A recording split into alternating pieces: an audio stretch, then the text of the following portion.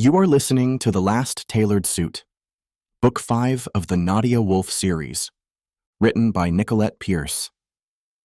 Copyright 2015.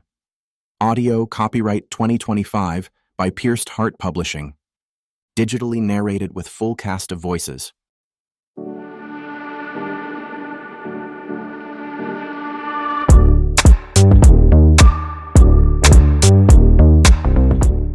Chapter 1.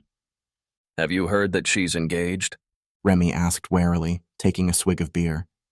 Grayson barely nodded. Yeah, I heard.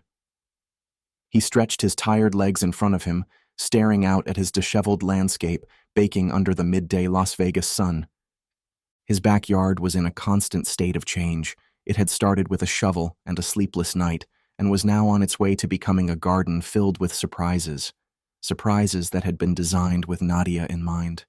And now she's engaged to Caleb.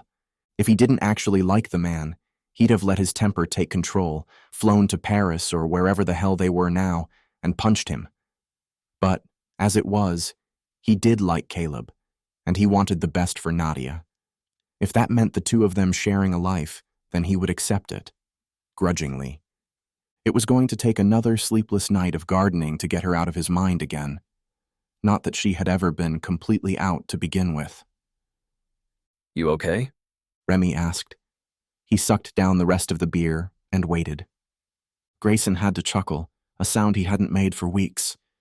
Remy looked thoroughly uncomfortable about the prospect of talking. I'm fine, Grayson finally said, letting Remy off the hook. Remy grunted. What? Grayson asked. That's the biggest lie I've ever heard. You have a grizzly beard and there are dark, saggy bags under your eyes. You look like shit. Grayson smiled ruefully. Remy wasn't one to mince words. He was brutally honest. Would you believe I'm better? I might believe that, Remy said with a small shrug. I'll take your word for it. Is that why you're here? Grayson asked. Are you checking up on me? Remy's large hand slid over his shaved head. I heard the news and thought you might be wallowing in your garden. I don't wallow. No, but I know you. That still doesn't mean I wallow. No, but you might wrap yourself up in a project and forget about life around you. Don't forget the many years I worked for you. There were times when you were so focused on the job at hand, I couldn't even reach you. Grayson didn't need the reminder. He relived those days over and over again. Shovel after shovel, he remembered. Remy had been his right-hand man then. If he couldn't break through, how could Nadia have? I haven't forgotten anything, Grayson said. In fact, my project has grown. I plan to bring life here. I'm not talking about flowers, Remy stated with a frown, as though Flora was the bane of a man's existence. I don't mean flowers, Grayson said. I'm turning the house into a bed and breakfast. Grayson had come up with the plan last week. The house was actually a sprawling 3-story mansion that he'd come to hate. Well, perhaps hate was too strong a word, but he'd never loved the house, not in the sense that it was his home. It had always been just an address, and then it became a reminder of Nadia and his past life wearing suits. Suits he no longer wore. His CEO days were behind him. It was time to move on. He would create a luxury retreat, a haven for those needing an escape from the realities of life for a day, a week, however long they wanted to stay. Once it was operational, he would sell it for a tidy profit. Not that he needed the money, but it would free him to start over again somewhere else. That was the plan, and if not for the empty pit in his stomach, he'd be excited. A bed and breakfast? Remy cocked a brow. Yes, I've hired a manager to deal with the startup. It was something he'd had to do.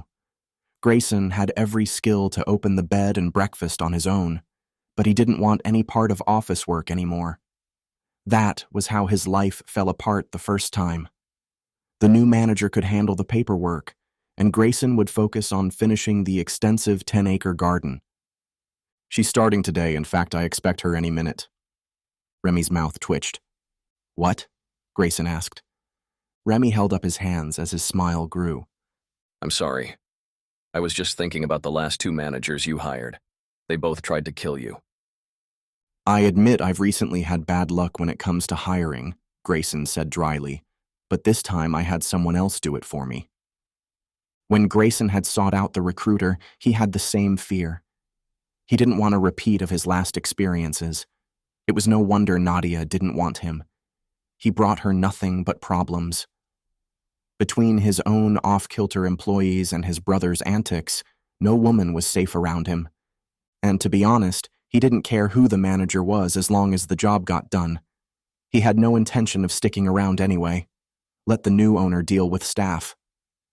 Remy stood to leave. David has been begging to go out and grab a drink. I heard, Grayson replied, with a smile only a mischievous brother could have. Maya's in the process of turning one of the guest rooms into a nursery. It's turned into a giant production. Even Frankie and Mark are involved. We should probably be nice and let the guy out for a night. I think he should suffer just a few more nights, Grayson said, having no qualms about leaving his brother hanging. That's cruel, man, Remy said with a deep chuckle. I'm not so cruel as to leave him hanging indefinitely. Why don't we meet up on Friday night? That's only a few nights away. Remy agreed and headed for the door.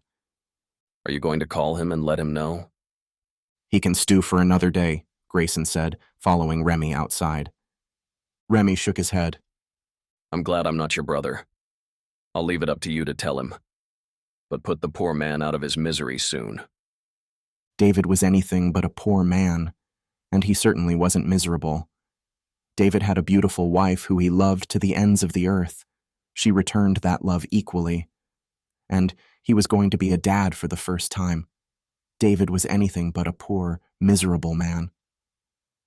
As Grayson watched Remy angle into his car, a dark, older model SUV stopped at the closed gate. Grayson didn't bother to walk to the panel.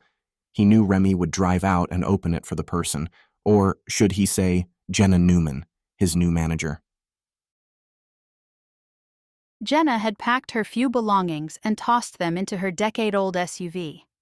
The recruiter had told her that she could live on site at the bed and breakfast located on the outskirts of Las Vegas. It fit her plan perfectly. In truth, she had nowhere else to go, and if she disappeared from the world for a while, all the better. Before she'd set out onto the road, Jenna had quickly changed into her best skirt suit and knotted her long auburn hair into a tight, professional bun at the nape of her neck. She wanted to make a good first impression since it would be her first day on the job with a boss she had never met. She'd thought for sure she'd at least meet him before he officially hired her, but it had never happened. It was odd, but it didn't bother her at all. She had heard of Grayson Miller, so she knew he was a powerhouse in the business world. To work for him would be a boon to her resume. In fact, she was surprised he'd hired her at all, considering her lack of qualifications. Sure, she had a degree and she had worked for a small startup, but Mr. Miller could have hired anyone. Why her? It made Jenna determined to make a good impression. If she was going to succeed, she had to put her business face on and work as hard as she could. She wasn't going to let Mr. Miller's blind faith in her go unfulfilled. And now, as she drove up a long stretch of driveway, she had the first glimpse of her new home, and it was magnificent. The 3-story mansion spread massively across the wide yard. A muscular man with olive skin and a heavy brow opened the gate for her and drove past. He gave her a curious glance but kept driving. Perhaps he was part of the staff. She wondered who else worked here. As she parked near the front door, she noticed a gardener standing and waiting. She was definitely going to have to issue uniforms right away. The man looked nearly homeless and quite dirty. Hello.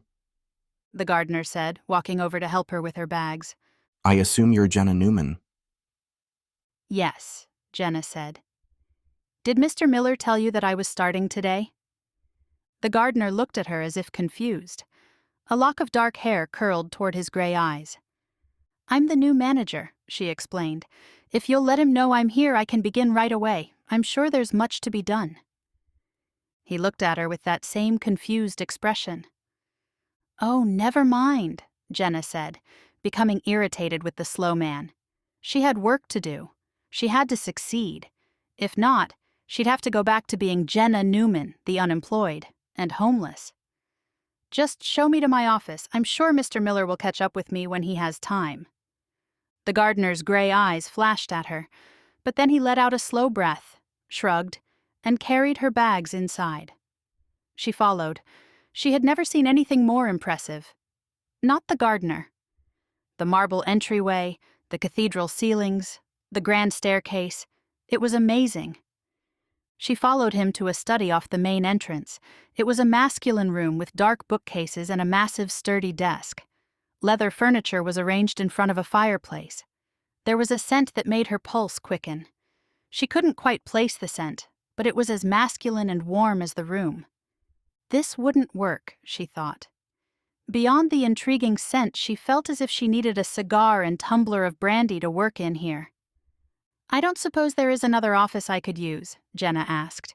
You don't like it? It's not that. It's just a little too much. But she had a feeling Mr. Miller would be quite at home here. Her hands were sweaty just thinking about meeting him. She really didn't want to screw this up. The laptop is yours to use, he said, pointing to the computer on the desk. Feel free to explore and find a room you like. I'll put your bags in your room.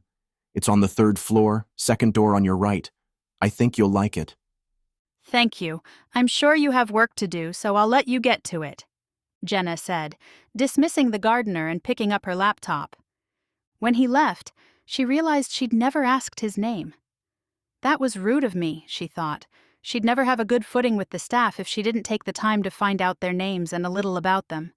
It was the thought of meeting Mr. Miller that had her strung a little too tight. She would make it a point to find the gardener later and apologize for her oversight. But right now, she was going to find a new spot to work and then track down Mr. Miller.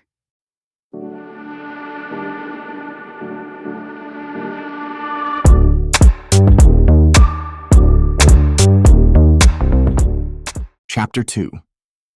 Grayson shook his head as he walked up the stairs with Jenna's bags. How had he managed to hire another unstable person? He had been sure the recruiter would do a better job than he had done himself. Unfortunately, he was wrong. Grayson was half tempted to throw the pint-size, overbearing manager out the door. However, he didn't think she would let him. She'd end up ordering him to go back to the garden where he belonged. A small, defeated laugh escaped. He knew he was a little unkempt and dirty. That was the nice thing about gardening. The plants didn't care if you wore battered jeans and a scruffy beard. Ms. Newman probably expected Grayson Miller, CEO, to be dressed in one of his expensive tailored suits. She'd be waiting a long time before she saw that Grayson Miller. He was gone. Gone for good, if he had anything to say about it, which is why he didn't set the record straight right away. He should have, he knew, but it wasn't like he could get a word in while she was ordering him around. Grayson took a breath and deposited her bags into her room. Perhaps he should have thought twice about letting an employee live on the grounds, especially the little drill sergeant. But what's done is done. In a couple of months, maybe a little longer, she'd become someone else's problem. Thank God for that. Until then, he had some gardening to do. He had just started the daunting task of building the hedge maze this morning. It was yet another reminder of Nadia, and one more reason he didn't care who the manager was as long as she got the job done. They'd just have to keep out of each other's way. Jenna explored the entire 1st floor while wearing a wide-eyed expression. The mansion was breathtaking and furnished to perfection. Every room had its own lavish style. There were rich colors and bold lines in some rooms, and others were bright and airy. Every corner turned was a new experience. She had never been in love with a house before, but this mansion had her swooning. Now if she could only find the owner. The gardener hadn't said Mr. Miller was off-site, so he must be here somewhere. Jenna plunked her laptop down on the kitchen table and sat down in a chair. It wasn't the office she was hoping for, but there was something nice about the worn table near the large window. It looked as if it was the only thing in the mansion that was actually used. It had a homey feel to it. And the view out the window was spectacular. The sweeping landscape looked as if it went on for miles. Although it was in rough shape. There were piles of dirt and a giant cluster of woolly hedges not even planted. Jenna made a note to speak with the gardener. If she was going to create a bed and breakfast retreat, she'd need a beautiful and calming landscape. Not this. Yes, she'd definitely speak with him. She just hoped he'd understand the importance of what she envisioned. If not, she might have to let him go. Jenna frowned. She really hoped it wouldn't come to that. She hated the thought of having to fire someone. But Mr. Miller hired her to do a job, and she was going to do it. She was too afraid of the consequences not to do her very best. Jenna opened the laptop and found the email. It was all set up for her and had Mr. Miller's contact information already saved. Perhaps she should email him to let him know she had arrived. She doubted the gardener had told him. It took her several attempts before she decided on a simple, straightforward message. Mr. Miller, I have arrived at the mansion and would like to meet with you at your earliest convenience. I am eager to start work and have come up with a few ideas of which I hope you will approve. I have stationed myself in the kitchen for the time being. You may find me there when you are ready to meet. Thank you for the opportunity to work with you. In regards, Jenna Newman. Jenna sat back and reread the email. It was to the point and perhaps a bit stiff, but it did the job without making her sound too green. She hit send and sat back, waiting for a response. The gardener was outside now, she noticed as she looked out the window. He was heading to the cluster of hedges, eating up ground with his long strides. He stopped suddenly and pulled a phone out of his pocket. Jenna sighed. She hoped he wasn't one of those employees who spent 50% of his workday goofing off on his phone. Clearly, Mr. Miller needed her to keep a stronger eye on the place and the employees. Grayson read the email and groaned. The woman was daft. It almost made him want to dress in a suit and tie, shave off his beard, and stand menacingly in front of her like the lord of the business world that she was expecting. Would she finally figure it out then? He had no desire to do any such thing, however. If she believed he was the gardener, then so be it. He was not going to cater to whatever business fantasy she had cooked up in her mind. But business was business, so he had to at least answer. Ms. Newman, I'm busy at the moment. Please send all ideas by email. I will consider them and get back to you. There is a folder in your laptop with your name on it. Included in the folder is a list of items that will need to be completed, as well as business contacts that you will need to reach out to in the coming weeks. It is all explained in detail. Should you still have questions, please let me know. Grayson Miller. Grayson shoved the phone into his pocket and yanked a hedge out of a pot. Dirt flew in every direction. Damn, he muttered, wiping the spray of soil off his arms. At least, the list would get the woman off his back for a few weeks. That list was a mile long. He'd made it incredibly detailed so that even an intern could follow along without confusion or questions. He didn't want any questions. He didn't want to talk. Jenna Newman nearly made him rethink his plan. He could have just as easily sold the mansion to a private buyer, but he had wanted this to be his one last project before setting off. It would get the need out of his system, and then he could concentrate on the rest of his life, whatever that would entail. Jenna read Mr. Miller's email with a twinge of disappointment. She knew he was a busy man, but he could have at least taken a few minutes to welcome her aboard in person. Well, no matter. She would get to work right away. Finding the file Mr. Miller referred to, she began reading the extensive list. He had it all mapped out with specifics.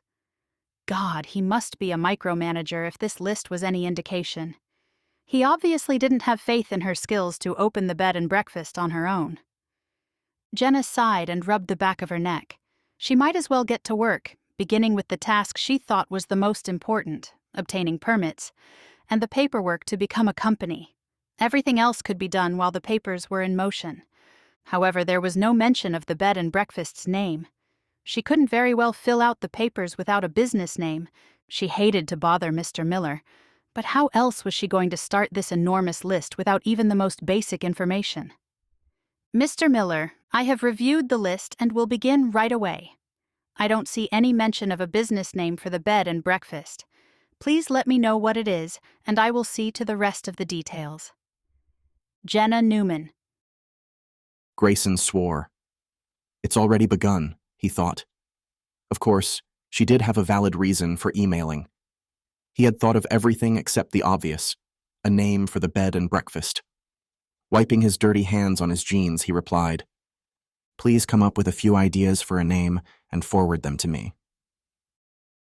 Jenna frowned and closed her laptop. If she was going to name the bed and breakfast, she was going to have to get a better feel for the place. It wasn't a hardship to explore this wonderful mansion by any means. In fact, it was something she looked forward to. With that in mind, she stood and began her journey.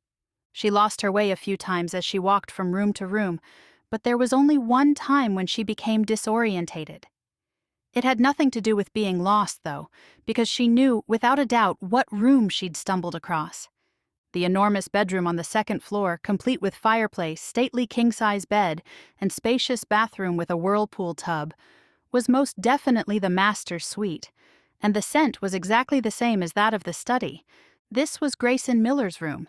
It was as if walking into a different world. Sure, the suite was impressive, but there was something more to it. It felt as though he was standing in the room with her. If this was what it felt like to stand next to him, she was thankful that they hadn't met after all. Her palms were sweaty and her knees were oddly soft. It was the most bizarre reaction she had ever had. The knowledge that he would be sleeping only one floor below her in an otherwise empty mansion suddenly made her nervous. She stood in the center of the room and turned slowly, taking in every detail. This would be the last time she'd set foot in this room. She instinctively knew that she was in a man's territory, and she would not cross the threshold again. But first, Jenna crossed over to the suite's tiled and chromed bathroom and picked out 2 fresh, fluffy white towels from the cabinet. Her hospitality background was itching, making her do something that she probably shouldn't do in this alpha male's room. She couldn't help herself.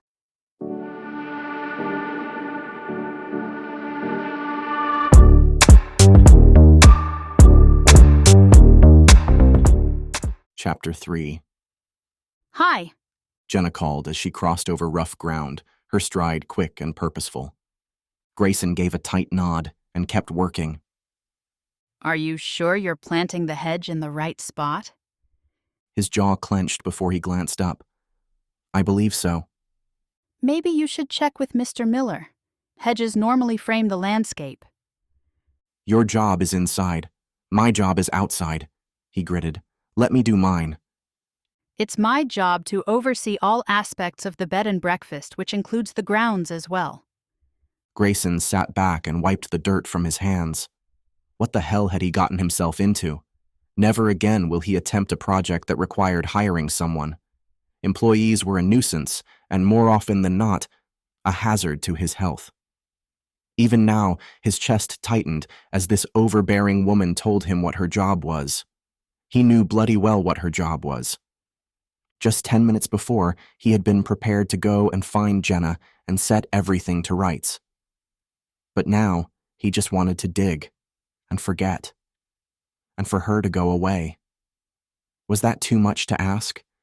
It was as if she brought out the worst in him, a giant, snarling beast pushed against his chest, spurring him. "I'm following my landscaping design," Grayson replied. "There's no reason to concern yourself. It'll be completed in time for the opening." Jenna didn't look convinced, but she ceased. Somehow he knew it wouldn't be for long. "Do you know where I should park my car?" Grayson was relieved she changed the subject. He was reasonable enough to be hospitable to the annoying woman. For now. He stood and walked around her, giving them each a wide berth. "Meet me over at the garage," he said. "There is an extra space that you can use." She said a quick thank you and hurried to her car, which was still parked at the front door. He watched her cross the yard. Even her gait was purposeful. It had none of the soft sway that some women had. No, she was anything but soft. Grayson met Jenna at the garage, located 50 yards to the side of the mansion, and he opened the door for her. When she had parked and stepped out, he handed her a remote. "This remote will open each of the 5 garage doors. Each door has a separate button. I'm sure you can figure it out," he said. "I'm sure I can." she agreed, taking the remote from his outstretched hand and looking around. Are all of these Mr. Miller's cars? She asked with a hint of awe. Grayson glanced over at his luxury and extremely expensive cars. While he enjoyed driving them, he didn't use them all that often. Yes, was his one-word answer. Will he need the space I'm parked in? No, it's yours to use, Then he's on property. she asked, seeing as all of his cars were accounted for. Grayson took a breath and said, Yes, Will you take me to him? I have work to do, Grayson stated, turning to leave. He didn't know why he didn't just set the record straight right then and there. She grated on him, that was why. Let her believe what she wanted. Jenna reached out, touching Grayson's dirt-filmed arm to stop him. She quickly yanked her hand away. Grayson took a step back to distance himself, keeping his gaze steady on her. She didn't cower from his intense stare. Grayson knew he had a way of looking at a person to make them feel 2 inches tall, not that she wasn't on the short side to begin with. He didn't use the stare often, but it had helped with negotiations at times. When her brandy-colored eyes stared back at him without flinching, he was impressed. A little. I'll be on my way, he said, turning away again. What about meals? She asked before he could escape. Is there a cook, or should I go to the store? It's just you and me, he stated. What about the man who left here this morning? That was my friend, Remy. Do your friends visit you here often? No, not often, Grayson replied. Jenna gave a nod, but he could tell she was stewing about something. He had a feeling Mr. Miller was going to hear about it. I'll head to the store and make dinner tonight. Will you join me later? Grayson wanted to say no, but instead said, Yes. What time? Being hospitable wasn't all it was cracked up to be. Will 6 o'clock be okay? That'll be fine. He glanced at his watch, but had to wipe it clean before he could read it. It was 4 o'clock now.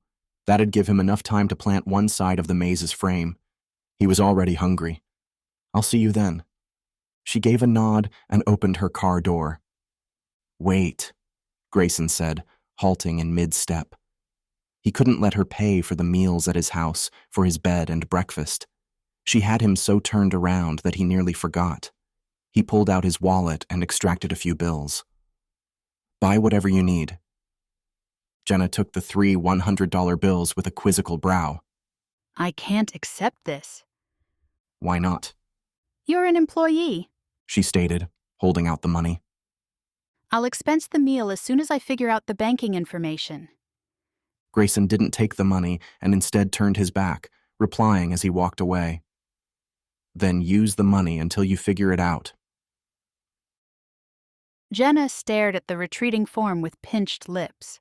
The man was a continued source of aggravation, and she still hadn't asked him his name. Ugh! Jenna settled into her car and started the engine. What was he doing walking around with over $300 in his pocket? There was something about that made her cautious. Could he be trusted? What if the money came from an illegal avenue?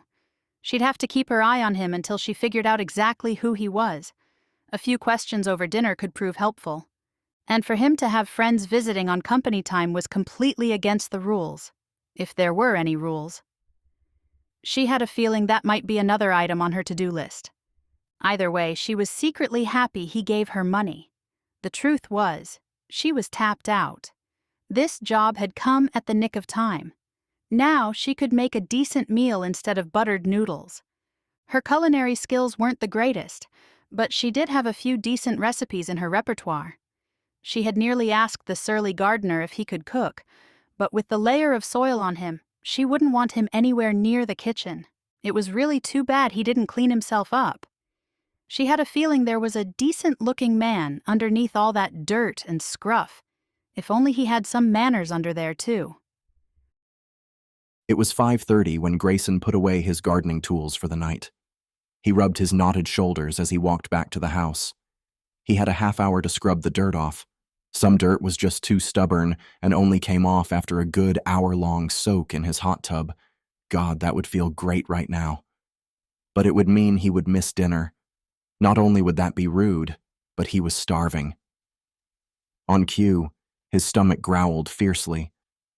Grayson walked up the flight of stairs and into his room. He peeled off his clothes that were caked with soil and tossed them into the laundry basket. As he headed to the bathroom, he noticed something in the middle of his bed. On closer inspection, he realized it was a towel folded to look like a dog. If the dog wasn't so adorable and unexpected, he would think it ridiculous. He gave the dog a second glance and then continued to the bathroom. He turned on the water and stepped in. Jenna had obviously made the silly dog, and it gave Grayson insight into her forte. He had read her resume before giving the okay to hire. He knew she wasn't as qualified as some of the other applicants. Grayson rarely hired on qualifications alone. It was the person who added to the success of the business, not their puffed-up resume. While he had never met Jenna, he had liked what the recruiter had to say about her. And, really, this was a bed and breakfast, not a billion-dollar corporation. He didn't need the manager to have a long list of credentials. The silly dog would fit in with the bed and breakfast atmosphere. He'd reserve judgment on the girl, which was becoming quite difficult. Impossible, really. Woman, not girl. She looked young, even with her severe matronly bun that he could tell wanted to escape from its confines. Her auburn hair was way too thick to stay restrained.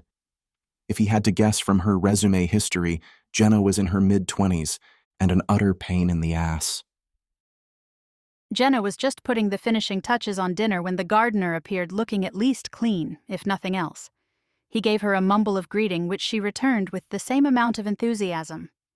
She watched as he made himself at home at the kitchen table, thumbing through some of her papers. "I'd rather you didn't look through those," Jenna said, carrying a pan of lasagna to the table, placing it next to the salad. His hand stalled as if frozen for a moment before he quickly jerked it away. I actually didn't want to see them. Force of habit. Force of habit to be nosy? She'd have to find an office that had a lock and key if that was the case. "Would you care for something to drink?" she asked. "There's water, soda." Beer. How typical, I'll get it. he said, stretching as he made his way to the refrigerator. Would you like one? "No, thank you," she nearly snipped. He stared at her and then shrugged. What would you care for? "Just water for me," There's wine if you prefer. he said, heading over to a wine rack placed prominently near the kitchen's entrance and stocked to the hilt. It'd go better with the lasagna anyway. "I'd rather not drink while on company time," she said. He cocked his head. You're not on company time. This is dinner. "I plan to work after." If you're going to live on property, you'll have to give yourself downtime. he said, selecting a bottle of red wine and bringing it to the table with a corkscrew. Working around the clock isn't healthy. Jenna quickly stacked the papers onto her laptop and set it on the wide window ledge for later. "I will once I get a little further along," she said, snatching the unopened wine bottle from his hands and stowing it back in its original spot. "This is Mr. Miller's wine. I'll add wine to the shopping list for next time if you want it." He let out an extended breath. I'd rather have a beer anyway. He said tersely as he grabbed a bottle from the refrigerator and slammed it onto the table. Jenna jumped. Must he be so surly all the time? It was becoming more and more difficult trying to be pleasant to him. She'd give it another shot, however. He had to thaw out eventually. Perhaps thaw wasn't quite the right word. He simmered underneath the surface, ready to boil over at any provocation. Well, she'd worked hard on dinner, and she was going to try to get through this without succumbing to heartburn medication from his irritability. "I hope you enjoy dinner," she said, taking a seat across from him. His stare was flat. Thank you for making it. "Would you like salad?" she asked, lifting the bowl to pass. Thank you. He said again, taking the bowl and depositing a generous serving on his plate before returning it to her. At least he was saying thank you. It's an easy sentiment to forget when you have boorish manners. After Jenna's wine pronouncement that nearly tipped him over the edge, Grayson was at least able to remain civil enough to her during the salad course. It was difficult, but he could see she was trying to be cordial, even if she didn't want to be. Every time she looked at him, he thought she was going to reach out and smack him. But then her face would smooth, and she would ask about the mansion or something equally neutral. It was tedious and mind-numbing. All he wanted to do was eat and then sleep. The way this conversation was going, he'd be sleeping in his salad in no time. Would you care for lasagna now? Yes, thank you, Grayson answered, holding his plate out while she scooped a large square piece. Thank you, he said again, and deposited the plate in front of him. Was that all he was going to say for the rest of the night? Thank you? This was becoming painful, he thought. He knew it was partially his fault that there was a wide, jagged ridge between them. If he wanted to get through dinner without falling asleep or strangling her, he had to somehow bridge the gap. I see you're putting your hospitality skills to use, Grayson said, attempting a smile. Do you mean dinner? No, but it is good, he said. I meant the towel dog you left on the bed. I only placed one on Mr. Miller's bed, she said, confused. Oh, God. Here we go with the Mr. Millering again. I know, I thought it was cute. What were you doing in his room? Showering. Her mouth gaped open, which wasn't a very good look for her, although neither was her pinched face, which happened to be her next expression as she scowled at him. There are a dozen or more bathrooms in the house, She complained. Why would you shower in there? Yet another moment arrived when he should have probably set the record straight. But she was so frosty and uppity that he felt the perverse need to lock horns. Because that's my favorite shower, he said, settling back to watch her bluster. You are not allowed to shower in Mr. Miller's room. Really? Really? Grayson stood with his hands fisted on the table, glaring down at Jenna. I think you should mind your own business. This is my business, She said, standing to mirror his stance, glaring just as fiercely. Your business is to run the bed and breakfast, not to tell me where to shower, he gritted. This property is now under my management. You had best get that through your head. You will not shower in Mr. Miller's room, She stated again. Do we have an agreement, or do I have to go above your head? Grayson's lips curled. Do your worst, he said, snatching his plate of lasagna and his beer before stalking out of the kitchen. He stormed into his bedroom, slamming the door closed. He tossed the plate on the side table, too infuriated to eat what looked and smelled like a great-tasting dinner. But he knew it'd only taste like ash in his mouth. He should have told her, but he'd be damned if he would now. Jenna woke up late the next morning and therefore got a late start on the day. She wasn't going to feel guilty. At least that's what she told herself. The little voice in her head, on the other hand, was hard to ignore and was telling her it wasn't a good idea to sleep late being so new to the job. But she had spent a good chunk of the evening tackling the list. She'd made some progress, although she still didn't have a name for the company. Instead, she had filed papers with Mr. Miller's name and the company's name as to be determined. It would at least get the ball rolling. She had also stayed awake to see if Mr. Miller would ever show. He hadn't. She had a strong urge to peek into his room to see if he had somehow snuck past her. She didn't. The last thing Jenna needed was to accidentally wake him up and ultimately meet him for the first time in his bedroom. And with her luck, he'd be the kind of man to sleep naked. No, she wasn't going into his room again. Jenna quickly showered and dressed for the day. She picked up her laptop from the nightstand and headed downstairs to the kitchen. Placing the laptop on the table, she looked out the window. The gardener was planting more hedges in the middle of the yard. Even though she still didn't understand his plan, that's not what gave her pause. There was a pretty blonde sitting near him on the grass. Jenna sighed. She was definitely going to have a talk with him. He couldn't have friends, and now a girlfriend, visit him while on company time. It's just not done. That added another concern. Did the blonde stay overnight on property with him? She couldn't say for sure. When he had come to dinner the previous night, he took off almost immediately with a plate of food and a scowl on his face. Jenna knew why. She was all for him taking a shower. He needed it desperately, but not in Mr. Miller's room. There were at least a dozen bathrooms that she knew of, probably more. He could choose a different one. Well, needless to say, he hadn't been very receptive and stormed off. It brought up another question. Was there a housekeeper? Jenna couldn't find a speck of dust, so someone had to clean the place. She doubted it was Mr. Miller or Mr. Gardner. That was what she'd started referring to him as, since she still didn't know his name. A horrible fail on her part. Jenna sighed. Clearly, she and Mr. Gardner were going to have to sit down and talk. First, she was going to find out a little bit more about the blonde. Then she would address a list of concerns with Mr. Miller. Jenna stepped out into the sunshine and took a deep breath. She marched across the lawn toward the couple. The blonde looked up and saw Jenna heading her way. She smiled. At least she seemed pleasant, and was prettily made up, Jenna thought, the complete opposite of her grisly, earth-layered boyfriend. The energetic blonde bounced up from her spot on the grass and reached out to shake Jenna's hand. "You must be Jenna," she said. Her big blue eyes were filled with bubbly warmth. "Grayson's told me so much about you. I'm Maya." Her words nearly knocked Jenna back a step. Maya knew Mr. Miller, and he told Maya about her? Odd, considering he hadn't taken a minute to even introduce himself. "It's nice to meet you, Maya," Jenna said. "When did you speak with Mr. Miller?"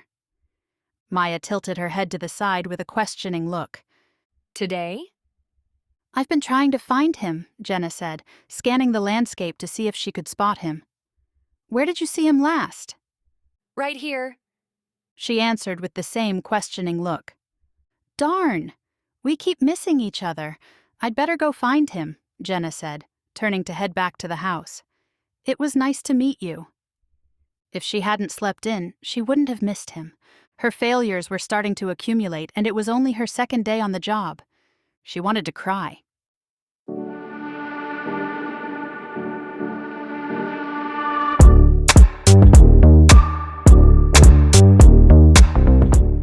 Chapter 4. Maya watched Jenna stalk toward the house. "That was weird." Grayson couldn't help but smile at Maya, who was as flummoxed by Jenna as he was. Maya turned to him with a peculiar look. "Grayson Miller, Maya scolded. what did you do?" He put his palms up in defense. Nothing. "Then why doesn't she know that you're Grayson?" When she arrived yesterday, she assumed that I was the gardener. "And you didn't set her straight?" She asked with the same scolding tone, which was completely at odds with her naturally sweet disposition. "I was going to," he said, and then gave a small shrug. "And then I gave up. Let her believe what she wants. I only want to focus on the garden. So, when it comes right down to it, I am the gardener." "She seems quite determined to find you." "She'll be in for a long wait." "But how will you work together? Doesn't she have questions?" "She's been emailing me." "Grayson, you have to tell her." "No, I don't. She's nothing but trouble. I should have just sold the place as is." Maya cocked her head to the side, pity reflecting in her eyes. "How are you?" "Don't. "Don't what?" I know what you're thinking. "You can't possibly know what I'm thinking." You're wondering how I'm surviving with a broken heart." Maya's mouth twisted. "Okay, so you might know." Grayson grinned at her confession and then picked up a hedge, lifting it from its pot. "I'm okay," he said. When Maya didn't look convinced, he continued, "I think about her often, but it doesn't hurt like before. In fact, I've been thinking." He placed the hedge in the hole and began covering the roots with soil. "And?" Maya prompted when he didn't continue. "She's happy." "I know that, silly, but that doesn't tell me how you are." "I'm accepting it. I'd still like to punch Caleb, but I think that's only because he took what I perceived as mine. Nadia was never mine, and it was my fault. If I had put her before work like I should have, things may have been different."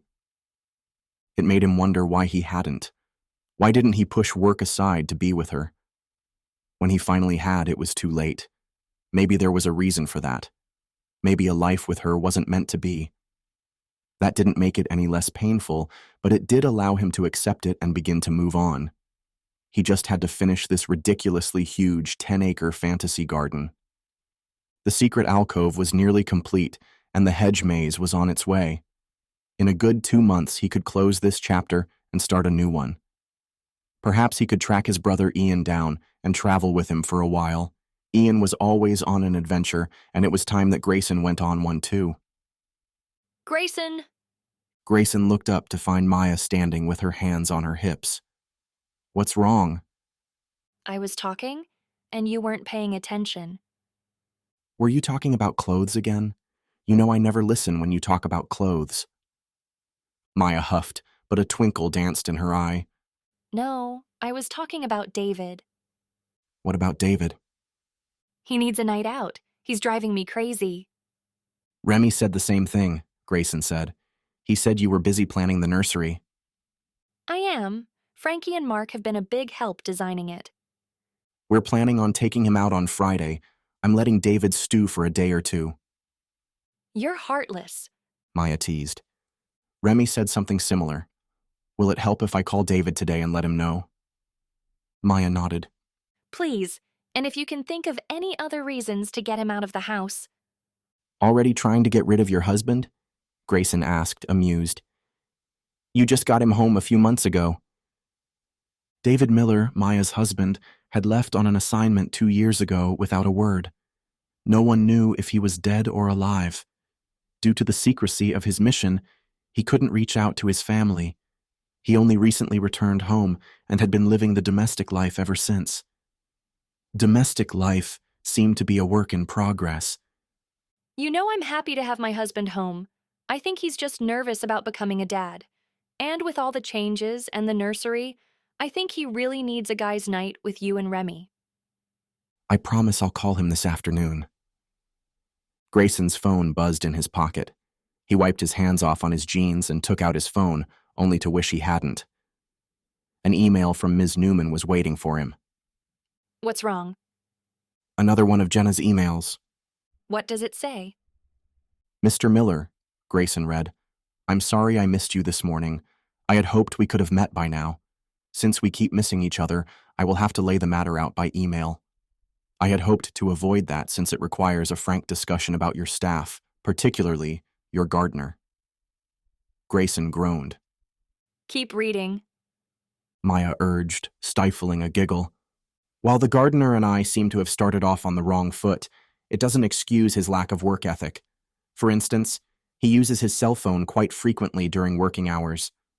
He has a tendency to be abrupt to the point of rudeness. Also, he has his friends over on company time.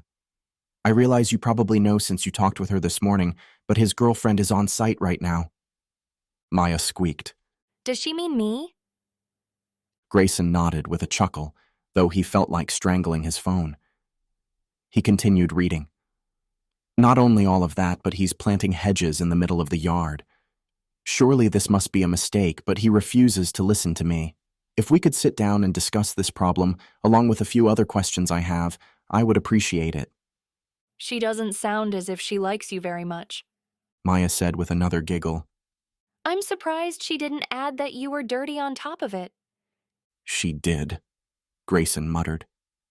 Maya squealed and snatched the phone to read, I have come up with a design for uniforms. As soon as it can be arranged, I would like for the gardener to begin wearing it. While the mansion is magnificent, he is an eyesore. Maya's eyes popped open wide before she peeled with laughter. It's not that funny, Grayson said, swiping the phone back and shoving it into his pocket. But it is. Maya said, wiping tears from her eyes. You are the most handsome man I have ever met, excluding David, of course. She added quickly. Women fall head over heels for you every time you enter a room. Feel free to tell her that, Grayson said, attacking the ground with the shovel. She can't see it. You're covered in dirt and have an overgrown beard. I don't blame her for mistaking you for the gardener. Grayson stopped digging and leaned on the shovel. How am I supposed to work in the yard all day and not get dirty?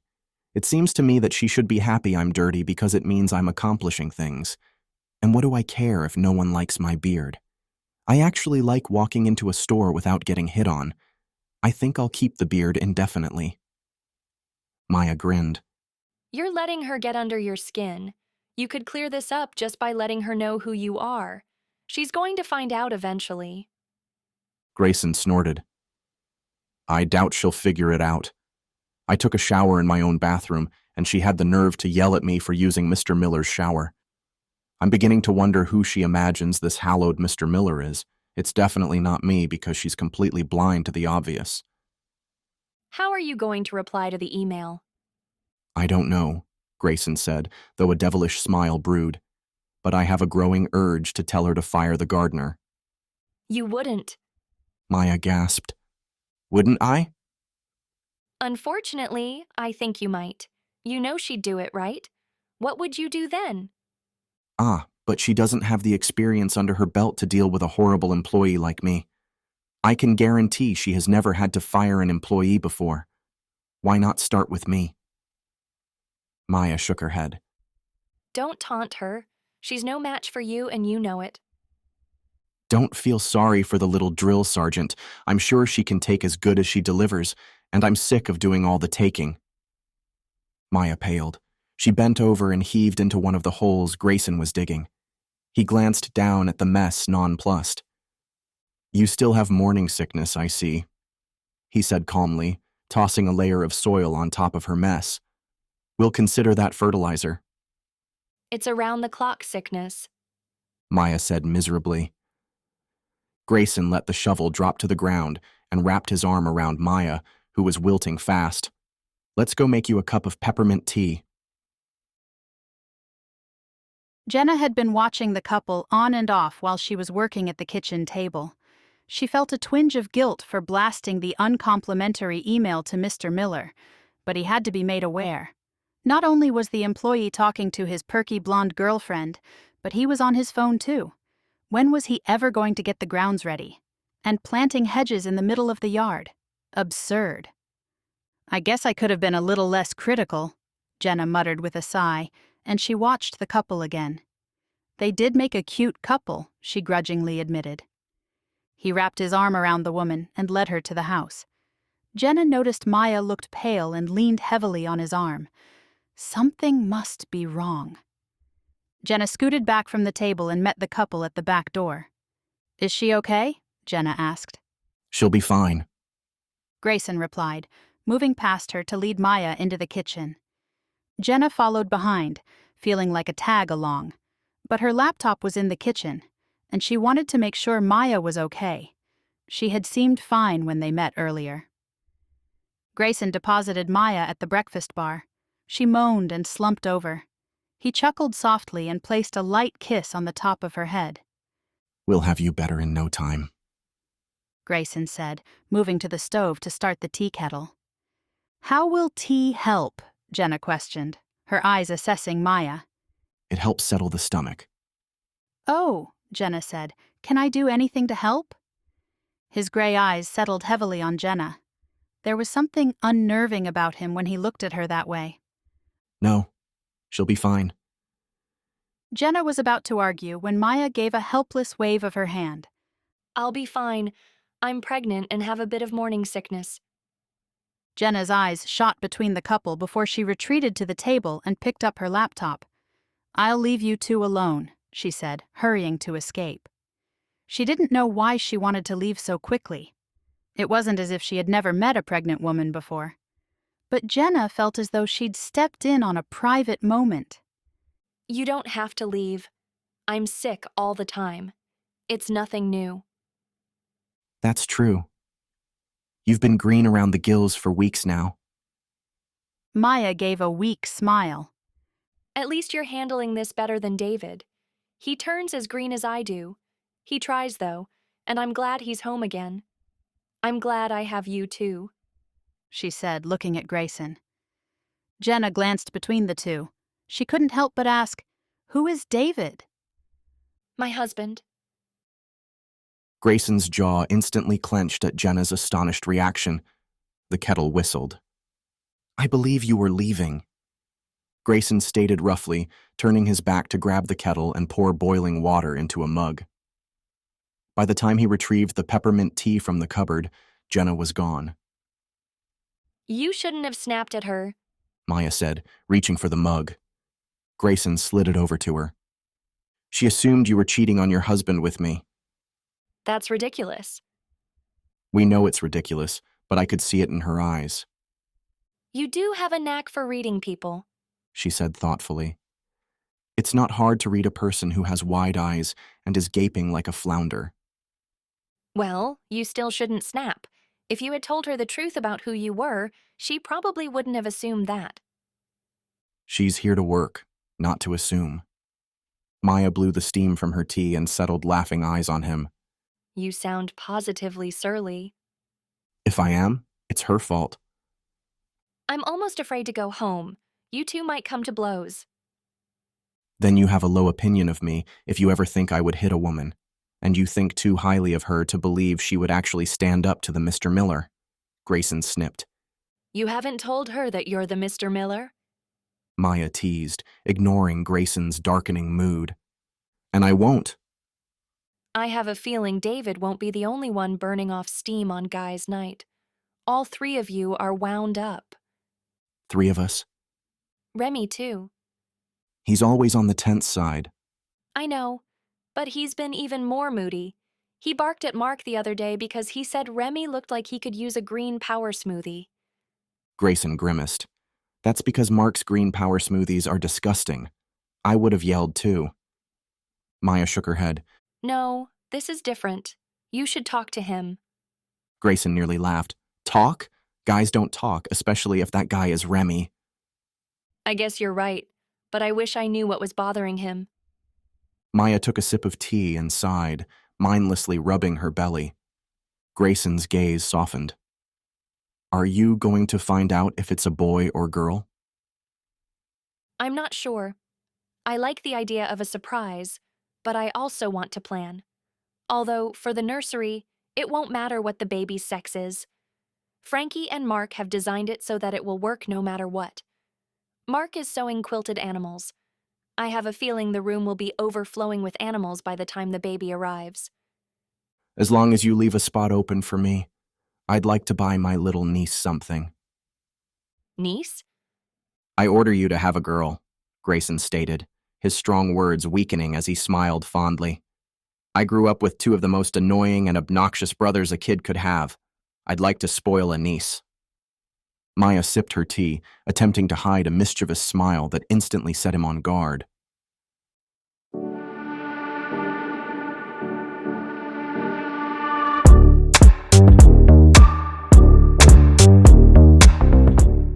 Chapter 5. Grayson sat in his study with the door firmly closed, preparing to answer Jenna's email. The last thing he needed was for her to walk in while he was writing an email on company time and end up getting scolded again. If he was reasonable and clear-headed, he would have set the record straight.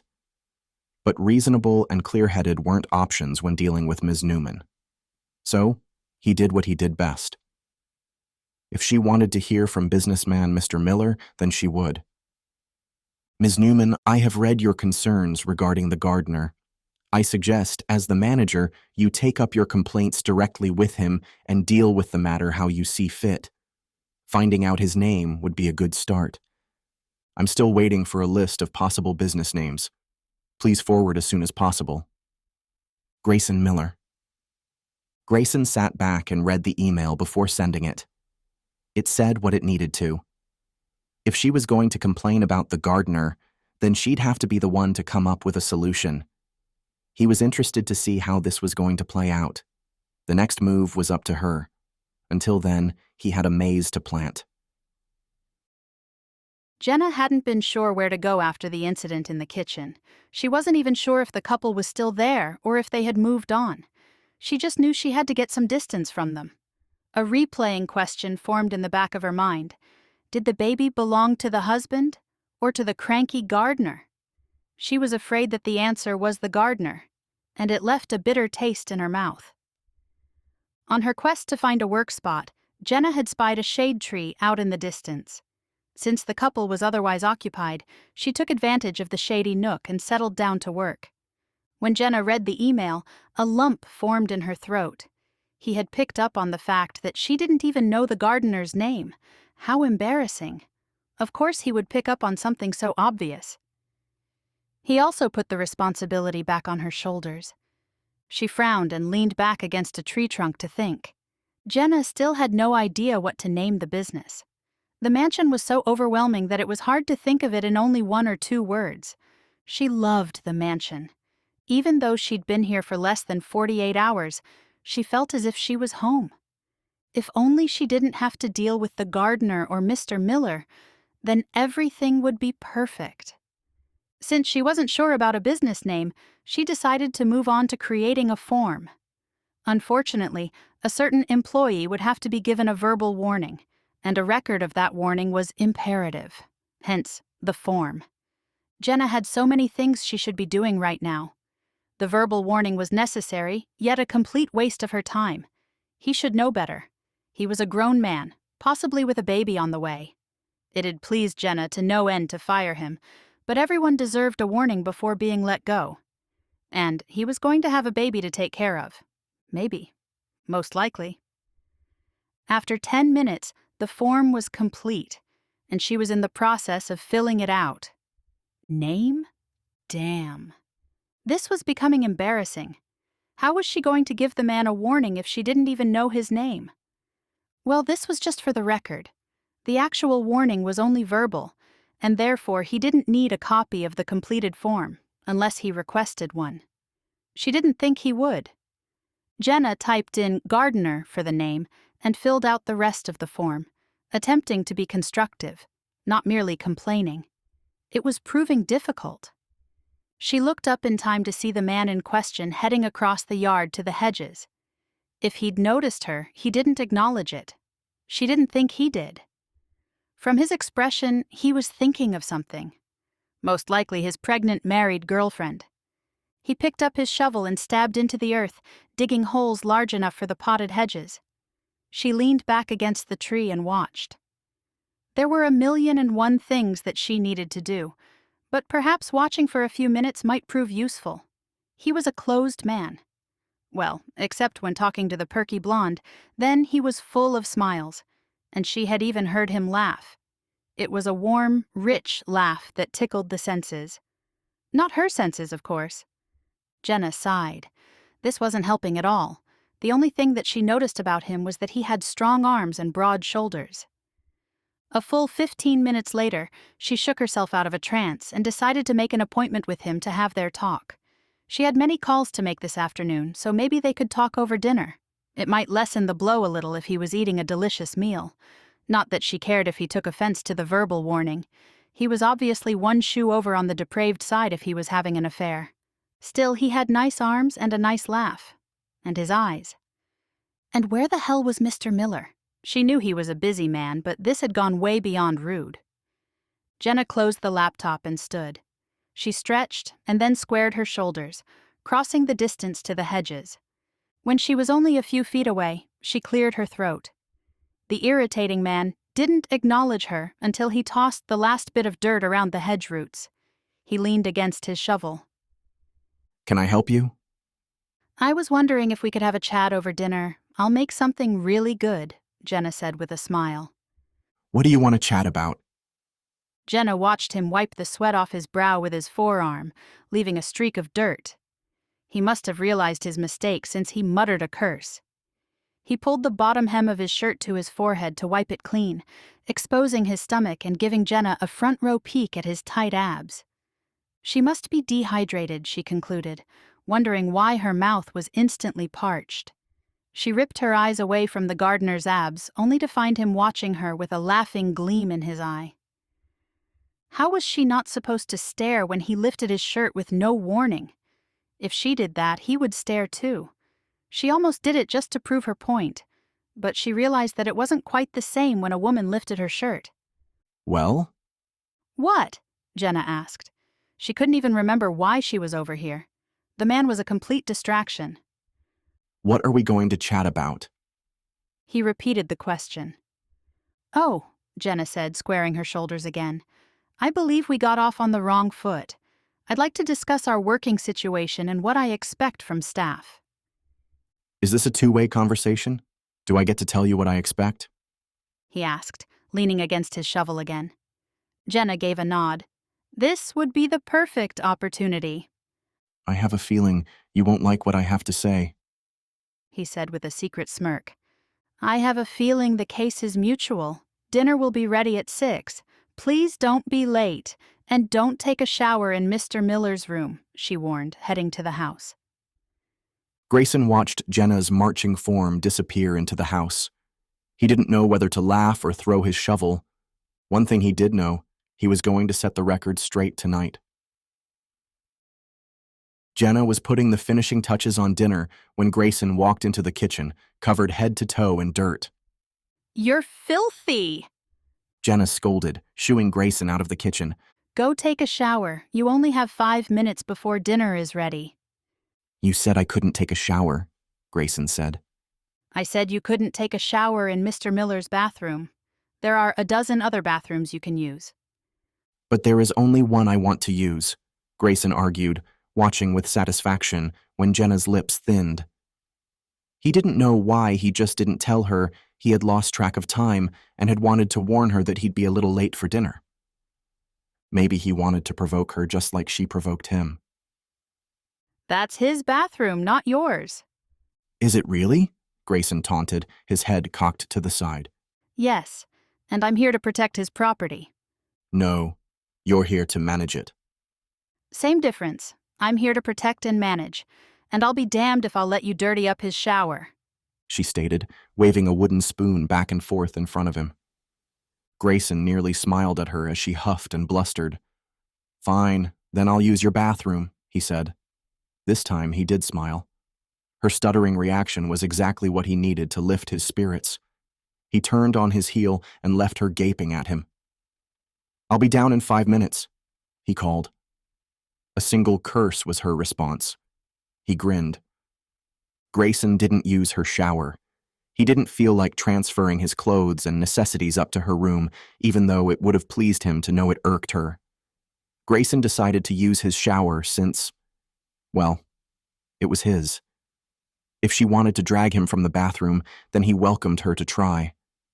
The thought popped an unwanted picture into his head of her in the shower. It wasn't a bad picture. In fact, it was. Damn. By the time he was clean and dressed, he found Jenna waiting at the table with crossed arms. You're late. Lots of dirt, Grayson replied, and sat down across from her. If the food is cold, it's your fault. I'll eat it, Grayson said. I'm so hungry I doubt I'll even taste it. Jenna uncrossed her arms and began dishing out portions of chicken pasta. You don't have to make my plate, Grayson said, watching her spoon heaps of food onto it. Tell me something about yourself, she requested, ignoring his comment. Like what? He asked, picking up his fork. She sat down and picked up her own fork. How long have you been a gardener? Grayson took a bite of chicken and looked thoughtful for a moment. When he swallowed, he said, I believe 5 weeks, maybe a week or 2 more. The first 2 weeks weren't really gardening. It was more like digging. Jenna choked. 5 weeks? Why did Mr. Miller hire you without qualifications? Why did he hire you? Grayson asked. Jenna ignored the question, but the look she shot him was deadly. How long have you and Maya been together? I've known her for 3 years. Oh. She said quickly, taking a big bite of pasta. Do you have any siblings? She finally asked after a few minutes of silence. Grayson looked up. I have 2 brothers. You? Jenna stilled. None. Grayson had picked up on a slight flinch, but decided to let it go. He didn't really want to know about her anyway. He was just being polite. Do you have any hobbies? Grayson shook his head. No. She tried a few additional questions, each resulting in one-word answers. Jenna looked as if she wanted to reach across the table and strangle him. Jenna took her last bite of pasta, settled back against the chair, and crossed her arms, waiting for him to finish. Grayson shoveled the last of the food into his mouth. hiding his smile. He knew Jenna was fuming on the other side of the table, and he had a wicked sense of satisfaction knowing that he was the one who had made her mad. He also knew that she was getting ready to tear into him at any moment, and he found himself contently waiting for her to begin her assault. "Is there dessert?" Grayson asked innocently. Jenna's brows pinched together. There's ice cream in the freezer. Grayson popped out of his seat and crossed over to the freezer, eyeing the selection. It was quite a selection. 7 different brands and flavors were stocked. Did she buy these, or had they been sitting in here for years, never eaten? He wasn't sure if he had ever used this freezer before. He felt Jenna move around him. Can't find one you like? She asked, reaching past him to grab a flavor. "Did you buy all of these?" he asked. I like ice cream, She stated, taking a bowl from the cupboard. Apparently. She shot him a withering look. He wasn't one to complain about dessert. He'd eat ice cream or whatever else was put in front of him. But 7 different flavors? It was quirky.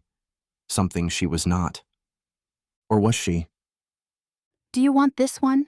She asked, passing a bowl over. He took the offered bowl and settled back at the table. When she joined him, he said, "Go ahead." Go ahead with what? She asked, taking a bite of ice cream. Did she just sigh? Over ice cream? Grayson had the impression that she had. Perhaps she was a little quirky after all. "With my reprimand," Grayson said, waiting for a reaction. Nothing. She was too happy eating her ice cream. Later. She finally said. Grayson gave a shrug and worked on his ice cream. It was butter brickle or something like it. It was creamy and buttery with stuff mixed in. Decent enough. He thought her more of a coffee flavor, strong, bold, and something he wouldn't enjoy. Jenna scraped up the last bite and looked sadly at the empty bowl. "There's more in the freezer," Grayson said. I'm only allowed 1 bowl a day. She stated, pushing the dish away and looking up at him. Her lips thinned, and she took on the appearance of the little drill sergeant he had come to know and dread.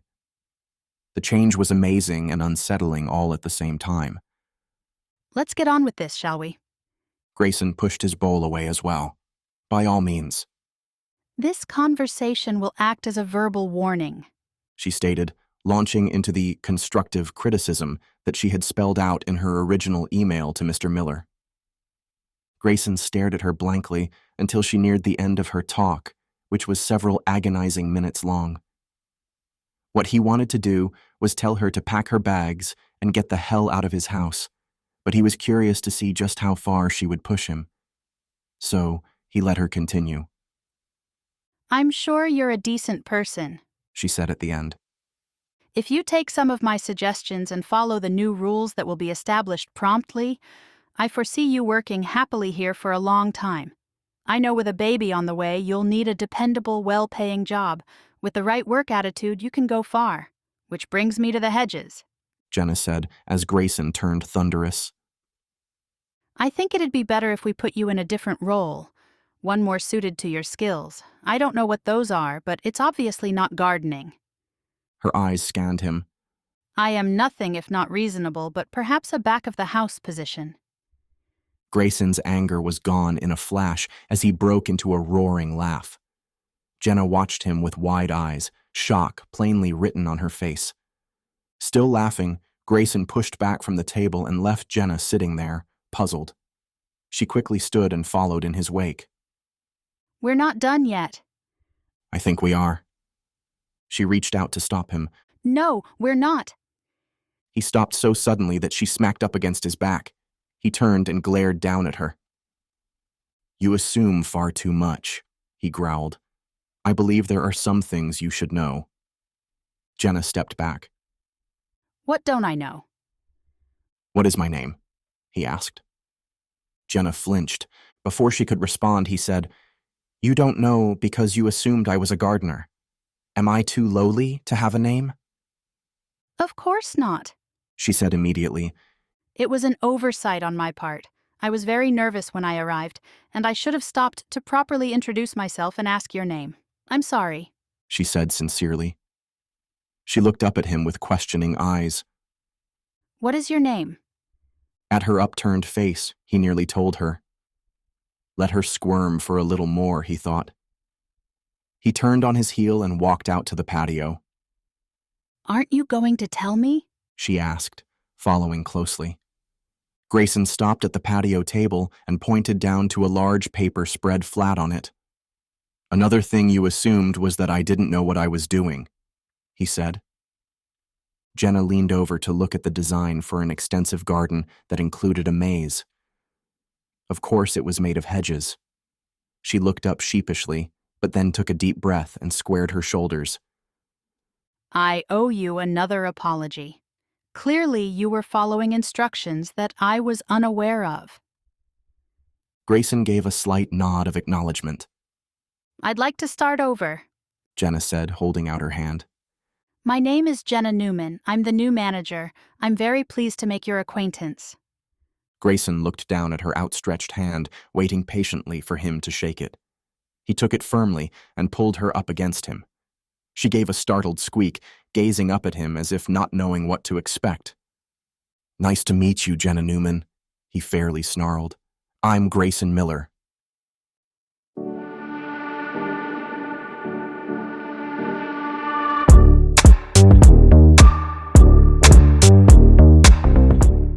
Chapter 6. Jenna's rounded eyes were locked onto Grayson's, her hand still caught in his. Stunned into silence, Ms. Newman, Grayson taunted. She nodded. Dropping her hand, he turned his back on her. He had to get away from her. He was either going to toss her out the front door on her lovely ass, or he was going to kiss her on her surprised lips. Neither were options. Damn women. Damn her. How dare you? Jenna yelled. Grayson returned to her in 2 strides, glaring. How dare I? He had to shove his hands in his pockets to keep from grabbing her shoulders and shaking her. Or kissing her. Again, neither were options. Why in the world he'd even have a single thought about kissing her was beyond him. You could have cleared up the confusion right away had you wanted to. Instead, you teased me along laughing at my mistakes. I can guarantee I wasn't laughing at your mistakes, he retorted. You've been an annoying thorn since you arrived. Why should I correct your assumptions? You were far too quick to judge. I have no tolerance for those who judge without first getting the facts. Facts? You never gave me any facts. You've been dodging me since I arrived. I don't dodge, he said flatly. The facts have been under your nose this entire time. We are the only 2 people here. You already know where I shower. How many times can the obvious be placed under your nose for you to accept it as reality? Be honest, Jenna. You thought I looked like a gardener, and so you never considered the possibility I could be your boss? It makes me wonder what your made-up version of Mr. Miller looks like. He could feel the anger coming off her in tidal waves.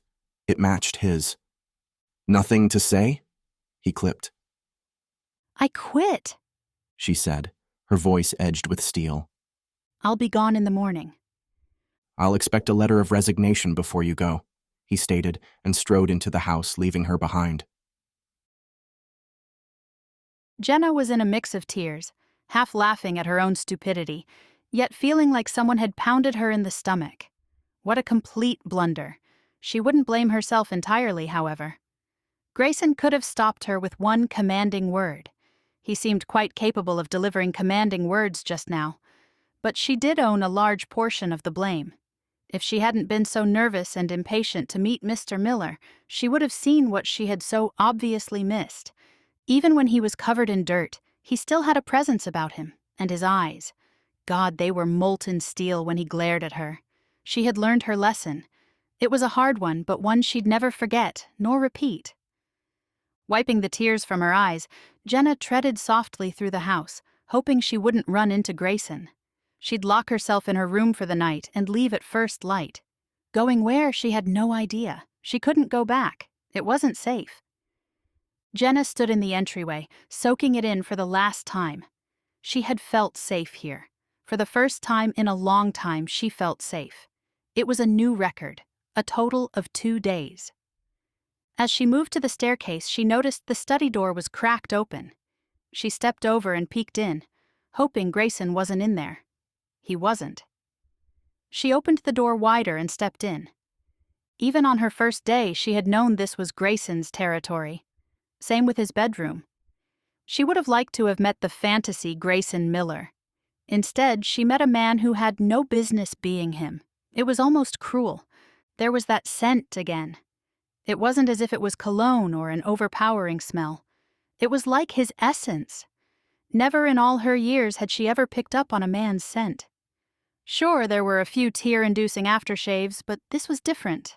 Natural. Him. She quickly escaped from the study and hurried up the stairs to her room.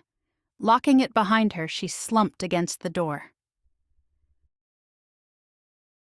Jenna slipped out of the mansion at pre-dawn with her few bags. Even the birds were still asleep. She hurried over to the garage, hoping to leave before Grayson was the wiser. A confrontation was to be avoided at all costs. She knew it was a coward's move, but what else was there to say or do? No, she would leave and pretend this never happened. Too bad last night's conversation kept replaying in her head. Unfortunately, it wasn't just last night's conversation. The entire 2 days replayed continuously, reminding her of how idiotic she was. He was right. She shouldn't have assumed, and she should have corrected her error immediately. Too late now. Jenna stopped at the side garage door to open it. She placed a bag on the ground to free one of her hands. Gripping the knob, she twisted. Oh no. Jenna stared at the locked door. She gave the knob a jiggle, hoping it was only stuck. Luck was not on her side. Leaving her bags at the door, she jogged around the garage, searching for a way inside. The door remote Grayson had given her was in her car where she had left it. She never assumed she'd need it while she wasn't inside the car. As far as she knew, Grayson left the side garage door unlocked all the time. Each of the 5 garage doors had a key panel installed on the doorframe. They were useless to her since she didn't have the code. Are you lost, Ms. Newman? Jenna jumped at the sound of Grayson's voice. She whipped around, expecting to find him behind her. Up here. He called lazily. Jenna searched for the voice and finally found Grayson leaning out of a window on the 2nd floor, without a shirt. Maybe without anything. She could only see from his waist up. Not that she was looking. It was just rather hard not to notice something like that. The door is locked. Jenna tried to keep her gaze on his eyes and not his well-defined chest and arms. If you'd be kind enough to give me the code to the door, I'll leave right away. Grayson rubbed the sleep out of his eyes and looked down at her and her luggage. I assumed you already knew the code. You seem to know everything else. Well, I don't know the code. If you tell me, I'll be out of your hair. No? What? Did he just tell her no? She huffed and threw her shoulders back. Before she could reply, Grayson said, I'm going back to sleep. I suggest we continue this conversation when the sun actually rises. He shut the window and strolled out of view. Jenna stood in the driveway, fuming. How dare he trap her here? He didn't want her around, so why would he purposely keep her here unless he was taunting her? Was this his way of getting even? The great Mr. Grayson Miller. Ugh, he was no better than any other man with millions at his disposal. Experience, not money, made a man. He was not the man she had originally assumed he was. There was that word again. Assumed. An ashy taste filled her mouth. Yes, she had assumed, and she was very, very wrong. She now saw him for what he truly was. Jenna gritted her teeth and stormed into the mansion. Grayson was just getting comfortable in bed when his door burst open. Ah, Jenna. When he had shut the window on Jenna, he'd tried his hardest not to laugh at the way her mouth opened, ready to scold and yet too tongue-tied to get the words out. Not that he had given her much time to give him a lashing. It was too damn early. He wasn't surprised she invaded his room, but he had hoped to get another hour of sleep. Last night, sleep hadn't come easily. A prickle of guilt jolted him awake every time he was in sleep's grasp. The truth was, Grayson did feel guilty. He knew he could have taken the high road and settled the matter the moment she had dismissed him as the gardener. But he hadn't. Grayson had no intention of letting her quit because of their heated conversation. If she wanted to quit, it'd be for a different reason. So, in the middle of the night, he had locked the garage, knowing she'd try to sneak off early. How dare you trap me here? Jenna squawked, stomping over to his bed. Grayson yawned and blinked up at her. You're not going to let me sleep, are you? Jenna stalled a few feet from his bed, looking extremely uncomfortable, but too angry to leave. Give me the code and you can sleep all you want. I requested one thing from you, and I'm still waiting. Until I receive it, I have no intention of doing anything except sleep for another hour. Jenna's mouth swung open, and Grayson had an urge to reach over and close it. Instead, he scrunched his pillow until it was a cozy nest for his head. If he had to argue with Jenna at this ungodly hour, at least he could be comfortable. It was odd, he thought. When he was a CEO, he had worked around the clock without complaint. Early mornings and late evenings were a daily requirement. A force propelled him forward at a fast and deadly pace. Now, he wanted to relax, sleep, and muck around in his garden, and torment Jenna. He'd never had a hobby before, gardening aside. Hobbies were supposed to be fun, challenging, and something to look forward to. Jenna wasn't always fun, but she was challenging, and, if he admitted to it, he looked forward to their arguments. In fact, she was yelling at him right now, and he was content to let her. But did she have to be so loud about it? He silently groaned. He'd have to be insane to want to keep her around just to argue. He must miss negotiations. It was the only explanation. That, and he was never level-headed when under the bedcovers. If only there was a warm, soft body next to him. Mr. Miller, Jenna asked tersely. Grayson glanced over at the sound of his name. The vision that he was happily enjoying withered. Ms. Newman, I requested a letter of resignation, and I have yet to receive it. Until I do, consider this conversation over. With that, he turned his back and arranged the pillow again. Jenna let out a strangled huff and stomped out of the room, slamming the door on her way out. Grayson smiled.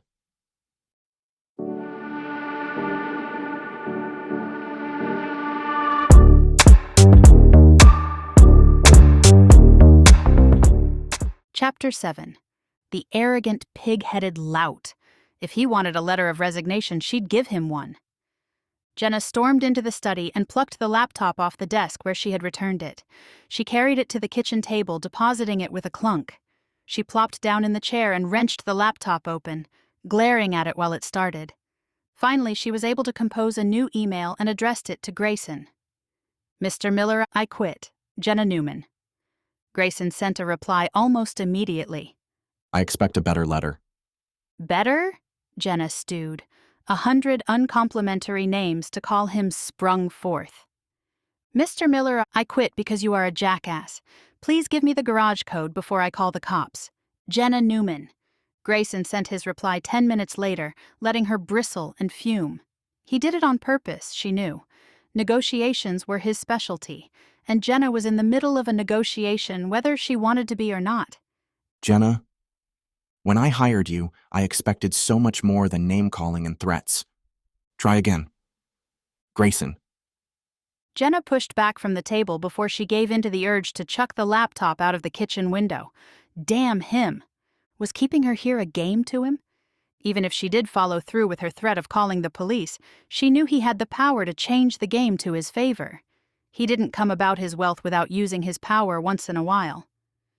Jenna took a deep breath. Fine.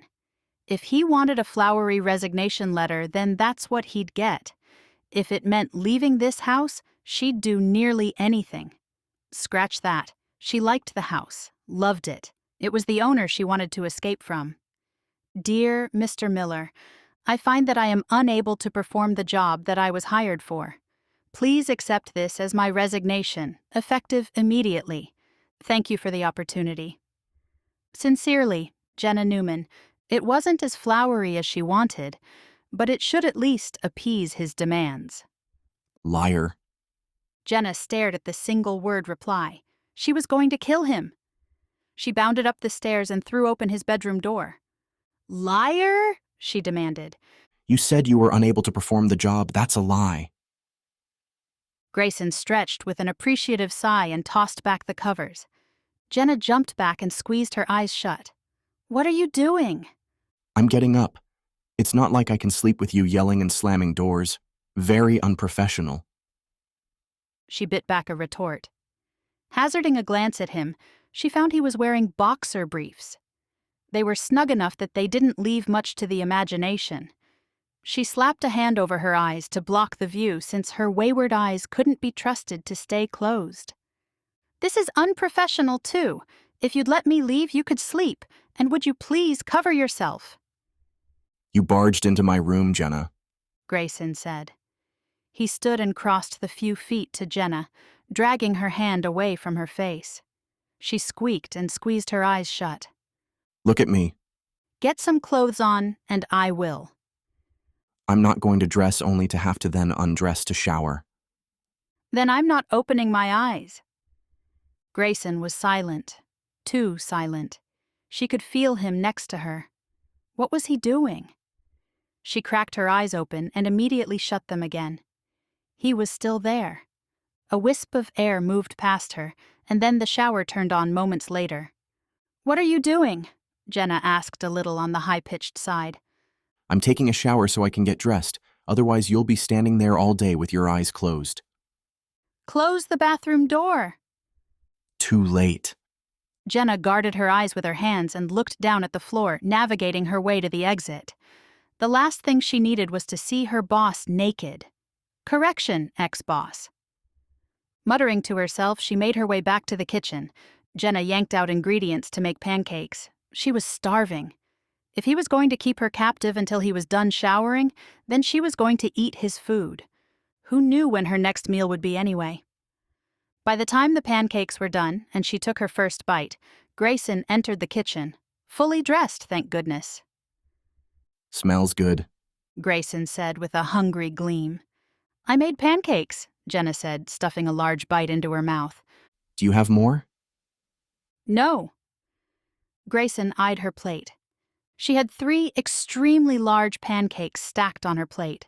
They smelled and tasted delicious. His loss. Jenna saw him closing in on her, and she wrapped her arm around the plate, guarding her food. Not that she could eat all of it, but he didn't deserve any. She cut a piece of pancake and was bringing it to her mouth when Grayson's hand shot out and stopped her. He dragged her fork, which was still stuck in her hand, to him. She watched as the pancake disappeared between his lips. Jenna quickly let go of the fork. Grayson smiled and sat down next to her, pulling the plate over to himself. It's bad enough I'm trapped here. You're not stealing my food, too, Jenna barked, yanking the plate back. But I still have the fork, Grayson said smugly. Jenna knew if she left the pancakes undefended to get a new fork, Grayson would confiscate them. Grayson reached over and cut a piece. He was bringing it to his mouth when he stopped and dangled it in front of her mouth instead. I share, he said, taunting her with her own pancakes. Was he really trying to feed her? Jenna shoved back from the table, her hands flying to her hips. What the hell is going on? Your actions are completely confusing. First you yell and make me quit, and now I'm forced to stay and you're trying to feed me pancakes. Grayson gave a careless shrug and popped the pancake bite into his mouth. These are really good. Mr. Miller! Grayson sighed and pushed the plate back to Jenna's spot, along with the fork. Stop with the Mr. Miller nonsense. It's weird sitting at home and being called Mr. Miller. I have other names I'd be happy to call you, Jenna snarled. The corners of Grayson's mouth kicked up. How about if you just call me Grayson? Fine, Grayson, she gritted. What the hell do you want from me? Eat your breakfast, and then we'll talk. I'm not hungry. Jenna, if you don't sit down and eat, I'll force feed you myself. Jenna eyed him, wondering if he'd really carry out his threat. I will, Grayson said, reading her mind. She sat down with a huff and snatched the fork. She may as well eat. She didn't know when her next meal would be, and they were her pancakes. When she finally swallowed the last bite, she leaned back with a groan. She'd eaten all 3 giant pancakes. She hadn't wanted Grayson to eat any of them. Now she realized her mistake. The only miserable one here was her. Grayson lifted a brow as she sprawled back in the chair.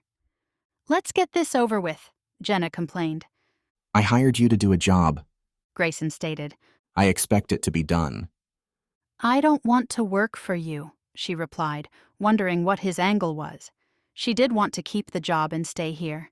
She was terrified to leave these gated walls. If she was smart, she'd shut up and take whatever he offered. "I tried to quit and you won't let me." Last night you said you wanted to start over. "That's when I still thought you were the gardener, not my boss," What does it matter? Grayson asked. Listen, we both realize we started off on the wrong foot, and we are equally to blame. He paused, most likely waiting for her to argue. When she didn't, he continued. I'd like for you to continue to work here. If you feel you want to leave because of a different reason, I won't stop you. You have my word. "Why?" Why won't I stop you? "No, why would you want me to continue?" He leaned back and crossed his feet. You were excited to open this bed and breakfast. I could see it in your eyes. You like it here, and you want the business to be successful. That's the person I hired. That's the person I want to stay. "I was excited. And I do like it here," she added. "But things are rather awkward between us." If that is your only concern, then we're good. This is only a project for me. Once the business is up and running and the garden is complete, I'm going to sell it. You won't have to see me again. "Sell it?" she repeated. "Why would you want to sell this place? It's your home, and it's beautiful." This is my one last project, then I'm moving on. "To where?" He gave a small shrug. Anywhere. Nowhere. It doesn't matter. My life as a businessman is over. "You can't be serious. You're the best in the business." I was, and now I'm discovering that there's life beyond a suit. "You didn't know that before?" she asked incredulously. He grinned. I'm a late bloomer. In any case, I found that I forget about life and people when I work. Until I can find a happy medium, I'm taking a break. Probably for good. I'm not asking for you to understand. I'm asking you to continue as the manager. She gave a tight nod. "I will," Good. Grayson said, looking relieved and flustered at the same time. I'm heading out to the garden. "Wait, I'll make you pancakes." No need, but if you could make lunch, I'd be grateful. "It will be ready at noon," Jenna said. 11. Grayson countered. 11:30. See you then? Grayson said with a smile that left Jenna's conflicted heart sputtering. Jenna worked harder than she ever had before. She didn't need Grayson's kudos, but she didn't want him to regret his decision to let her stay either. She'd even thought of the perfect name for the bed and breakfast, but she wanted to come up with a few more options for him to choose from. It was 11 o'clock when Jenna finally broke away from the computer to fix lunch. She glanced out at the garden to see Grayson working on the maze. If the design laying on the patio table was any indication, it was only a tenth complete. He had many long days ahead of him to finish Nadia's maze. At least that's what she thought he'd named it. It was handwritten next to the design. Who is Nadia? Jenna opened the refrigerator and pulled out cold cuts and cheese. Sandwiches would be okay for lunch. Grayson had to be really hungry. She would cut up some fruit, too. There was leftover pasta that'd make a decent cold pasta salad. That should be enough. As she finished preparing lunch, Jenna wondered if Nadia was a relative. Perhaps the maze was a memorial for a deceased grandmother. Is lunch ready? Grayson asked from the doorway. Jenna jumped, clutching her hand to her heart. "You scared me," she gasped. Grayson smiled. Sorry, I thought you heard me. So, lunch? "It's ready," she said. "Help yourself." Grayson strolled over and popped a grape into his mouth while he built a sandwich. When his plate was filled, he grabbed a beer from the refrigerator and settled at the table. Are you going to join me? He asked, biting into the sandwich. "I'll sit with you, but I'm not eating," Jenna said, taking the chair across from him. A grin formed. Still full from breakfast? "Don't remind me," Jenna said, feeling the large lump of pancake sitting in her stomach. Grayson's eyes twinkled, but he must have decided against teasing her. Have you made any progress on the list? Yes, I already have a few items completed, she said, happy to go over some of the details. When she was nearing the last item, she blurted, "Who is Nadia?" Grayson stilled, a grape held in midair. Where did you hear that name? "It's written on the garden design," she answered. He gave a small nod. She's a friend. "She must be a good friend if you named a maze after her." Grayson rubbed the back of his neck and pushed back from the table. I should go. I have work to do. Jenna felt a change shift through him. "Did I say something wrong?" No? Grayson muttered as he escaped from the kitchen, leaving Jenna puzzled.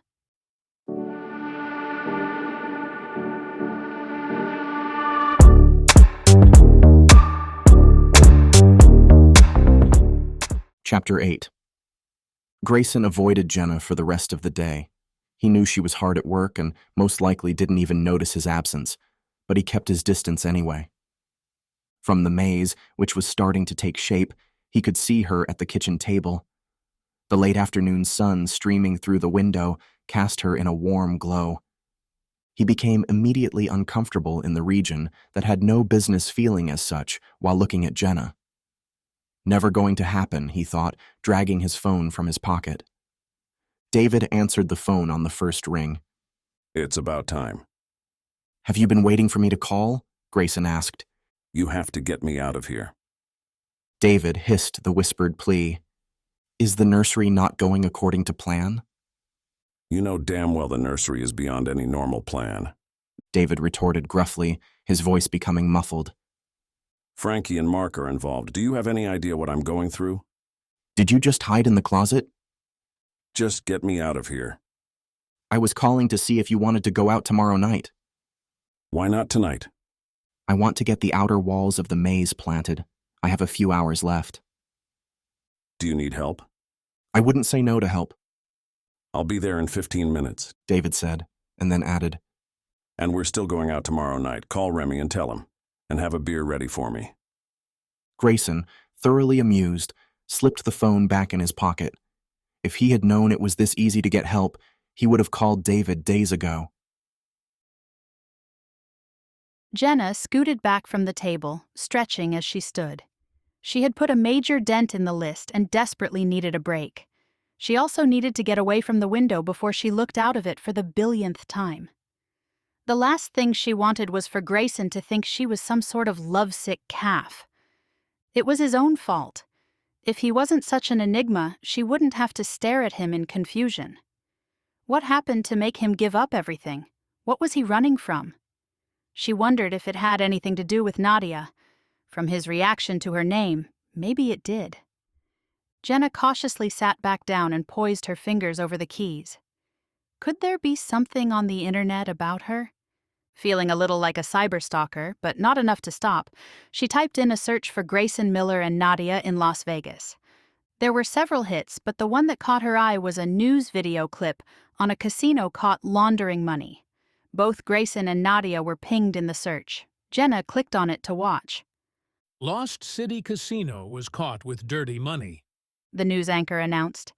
A printing press in the Las Vegas casino was found pumping out millions of dollars worth of counterfeit money. Assistant Director Jason Biggs has been arrested on counterfeit and attempted murder charges.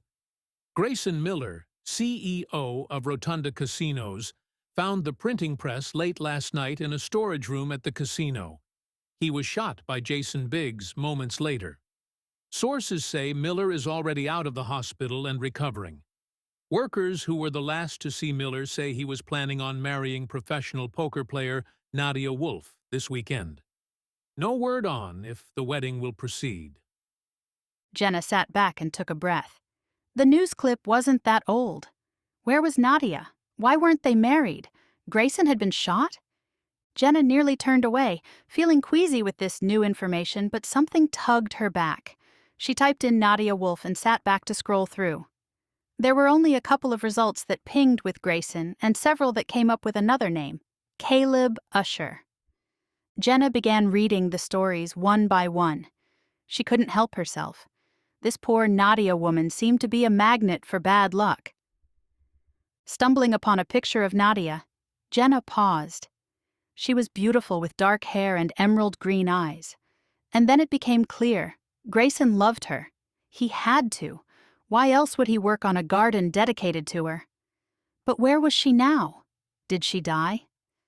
Jenna continued her quest, knowing that if Grayson decided to poke his head in the kitchen at this moment, she'd feel like the worst sort of busybody. She glanced outside just to make sure he was still out there. He was. And there was someone else out there with him, too. The man who stood next to Grayson had a strong build and was close to the same height as Grayson. She wondered who the other man was. Jenna watched as the newcomer stripped off his shirt and picked up a shovel. Oh, she was definitely going to have to get a better view of that. But first things first, she'd finish her search, and then she'd go see the sights. 10 minutes later, Jenna read enough to feel very sorry for Grayson. The articles and pictures of Nadia and Caleb showed them to be very happy and quite rich. Nadia had won 3 European poker tournaments back-to-back, which had never been done before, and especially not by a woman. Her winnings were well over $2 million. The press stated she stole her fiancé's luck right out from under him. From the picture, he didn't look as if he minded. Jenna had a brief twinge of jealousy. No wonder Grayson was cranky. Speaking of Grayson, she might as well say hello to his friend. Why are you doing this to yourself? David grumbled, stabbing the ground with the shovel. It clanked on a stubborn rock for the 5th time. How can you possibly think this is fun? Maybe not fun, Grayson said, but it's rewarding. David leveled a flat stare. Rewarding? If you don't like it, you can always go home. David's brows furrowed. I'm not going back. I'll stay here until the baby comes. You'd miss Maya, and you know it. Yeah, He kicked at loose dirt. I would. What's this really about? Nothing. You can lie to me for the rest of the day if you want, but keep digging while you do, Grayson said, patting soil around a newly planted hedge. Stop ordering me around. I'm still your older brother. There's no extra credit for that. In fact, being stuck between you and Ian was a nightmare. You purposely scared my friends, and Ian stole my girlfriends. David smiled so fondly at the memory that Grayson couldn't resist the urge to fling a moist ball of dirt at him, smacking him dead center in the chest. He had wanted to do that, or something like that, for quite some time.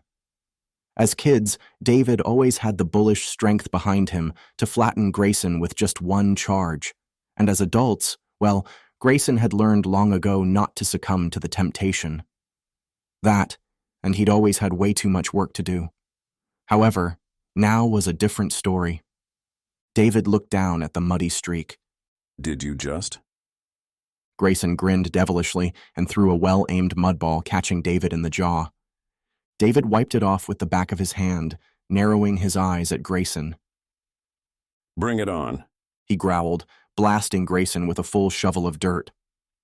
Grayson, knowing David was in it to win, scrambled to the water hose. Before he could aim, David launched, tackling him to the ground. Grayson groaned from the impact.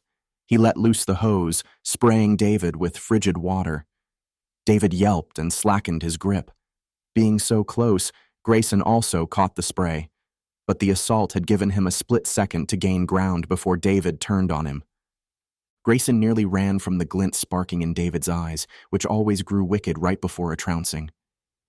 Grayson had been caught on the receiving end of that stare many, many times, which was followed by many, many bruises. Grayson turned the full force of the hose on David, who charged at him, knocking him into the muddy ground. Do you give up? David asked, holding Grayson in a tight grip. Never, Grayson answered, grappling to pry David's arms off. I was hoping you'd say that, David said with a wide grin, springing into action.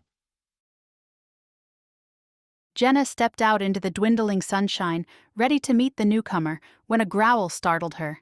It didn't sound like an animal, more like a caveman defending his food. She scanned the area and found 2 muddy apes rolling on the ground in a tangled mess. What are they fighting about? She wondered, jogging over to get a closer peek. If she had to pick the instigator, it'd be Grayson. There were plenty of times she wanted to put him into a headlock, and she knew just how to do it too. Her brother Adam had always pushed her buttons until her inner wrestler ignited. With a silent sigh, she pushed Adam out of her mind. He was gone, and all that remained were problems and angry men. As she neared, she watched as the other man overpowered Grayson. Overpowered, but not outmaneuvered. As Grayson slipped out of another hold, he caught her watching them. Time out. Grayson rasped and fell back. No time out. The man stated, slamming into Grayson. Do you give up? Yes. Grayson wheezed. Say it. The man taunted, driving Grayson farther into the mud. I give. The man sat back and smiled, his teeth a sparkling white contrast from the rest of him, which was head-to-toe mud. Grayson lay sprawled on the ground. You don't have to look so smug. I just beat the tar out of you. I can look however I want. I'd like to see you try to do the same to Remy. I'm not suicidal. Remy could take on both of us, and we'd be as flat as pancakes. At the mention of pancakes, Grayson looked over at Jenna. Jenna, this is David. David, Jenna. David? Jenna asked, ignoring the embarrassing fact that Grayson now associated her with pancakes. You're Maya's husband? David stood. Yes. She's told me about you. He said, extending his muddy hand, then immediately pulling it back to wipe it on his jeans. It didn't help. It's nice to meet you. It's nice to meet you too, she said, studying him. Do you two roll around in mud often, or is there a reason? She asked, and then squeaked as her eyes rounded. The baby? Were they fighting about Maya? Grayson groaned loudly. David looked down at him. What is it? Grayson's stare traveled accusingly over to Jenna. Tell David what you just thought. Jenna cast a nervous glance over to David. It's really none of my business. It seems everything is your business. Grayson muttered, prying himself off the ground. We really need to start over, don't we? I should go inside, Jenna said, stepping back. Stop. Grayson ordered. Jenna, this is my brother, David. Maya is my sister-in-law. Jenna felt 100 kinds of stupid right then. The sting of tears hit the back of her eyes. When would she learn? It all made sense now, but she had preformed conclusions that blinded her. When was it going to end? Don't worry about it. Can you bring us a couple of towels? Thankful for the excuse to escape, Jenna nodded and ran to the house to collect towels. When she returned minutes later and more composed, Grayson was hosing down David as best he could, but eventually gave up. You can shower here. Grayson said to David. I was told there are a dozen showers or more, so take your pick. Jenna handed a towel to David, glaring at Grayson. Did he have to take jabs? She had hoped they could get past it and work cordially together. Obviously, she was wrong. Grayson held the hose to David. Before you go, can you spray me down? David glanced between Jenna and Grayson. I think Jenna can handle it. He said, strolling away, whistling. Grayson turned the hose to Jenna. Would you mind? I don't want to track mud inside. Jenna gritted her teeth. Yes, she minded. But she also didn't want muddy footprints everywhere either. She snatched the nozzle and squeezed hard against the trigger, hammering Grayson with water. Grayson jumped out of the way. Was it too hard? Jenna asked innocently. He glowered at her and attempted to reclaim the hose. She held it away. Jenna. Grayson said, controlling his tone. Give me the hose. I'll do it. David gave me enough bruises for one day. I don't want any more. I'll be more careful. Grayson eyed her for a lengthy moment before turning around so Jenna could clean his back. She took careful aim and blasted him again. Jenna! Grayson growled. Sorry, it's a touchy trigger. Not that touchy. Jenna knew she was pressing her luck and decided she'd better play nice since Grayson was already cranky. Not that it took much to put him in a foul mood. Actually, it seemed as if it only took opening her mouth to make him bristle. She gently pressed the trigger and sprayed the caked layer of dirt from Grayson's back. "I should have known David was your brother. Even covered in dirt, he looks like you, especially the eyes. I guess a fondness for soil is a family trait." Grayson didn't respond. "Are there any others in your family who enjoy romping in the mud?" Jenna, he warned. She continued spraying, nearing his bottom. Should she continue? It didn't seem like something an employee should do to her boss. Of course, the conversation wasn't really appropriate either. Nothing in the last 3 days had been appropriate. She internally shrugged and continued. Grayson gave a little jump, but then stood his ground. "Turn around." He turned and reached for the hose. I can do the rest. "I'll do it," she said, spraying him before he protested further. After a beat of silence, she said, "I'm sorry for thinking the baby was yours." Grayson glanced at her. Even though mud streaked his face, his stare was unnerving. "But I think we're even now," she continued. Even? She nodded while letting the water slush down his left arm, followed by his right. We're not even. "Why not?" she asked, moving the spray over his chest. "We both made a muddle of things, but you didn't clear up the fact that Maya was a sister-in-law and nothing more." I didn't know I had to. I don't sleep with other men's wives. "How was I supposed to know?" she asked, trailing the water down his chest. "Some men would." I wouldn't. "And now I know, which I didn't before," she said. "I believe that now makes us even." Grayson's brows furrowed. Jenna stopped the water suddenly. She had reached the waistband of his jeans.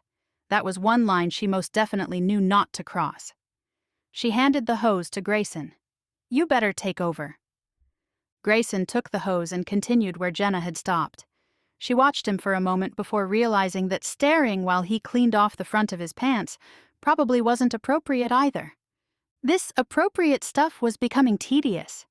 She took one last glance before turning to head indoors. An icy blast drenched her, soaking her to the skin. She whipped around to find Grayson grinning mischievously. Now we're even. He said, his eyes crinkling with laughter.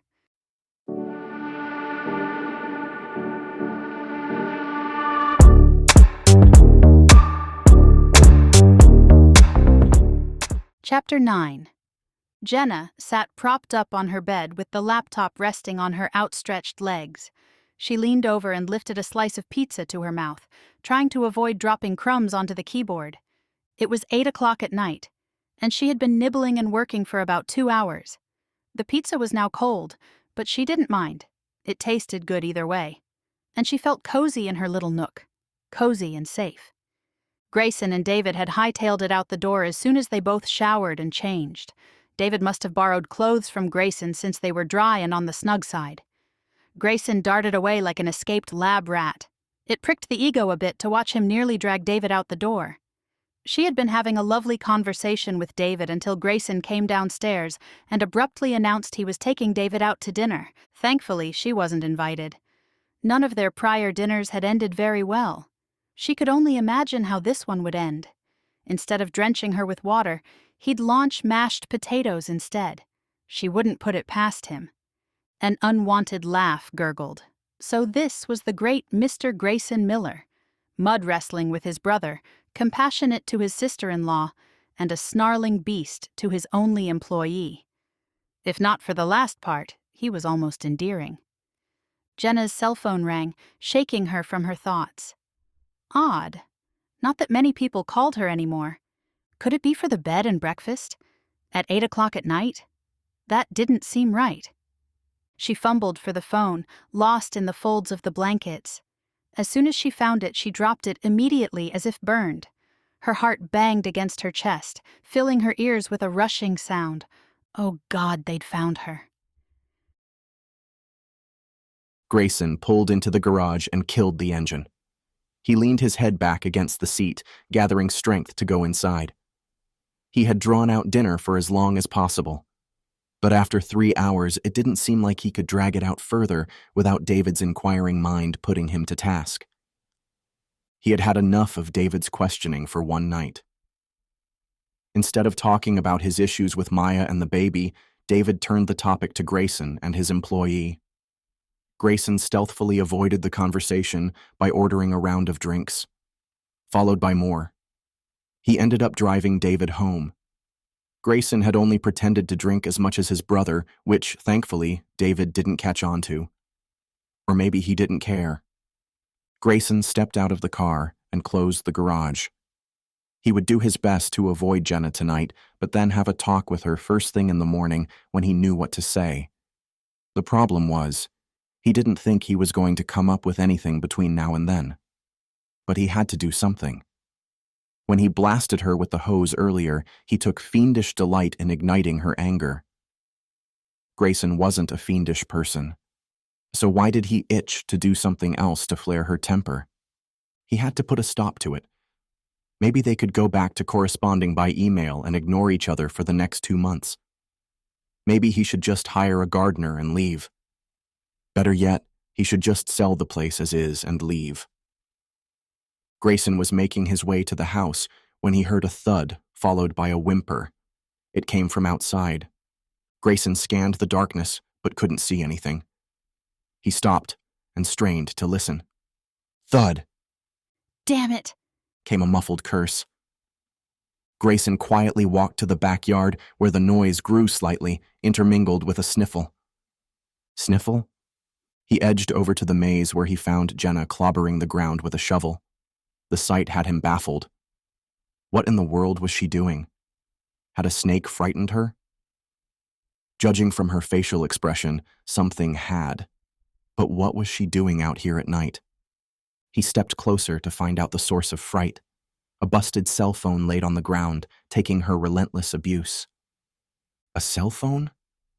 He watched her for a few moments, wondering what the cell phone did to cause such a reaction. He could sense her wearing down, but she kept striking the phone. She was either really upset or really crazy, possibly both. However, he couldn't let her continue. She would injure herself. Grayson eased near her but clear of the swinging shovel.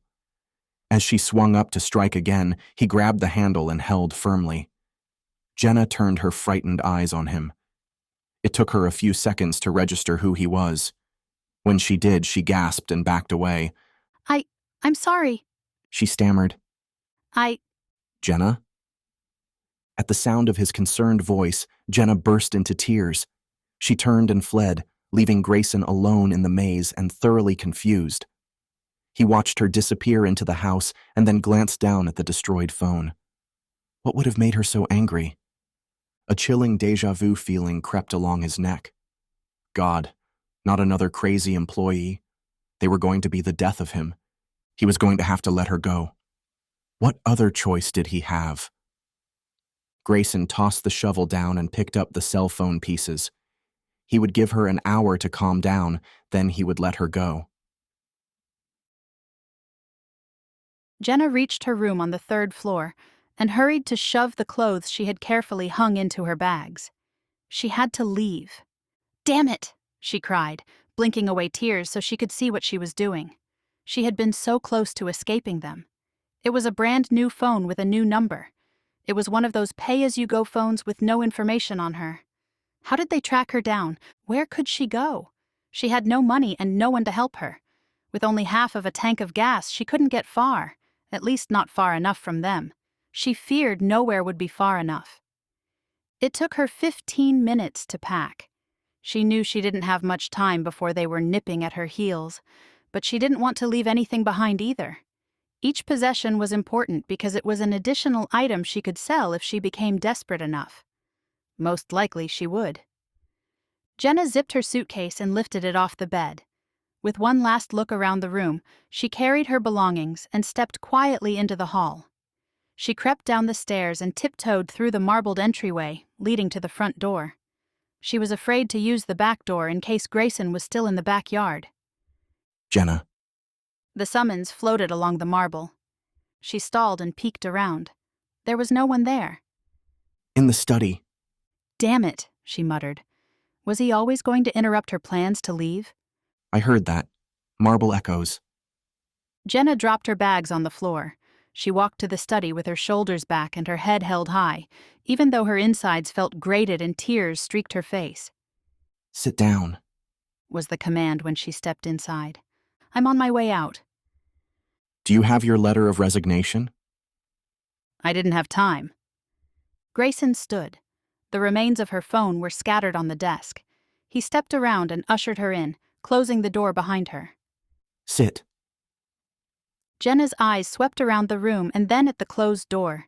She had to leave, and he was trapping her here. It would only get him into trouble, too. She didn't want that. It was bad enough she was in trouble for something she didn't do. She didn't want to drag anyone else into it. What's going on? He asked, pressing her into a chair. I'm sorry, but I have to leave, she said, watching as he sat across from her. The desk might have been overly large, but it felt as if he was nearly on top of her. You can leave. He said. But before Jenna could dash off, he added, After you tell me what your phone did to warrant such abuse. Jenna's gaze lingered at the shattered remnants before lifting her eyes to Grayson's. It's none of your business. I have to leave. I'm very thankful for the opportunity to work with you, but I have to go. He didn't react at first, just sat back, assessing her. Do you always lie? What? Jenna sputtered. You just said you were thankful for the opportunity to work with me, he said, leaning forward. We both know that's a lie. I was trying to be nice. I just want to leave. Then go. Jenna stood and hurried to the door. Jenna, Grayson said quietly, but with a hard tone. I consider this job abandonment. You will not be welcomed back. Jenna had known as much, but hearing it from his lips made her already grated insides crushed. She nodded tightly and flew out the door, snatching her luggage on the way. Grayson listened to the door slam as Jenna fled the house. From his study window, he watched her shadow move quickly to the garage. Taillights glowed red as she backed out and tore down the driveway. He lost sight as she passed the gate. He leaned back against his chair and pondered. He wasn't sure what had happened, but he could tell Jenna was frightened. In their short conversation, he had shoved aside the earlier thought that she might be crazy. She could be, for all he knew, but he could sense her fear. Something had happened while he was out to dinner. But what? His fingers sifted through the wreckage. Someone had to have called her or messaged her.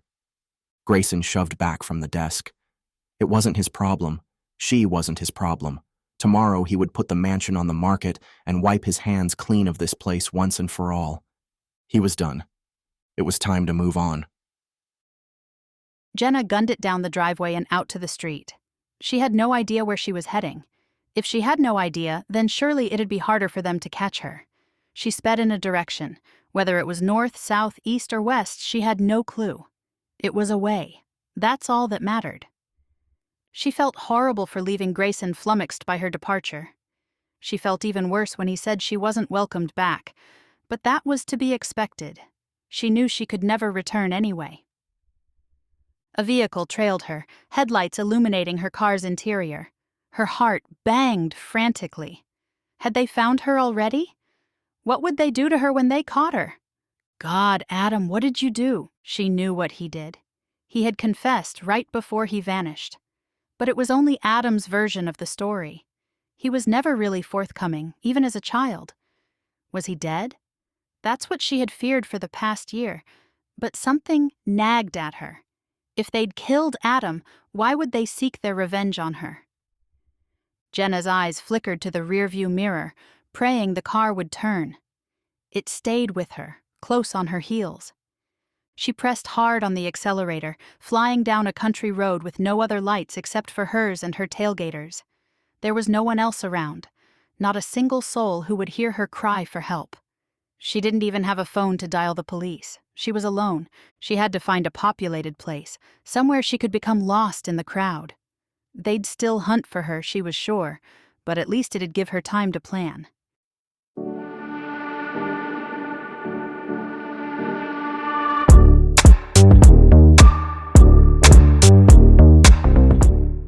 Chapter 10. Grayson Miller, you wake up this instant! The voice admonished him again like it had for the past horrendous 5 minutes. "I'm changing the locks," Grayson muttered into his pillow. His brain pulsed against his skull. He was sure it was going to explode any minute. Maya, yapping like an overexcited puppy, only made it worse. Maya shook his shoulder. Don't you ignore me. What did you do? Where's Jenna? Grayson groaned. "And here I thought you came out of concern for me." I'm more concerned about Jenna. "Why?" Grayson curled into his blankets. She's not here. "I know. Why are you here?" I came to check on you. David is still passed out. I thought if he was as bad as that, you'd be dead for sure. "I will be if you keep talking." Grayson! She scolded, attacking him with the swift stroke of a feather pillow that felt more like solid iron in his present condition. He was going to die for sure, and it was all his fault. Correction. It was Jenna's fault. She'd left him so confused and frustrated, he'd flip-flopped in bed for hours. He finally gave in and searched the house for a sleeping aid. There was none to be found, and, at the late hour, he hadn't been willing to dress to go into town.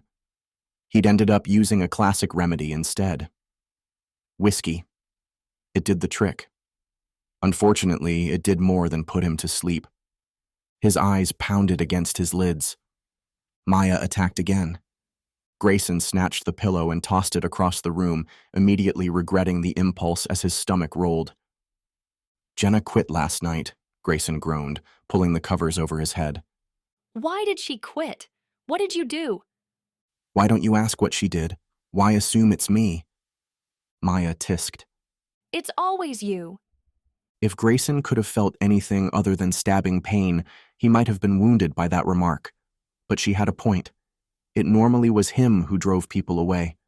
Work came before social niceties, but not anymore. This time he was blameless, right? "I don't know why Jenna left," Grayson said from under the covers. "She wasn't acting normal, and then she packed her bags and said she was leaving." And you let her? "What else could I do?" Keep her here. Grayson peeked from under the covers, wincing at the light. "The last time I checked, keeping a woman against her will was illegal." You know what I mean? "I don't. Jenna insisted on leaving. What more could I do?" Maya frowned and crossed her arms, leaning against the bed. I don't know, but I thought... "Thought what?" She shook her head. Never mind, I'm just sorry to see her go. "Good riddance." Grayson, "What?" "She was a nuisance." Maya scowled but didn't respond. "It doesn't matter anyway," Grayson said. "I'm putting the house up for sale today. No, tomorrow." He didn't think he'd be able to do anything today. what if she comes back? "She won't." Why? Grayson sighed. "Are you going to hammer me with questions all day? Go home and dig into your husband for a while." Maya's face drained. Her hands flew to her mouth as she raced for the bathroom. Grayson winced as she emptied her stomach into the toilet. At least he hoped she'd made it to the toilet. He was not up for cleaning the mess in his current state. He'd rather burn the house to cinders. He flipped back the covers and sat, testing his feet on the ground. When the room stopped swaying, he stood and crossed over to his robe. As he tightened the belt around his waist, Maya emerged from the bathroom, her hand rubbing her belly. The baby is trying to kill me. She complained, wandering over to the bed. She crawled on top of the covers and collapsed. Grayson dipped into the bathroom and returned with 2 cold washcloths. He placed one over her forehead and tossed the other over his entire face as he fell in on the other side. "She's just testing you," Grayson said after a moment. What are you talking about? "The baby. She's testing you, making sure you're up for the challenge." I don't think I am. She muttered miserably. "If anyone can do it, you can." At the sound of a sniffle, Grayson lifted his washcloth to peek at Maya. She was pressing her fingers to her eyes. "What's the matter?" What if I'm lousy? she asked, lower lip trembling. Grayson stopped for a moment. How could you possibly be lousy? As Maya opened her mouth, he realized she had a preformed list. Wait, he said. I have no experience with emotional pregnant women, which I think might be the problem right now. Maya's face screwed into what was going to be a hurricane of tears. But I do know you, Grayson said quickly. You're kind and compassionate. You have a smile for everyone, whether or not they deserve it. You stood by your missing husband for longer than anyone in their right mind would have. Maya scowled. I would have stayed longer if I'd known he was alive. You know I love him. I do, Grayson said, content to have an irritated Maya instead of a crying one. And I know that you'll love the baby even more than David. If you stood by David, just think what you'll do for the baby. Maya sighed. You'll be a great uncle. I know I've said it before, but I mean it. I'll be the best uncle, he corrected. I only have Ian as my competition, and he hardly qualifies. An alarm blared in the house, followed by a series of slurred curses. I think your knight in shining armor has arrived. Go help him. You know he can't work your alarm panel when he's hungover. I'm not sure I can do much better, Grayson said, sitting forward with his head cradled between his hands. I really need to get new locks and codes. Grayson, just go before the police arrive. He shuffled out of the room and down to the front door where David was attempting to yank the panel from the wall. Please don't ruin my alarm system, Grayson said. Just turn the bloody thing off. My head is going to explode. Grayson crossed over to the panel and punched in the code to deactivate it. It chirped happily and then silenced. David leaned against the wall. Does it have to be so loud? The better question is, did you have to come? Maya left a note saying she'd be here. Where is she? Resting in my bedroom. I'm going to make a round of peppermint tea.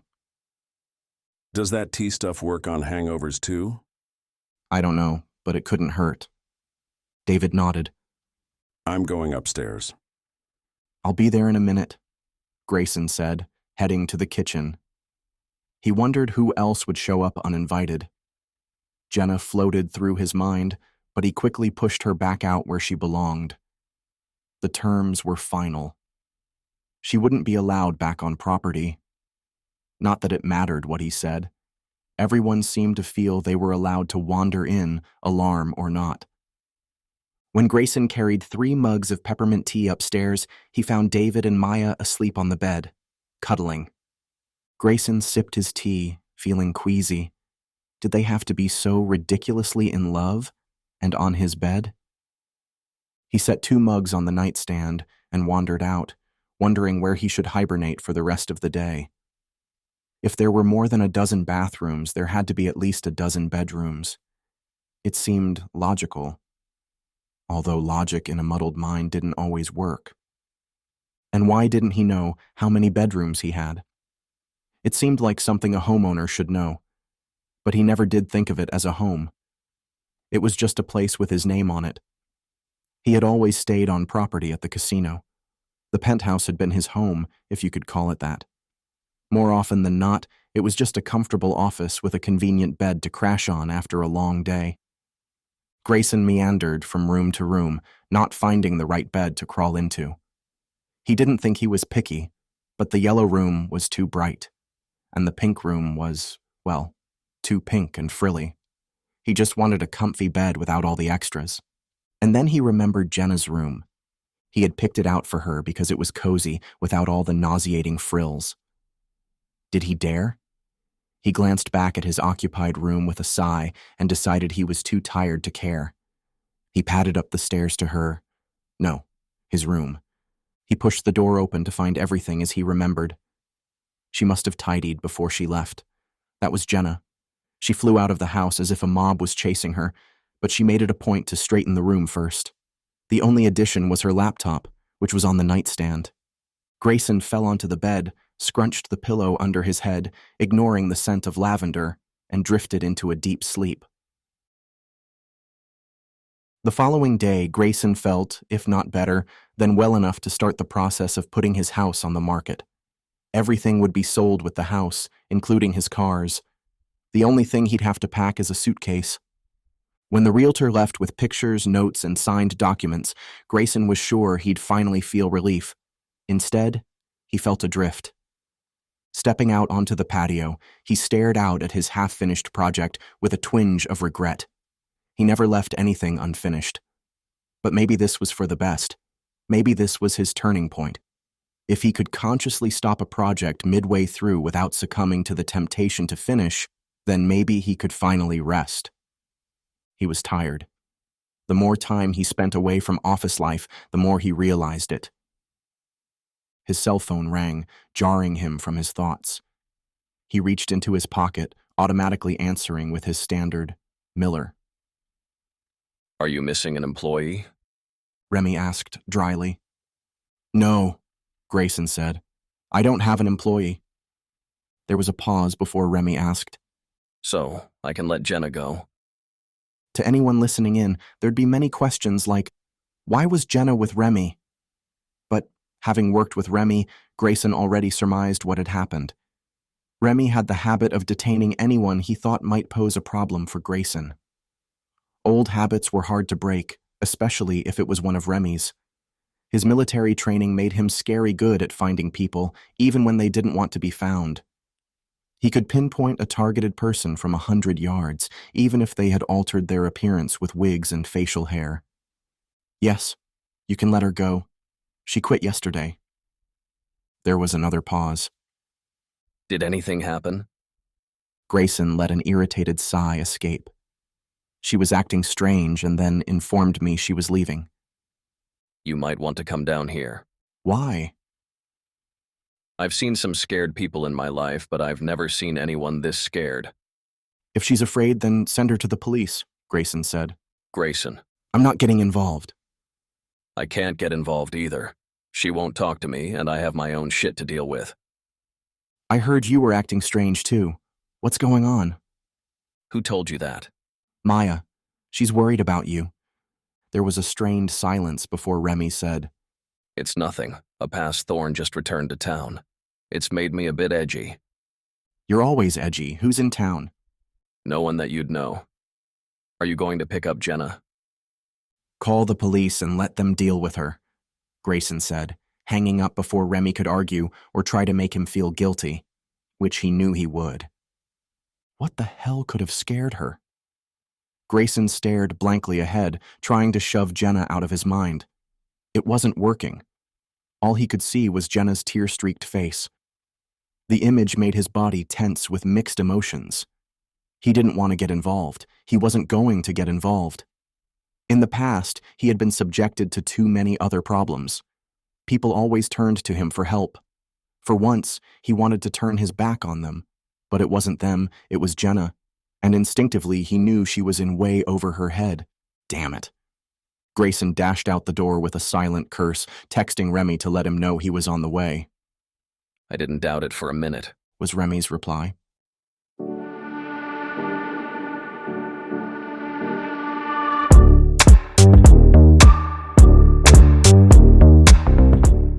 Chapter 11. Grayson rubbed the back of his neck as he looked down at Jenna's sleeping form. She was curled into a fetal position on Remy's office couch. Her face was red and blotchy, as if she had been crying. How long has she been here? Grayson asked. Why Jenna would come to the Tropical Rain Casino was beyond him. Did she have a gambling addiction? I'm not sure, Remy said. I stumbled upon her an hour ago. Stumbled? She was hiding behind the mega fortune wheel out front. Hiding?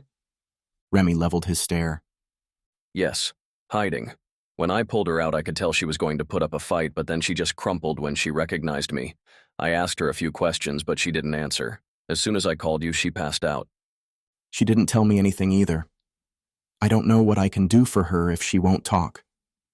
She's obviously afraid. Obviously. Grayson stepped closer to Jenna. His fingers drifted over to brush a lock of hair from her face. What could she be afraid of? I don't know, but she's your problem now. No, she's not. Then she's on her own. I'm heading out of town tonight. The thorn? Grayson asked, still staring at Jenna. Yes. Grayson gave a slight nod, rubbing his hand along his jaw. Jenna had become his problem, his own pint-sized thorn. He reached out and nudged her shoulder. Jenna. When she didn't respond, he shook her harder. Jenna, wake up. It's time to go. She's dead to the world. I doubt she'll wake for hours. Grayson tossed his keys to Remy. Have someone bring my car to the back door. I'll carry her out. When Remy ducked out of the office, Grayson returned his gaze to Jenna, his fingers drifting over her cheek. I don't know how to help you, Jenna. Jenna yawned and cracked her eyes open. The late morning sun filtered through her shades, stirring her to rise. She yawned again and rubbed the sleep from her eyes. Turning her head, she saw her laptop sitting on the nightstand. Laptop? Jenna bolted from the bed and quickly took in her surroundings. She was in her bedroom at Grayson's house. She blinked. How did she get here? The last thing she remembered was Remy pulling her from her hiding spot at the casino. She followed him to his office, where he bombarded her with questions. When he finally admitted defeat in a threatening growl, he called Grayson. Her chest tightened. He must have brought her home. And no doubt he'd have questions. Questions that Jenna didn't have the answers to. She had to leave. She'd have to sneak out so she didn't have to face him. She could only imagine what Grayson thought of her. Crazy. That's what he thought of her, and she didn't blame him one bit. Jenna raced to the bathroom and hurried through a shower. She only had the clothes she woke up with, so she toweled off and slipped back into them. Tying her shoes, she said a quick plea for help to avoid Grayson. She was thankful that he let her sleep in the little bedroom again, but she wasn't going to involve him in her troubles. Jenna cracked the door open and peeked out. The hallway was clear, and she didn't hear any noises. Not that she expected him to be in the third-floor hallway waiting for her, but she had a feeling that if she let her guard down, that's when he would surprise her. Trailing along the hallway, she made it to the staircase and slowly crept down, straining to hear. It wasn't until she arrived at the first floor that she heard a giggle. She wondered if it was Maya. The urge to investigate was strong, but the desire to escape was greater. Jenna headed to the front door and was only a step away from opening it when she heard a few women giggling. Was Grayson entertaining, or had the entertainment been the night before? No, couldn't be. He wasn't the sort to bring a flock of silly girls home, was he? It's not like he had a ton of sex appeal.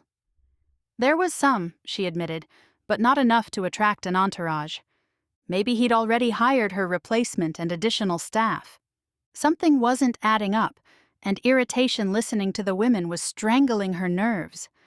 Jenna knew she was replaceable. But by giggling girls? It was a slap in the face. Jenna stepped away from the door and followed the obnoxious sound. It led her to the patio doors where 3 women stood, gawking out the window.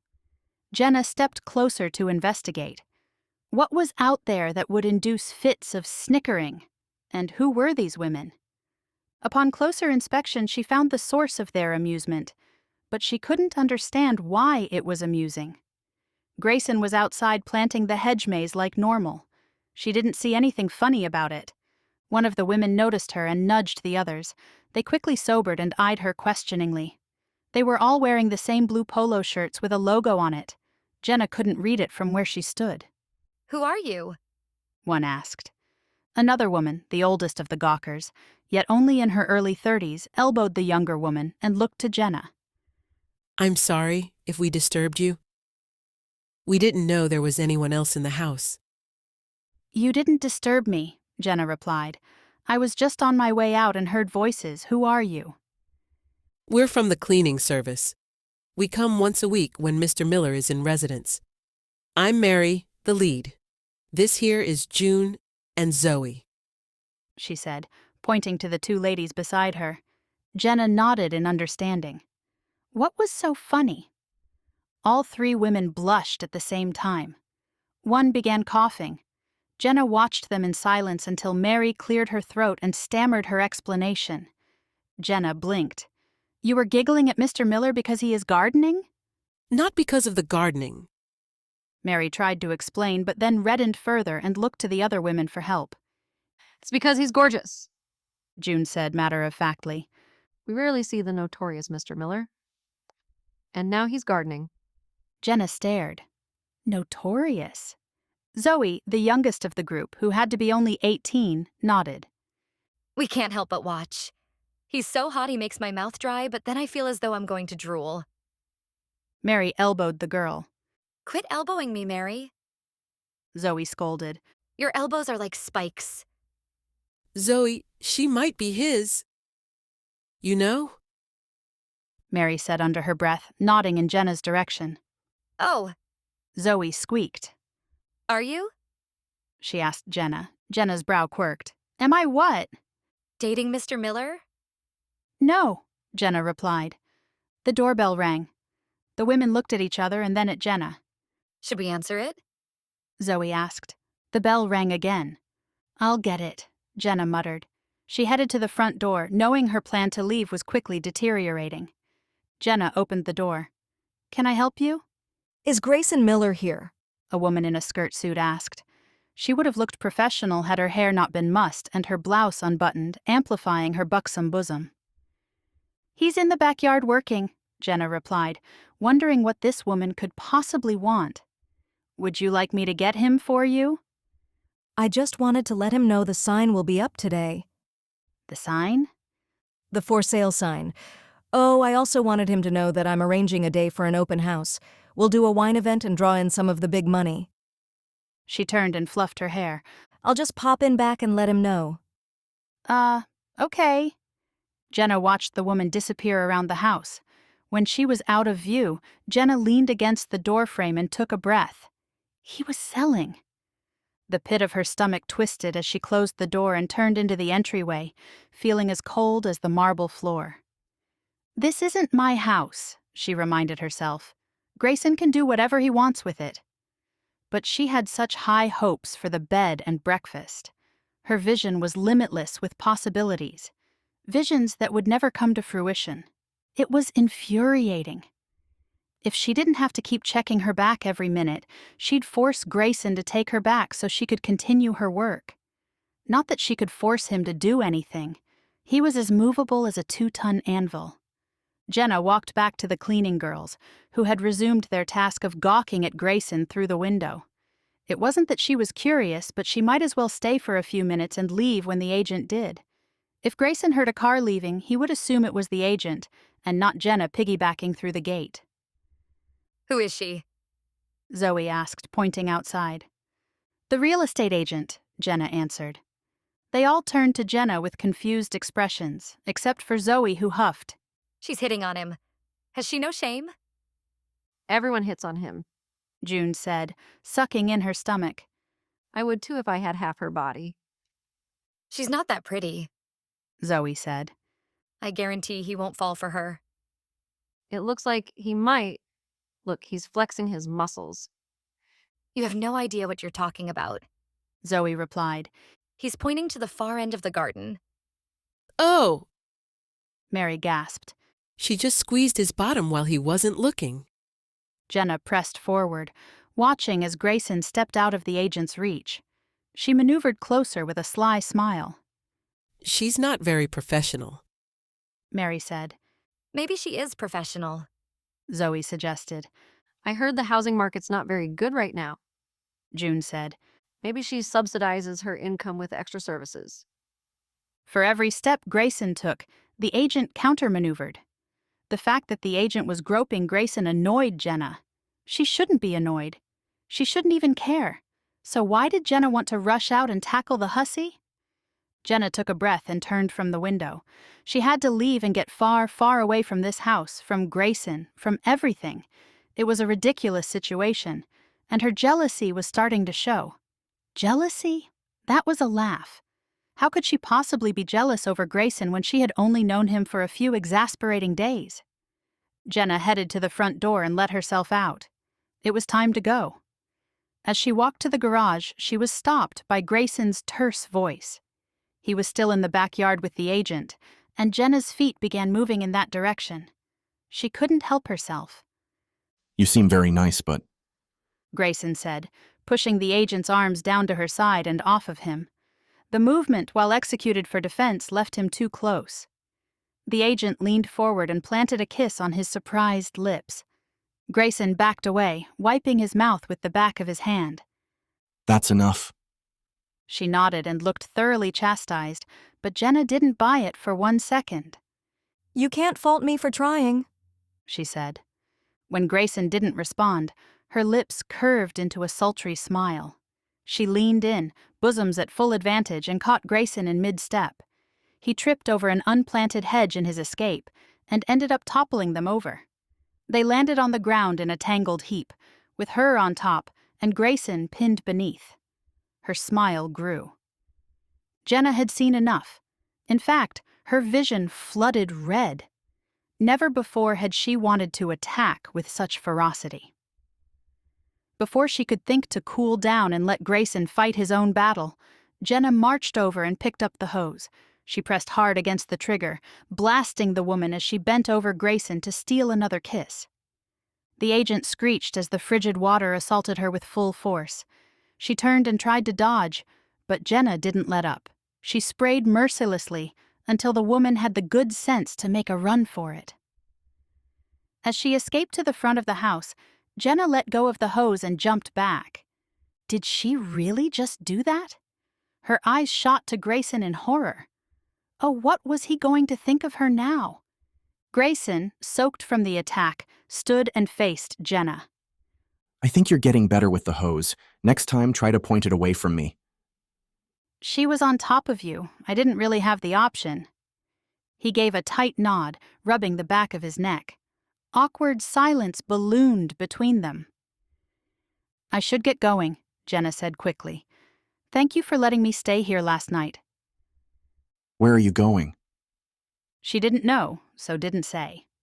Instead, she tried for a smile and turned to run. He caught her within a few steps, his hand wrapped around her arm. Where are you going? It's none of your business. It became my business when I had to pick you up and bring you home. She knew he had a somewhat reasonable argument, and the fact that he was well adept at arguing his point regardless of whether it was reasonable or not made her nervous. I don't want to involve you, she said. Are you in trouble? I'm not in trouble, Jenna hedged. Jenna, I'm asking a simple question, and I'm soaking wet. I'd like the answer now. Why don't you change?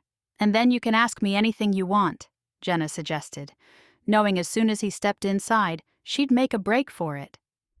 Grayson studied her. And will you answer truthfully? Yes. Do you promise? Yes, I'll hold you to your promise. he said, heading to the door. Meet me in the kitchen in 5 minutes. Jenna watched as he disappeared through the patio door. The maid scurried to clear out of his way as he stalked in. As soon as the door closed, Jenna dashed over to the garage. She opened the side door and hurried to her SUV, which was not there. It was still at the casino where she left it. Oh no. With a heavy sigh, she left the garage, closing the door behind her. She looked up to find Grayson standing at his window with a smug smile. She was trapped.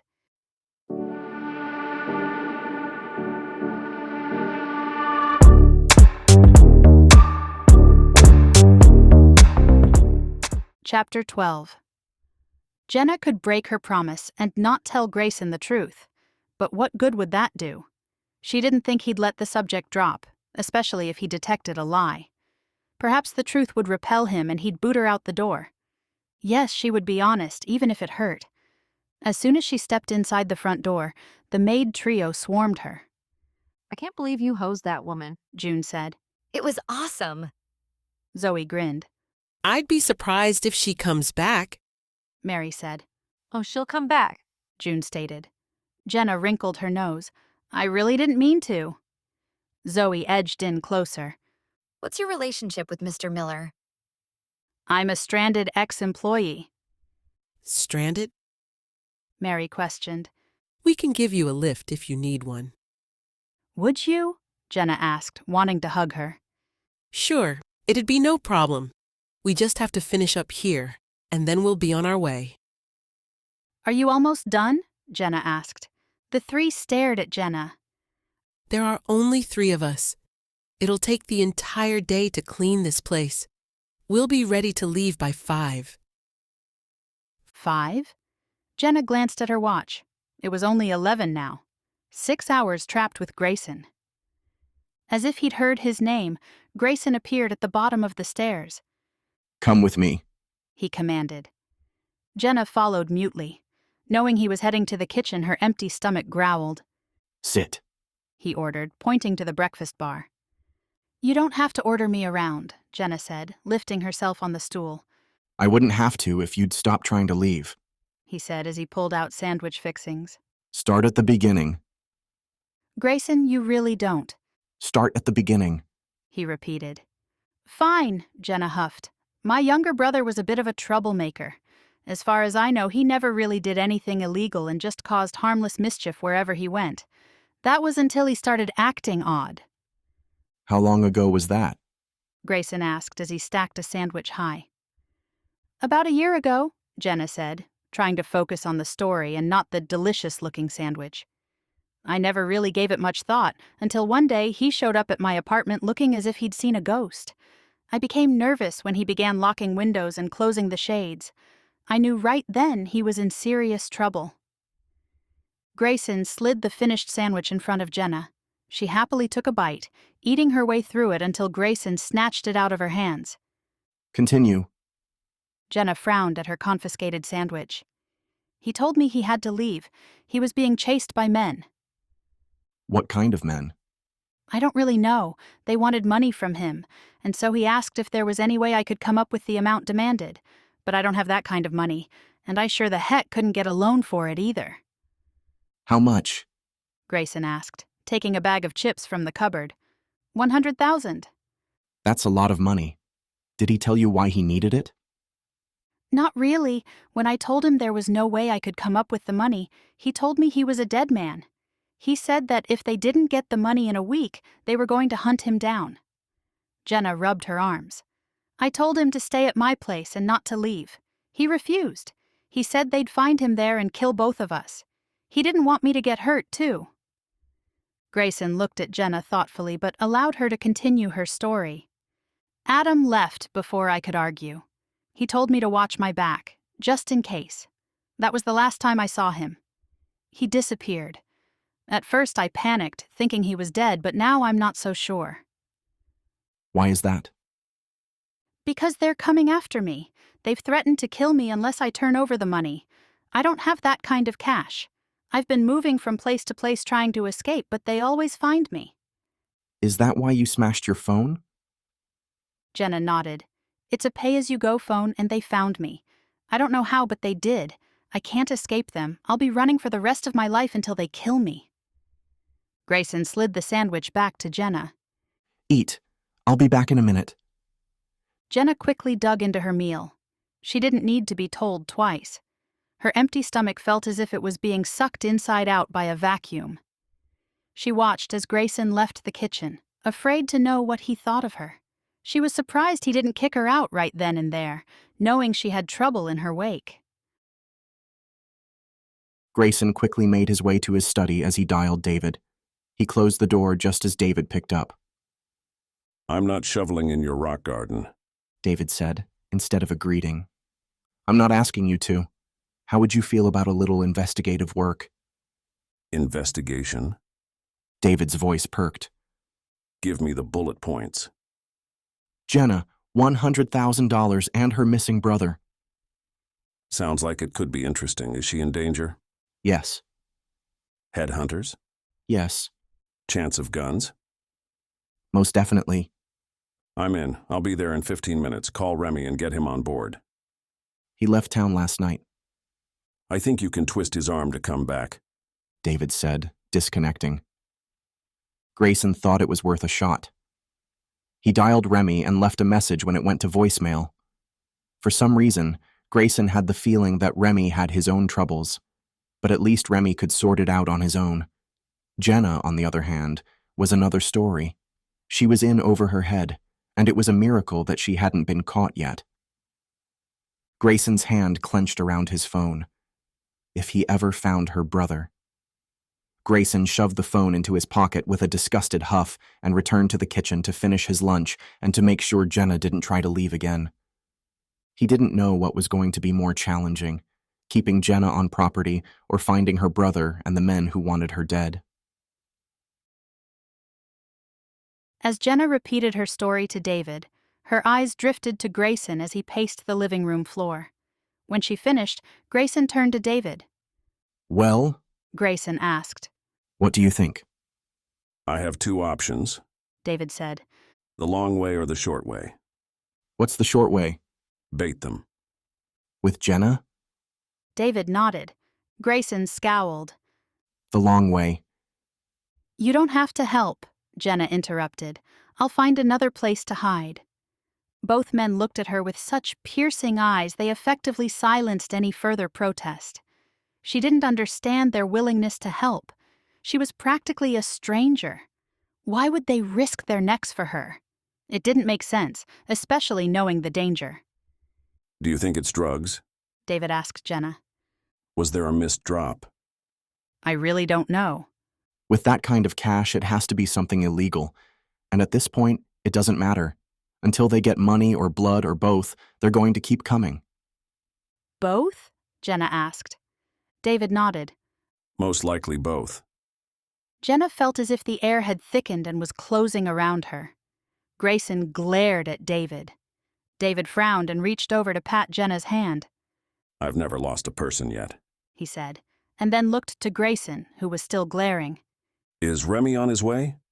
No. I left a message, but he hasn't returned my call. David scratched his jaw. Hopefully he'll call soon. He can't stay away when danger is calling. I think he has his own problems, Jenna said.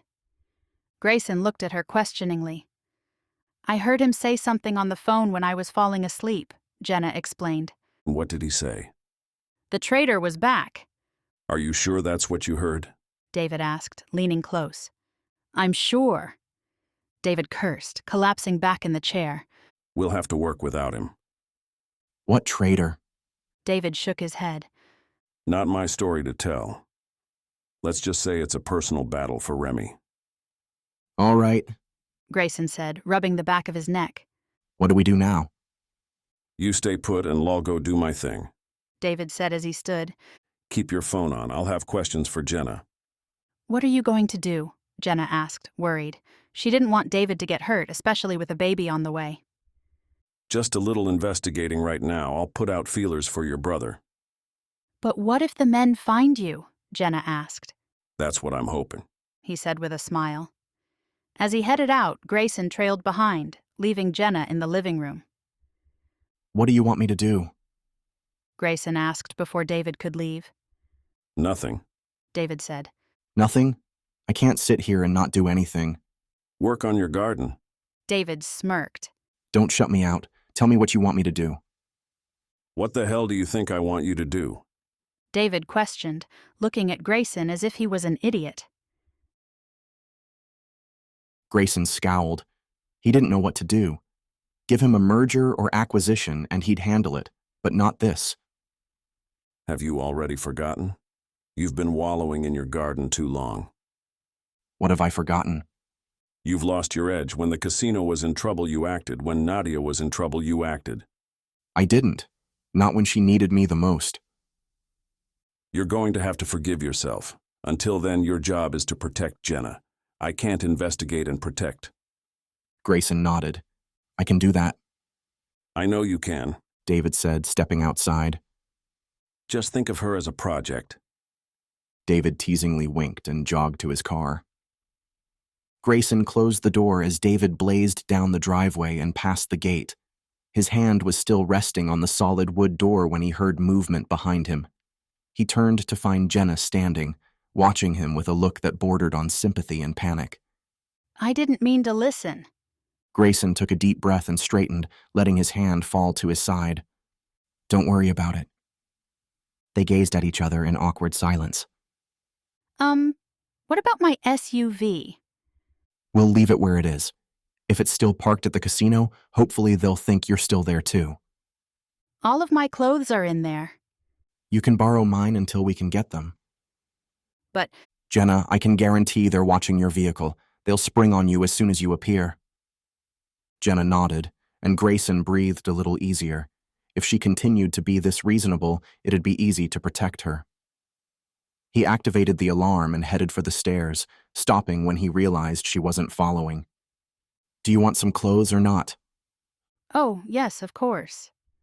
She followed Grayson to his bedroom, stopping short at the door. "You can come in?" Grayson said, wondering why she was shy all of a sudden. I'll stay out here. "It'd be better if you came in so you can see the clothes." Jenna hesitated. What happened to his miniature commander-in-chief? Only 2 days ago, she'd barged into his room like a little disgruntled warrior. Now she wouldn't step beyond the door. "Come in," Grayson repeated. Jenna frowned, but did as he asked. He pulled out a drawer filled with t-shirts and sweatpants. "Pick whatever you want. I know they'll be too big, but it'll get you through a couple of days." She looked down at the drawer. I'm really sorry about this. I didn't want to involve you. I know you have more important things to worry about than my problems. Actually, he didn't. And that was both a blessing and a source of internal conflict. "I'm happy to help," he said, realizing that he meant it. Jenna scanned his face. Apparently, she had a hard time believing the statement. It was odd. No matter how much she frustrated and tormented him with her overbearing ways, he admired her for those same traits. Her drive for success matched his. Her current adrift state matched his as well. Except for height, she matched him perfectly. With a sudden jolt of trepidation and surprised longing, he fell into the nearby chair. What was happening? He couldn't possibly have feelings for Jenna, but as soon as the thought was there, he knew it was certain. An unshakable, unavoidable fact. Grayson wanted Jenna. He didn't need this complication. Not now. Not when he was ready to give up everything and move.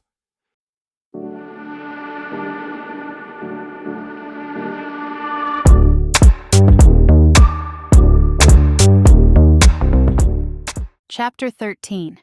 The back of Jenna's neck tingled. She knew Grayson was watching her as she rummaged through his drawers, making her feel uncomfortable about the whole situation. She tried to pick out an outfit as quickly as possible, but everything was large. Like him. Even his presence was overwhelmingly large. "Do you need help?" Grayson asked, his voice thick. Jenna glanced over and immediately wished she hadn't. Must he stare at her so intensely? It was as if he was trying to cut a hole through her with his eyes. She looked back at the drawer, which was now messy from her rummaging, avoiding his eye contact. He must be irritated with her.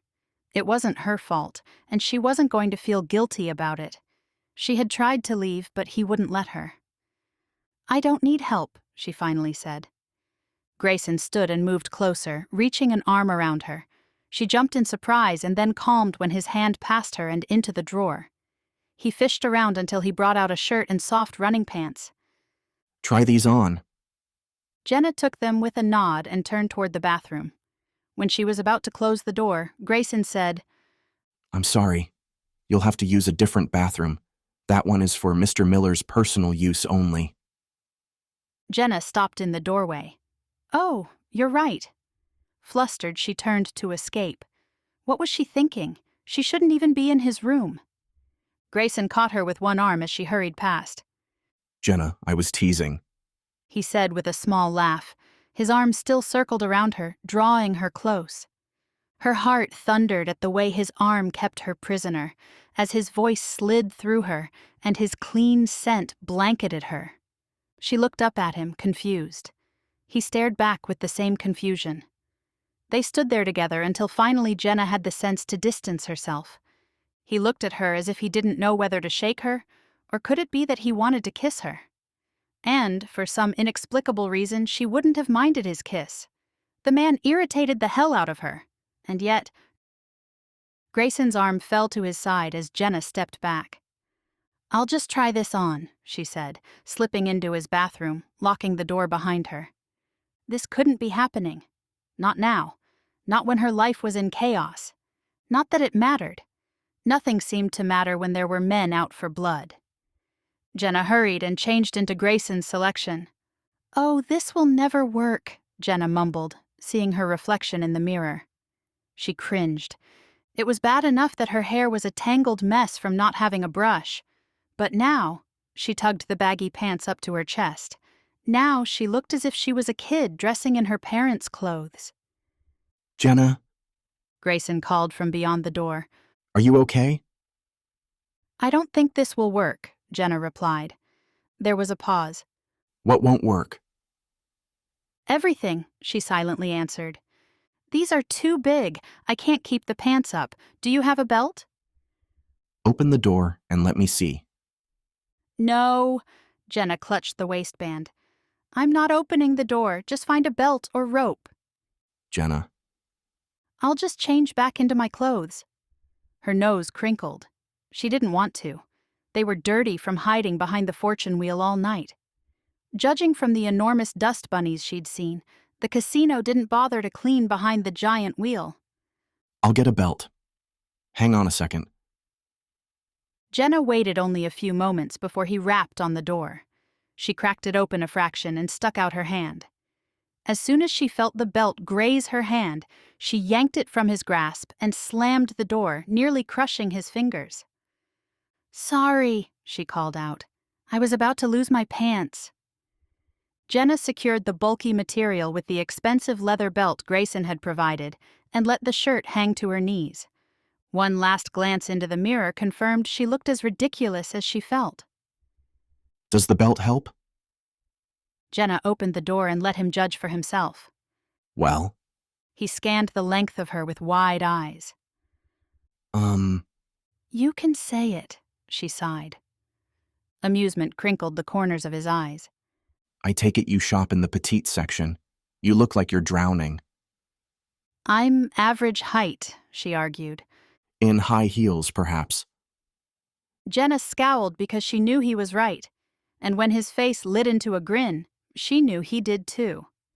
If you're going to laugh, then I'm changing back into my dusty outfit, I'm not going to laugh. he said, but still wearing the grin that was becoming rather hard to ignore and resist. Why don't you just wear the shirt? It hangs to your knees anyway. Jenna shook her head. She was not going to run about the house in nothing but a t-shirt, even though it could pass for a dress. Grayson slid his phone from his pocket. Jenna silently wondered what he was up to until she heard a squealed greeting from the other end. It had to be Maya. Do you feel up for a shopping trip? He asked into the phone. Jenna could hear her enthusiastic yes from where she stood, still cowering at the edge of the bathroom. It's for Jenna. Buy her everything she needs to last her a week or so. No, Jenna blurted. Grayson eyed her. Would you rather wear my clothes? No, but... Grayson waited with an arched brow. You can't buy me clothes. Why not? Because, she flustered. You just can't. It wouldn't be right, Nothing about this entire situation is right. he said, exasperated. I'm not going to get your clothes from your car, and I don't want you to leave the property to buy your own. Plus, Maya loves to shop. Jenna heard Maya's agreement and gave a reluctant nod. I'm paying you back. A mysterious smile lifted the corners of his lips, making her wary. As Grayson ended the call with Maya, Jenna looked over to her dirty clothes heaped on the floor. She didn't want to change into them. However, by the sound of it, she didn't think Maya was going to complete her shopping excursion within a matter of hours. More like days. Jenna didn't even want to ponder the final cost. She had a sour feeling that's why Grayson agreed with his secret smile. Do you have any dress shirts? Jenna asked. They're in the closet. Help yourself. Jenna crossed over to his walk-in closet and opened the door. One entire wall was covered floor to ceiling in shoes. They were all expensive leather. His dress shirts took up the next wall. Empty hangers filled the third. She eyed them curiously. Suits. He filled in her silent question. Where are they? Gone. For good. His answer was raspy. He cleared this throat. I'll leave you to get dressed. Grayson departed so quickly she could only stare at his vanishing form in wonder. All of his suits were gone? What did that even mean? Jenna pulled a deep blue shirt from a hanger and took it back to the bathroom with her. As her hands were occupied knotting the shirt into a dress, her mind puzzled. And it wasn't about the men who were after her. No, it was about a man who was missing a wall worth of suits. With long, determined strides, Grayson arrived at his garden. He'd had every intention of scrapping the project since his property was now on the market, but he needed the distance, the fresh air. He had to think, or at least try to. He knew that wouldn't happen with Jenna near, wearing his clothes. It was as if his brain had seized. Grayson had to come up with a plan to protect Jenna while David tracked her pursuers. With his gated property and alarmed house, he knew she was safe for now. But determined criminals could bypass all security. He had to outmaneuver them, perhaps even hire guards. Grayson knew of one way. However, he wasn't quite ready to bundle up Jenna and fly her away. Not quite yet, and not when there was a good chance David could settle matters within a few days. He hoped. Grayson worked relentlessly until 5 o'clock when his stomach protested, having already missed lunch. He didn't bother showering. His feet were on autopilot, navigating their way to the kitchen. They picked up the pace when he detected a savory scent wafting from there. Something smells. His words stuck in his throat when he rounded the corner and saw Jenna standing barefoot at the stove with nothing on but his blue dress shirt. She had it fashioned in such a way that it could pass for a dress. The shirt arms were crisscrossed over her chest and tied behind her neck. Her shoulders and arms were bare. And here, he had been concerned about the skimpy outfits Maya was sure to purchase, probably at this very moment. Nothing she could buy would have the same effect as Jenna's current state of dress. Grayson shoved his hands into his pocket to keep from reaching out. Jenna looked over at him for a moment, but then quickly turned back to the stove, stirring. "It smells good," Grayson said. Thank you. It should be done soon. Jenna's gaze flickered over to him again. You have about 5 minutes if you want to shower. Shower, Grayson repeated absent-mindedly as he stared at her bare legs. With a shake of his head, he turned and fled to his room. Cold shower. Cold, cold, icy cold shower. Jenna watched in puzzlement as Grayson ran from the kitchen. He was acting very strangely. Instead of looking at her as if he wanted to strangle her, he looked as if he... No, that's crazy. She stirred the sautéing mushrooms as she pondered, her thoughts drifting to her brother. Again. For the longest time it had been just the two of them. Now it was just her. Jenna hoped and prayed her brother was alive. It was torture not knowing. Part of her wanted to race out and search for him, and then beat the tar out of him for all the worry he put her through. Jenna snapped from her thoughts when she heard the chattering of feminine voices nearing. Brushing off a stray tear, she turned to see the housekeepers bustle into the kitchen. "We're done for the day," Mary announced. "Do you still need a ride?" Jenna's mind stumbled.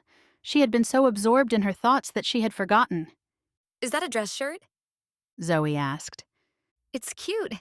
How did you get it to look like a dress? I think it was on a video or something, Jenna replied absent-mindedly, trying to gather her thoughts. David was investigating. Grayson was stuck protecting her when it was very obvious he'd rather garden. What could she do to help? She had no idea, but anything was better than what she was currently doing, which was absolutely nothing. It was time she did something. She could stop by the police station and see if they'd had any success since the last time she'd spoken with them. She hadn't heard from them in months. That in itself told her they didn't have any leads. But her presence might light a fire under them. It wasn't that she didn't have faith in David's ability, but he was a stranger. He wouldn't work as hard to find Adam and save her neck. She, however, would. It was time to stop cowering behind walls. She had a brother to find. But first, she had to get some decent clean clothes. She couldn't go to the station in her current state. Yes, I would love a ride to my car. Jenna turned off the stove and followed the cleaners to their van. She settled in back next to Zoe, who had been constantly chattering as they walked outside. "Zoe, give it a rest for a minute," Mary said, starting the engine. "We've heard enough about Mr. Miller for one day." Jenna clicked her seatbelt and silently agreed. She already had the first twinge of guilt poking at her for leaving. She didn't need to hear about how great he looked bending over. Mary slowly turned down the drive and headed for the gate.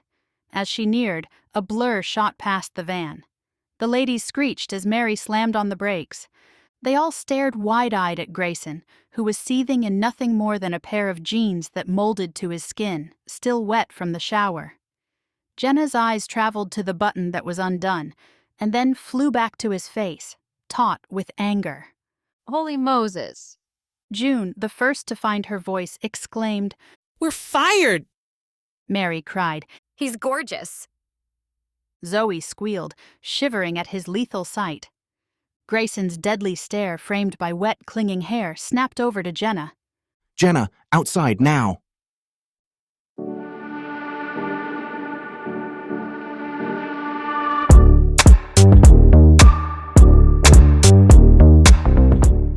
Chapter 14. Jenna's hand gripped her seatbelt as a safety line. He's so handsome when he's angry. Zoe cooed. Are you insane? June barked. He's about ready to fry us on the griddle, and you're mooning over him. He's only mad at Jenna. Zoe replied. Jenna! His snarling voice warned. Get out now. Do you think that's wise? Mary asked Jenna, gripping the steering wheel as she ducked from Grayson's laser stare. Jenna slipped off her seatbelt and poked her head around Mary. I'm going to find my brother. I'll come back after. You're not going anywhere. Grayson stated, stalking Mary's window. Mary pressed back into her seat to avoid him. I was just going to stop at the police department. Call them. She could do that, she supposed, but he was being a little too authoritative for her current mood. Grayson, she began. His hand snapped up in an order for silence.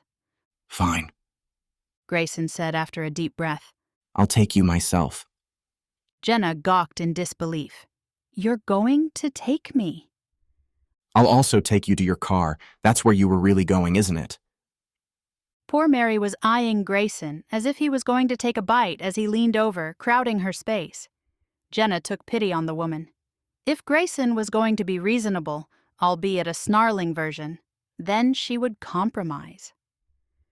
Jenna opened the door and scooted out to face Grayson. I'll hold you to your promise. The way Grayson bristled at her words, she knew if he was a porcupine, she'd be plucking out quills for an eternity. My word is my promise. Mary stepped on the accelerator and sped away, leaving Jenna alone with the brooding bear. A bear that still hadn't buttoned his jeans. He really should take a moment to fix himself. It was very distracting the way her eyes followed the contours of his body, all the way down to that one little button left undone. Like a silent invitation. As a woman who liked details, having something undone, even a button, made her want to reach over and fix it, or to undo it completely. Jenna blinked as her undone button moved away. Where are you going? Jenna called to Grayson's back. You said we could go to the police station. Can I at least get a shirt before I have to chase you again? You didn't chase me, Jenna mumbled to herself. Grayson must have heard her because he was standing in front of her again, glaring. Again. If I wasn't chasing you, then how do you explain the fact that I'm outside dripping wet with no shirt? Once again, her eyes drifted wayward, and she had to mentally scold herself. He really did need to put on a shirt. Inside, he ordered. Jenna followed, not because he'd commanded it, but because nothing good could come from standing like a spooked deer in the driveway. Grayson headed straight for the staircase. Come. Why do I have to go upstairs? Jenna asked. I'll wait for you right here. So you can steal my car and leave? She hadn't thought about it. It galled her that he'd even think she'd do something like that. Although the idea had some merit, especially with him acting so high-handed, it'd knock him down a peg or two. And land her in jail. At least she'd be at the police station. You just thought about it, didn't you? His hands anchored on his hips. He was crazy if he thought she'd admit to something like that. Upstairs. When Jenna didn't move, he barked. Now! She walked upstairs, but only because he was in such a dither they'd never get to the police station otherwise. Grayson's brain pounded against his temple as he stormed into his bedroom to rampage his drawers. Jenna stood quietly by the door. He yanked out a shirt and pulled it over his head with such force his hair swept every which way. With a deep breath, he straightened his shirt and raked a hand through his hair. She was going to kill him. His chest felt tight again, nearly suffocating. When he had seen her from the window, sneaking away with the cleaners, fear choked him. He had never lost his temper this way. Grayson knew he was far from perfect, but his temper never flared as out of control as it did with Jenna. It was as if the woman knew exactly how to provoke him. Did she not have any self-preservation sense at all? She was going to march open-eyed right into the hands of those who wanted to harm her. Grayson took another deep breath and turned to find Jenna in the same spot. He thanked the stars for small miracles. "Let's go," he said, walking past her and out to the garage, pausing only to activate the house alarm. He knew she was following him. Her noisy huffs and clomping steps kept up with him. Grayson opened a small cabinet in the garage. Plucking out a set of keys, he then headed to his Ferrari. It was his favorite when it came to blowing off a little steam, and he could use it right now. "You keep your keys in here?" Jenna asked. Grayson stopped before he reached the car. "Planning on stealing one of my cars, Jenna?"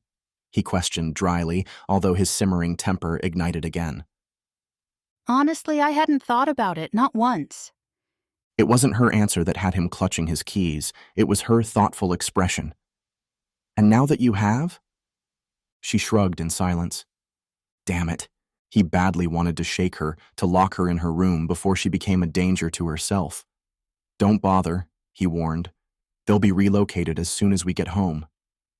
"Grayson, I wasn't going to steal your car." Jenna said, walking to the passenger side. "That's not what your facial expression said." Jenna sat down and buckled her seatbelt, turning then to Grayson. "I just wondered what I would have done had I known the keys were here. That doesn't mean I'd steal your car." Grayson revved the engine. She could tell him any lie she wanted. The fact remained that she'd tried to escape, and he knew that she'd take whatever escape route possible.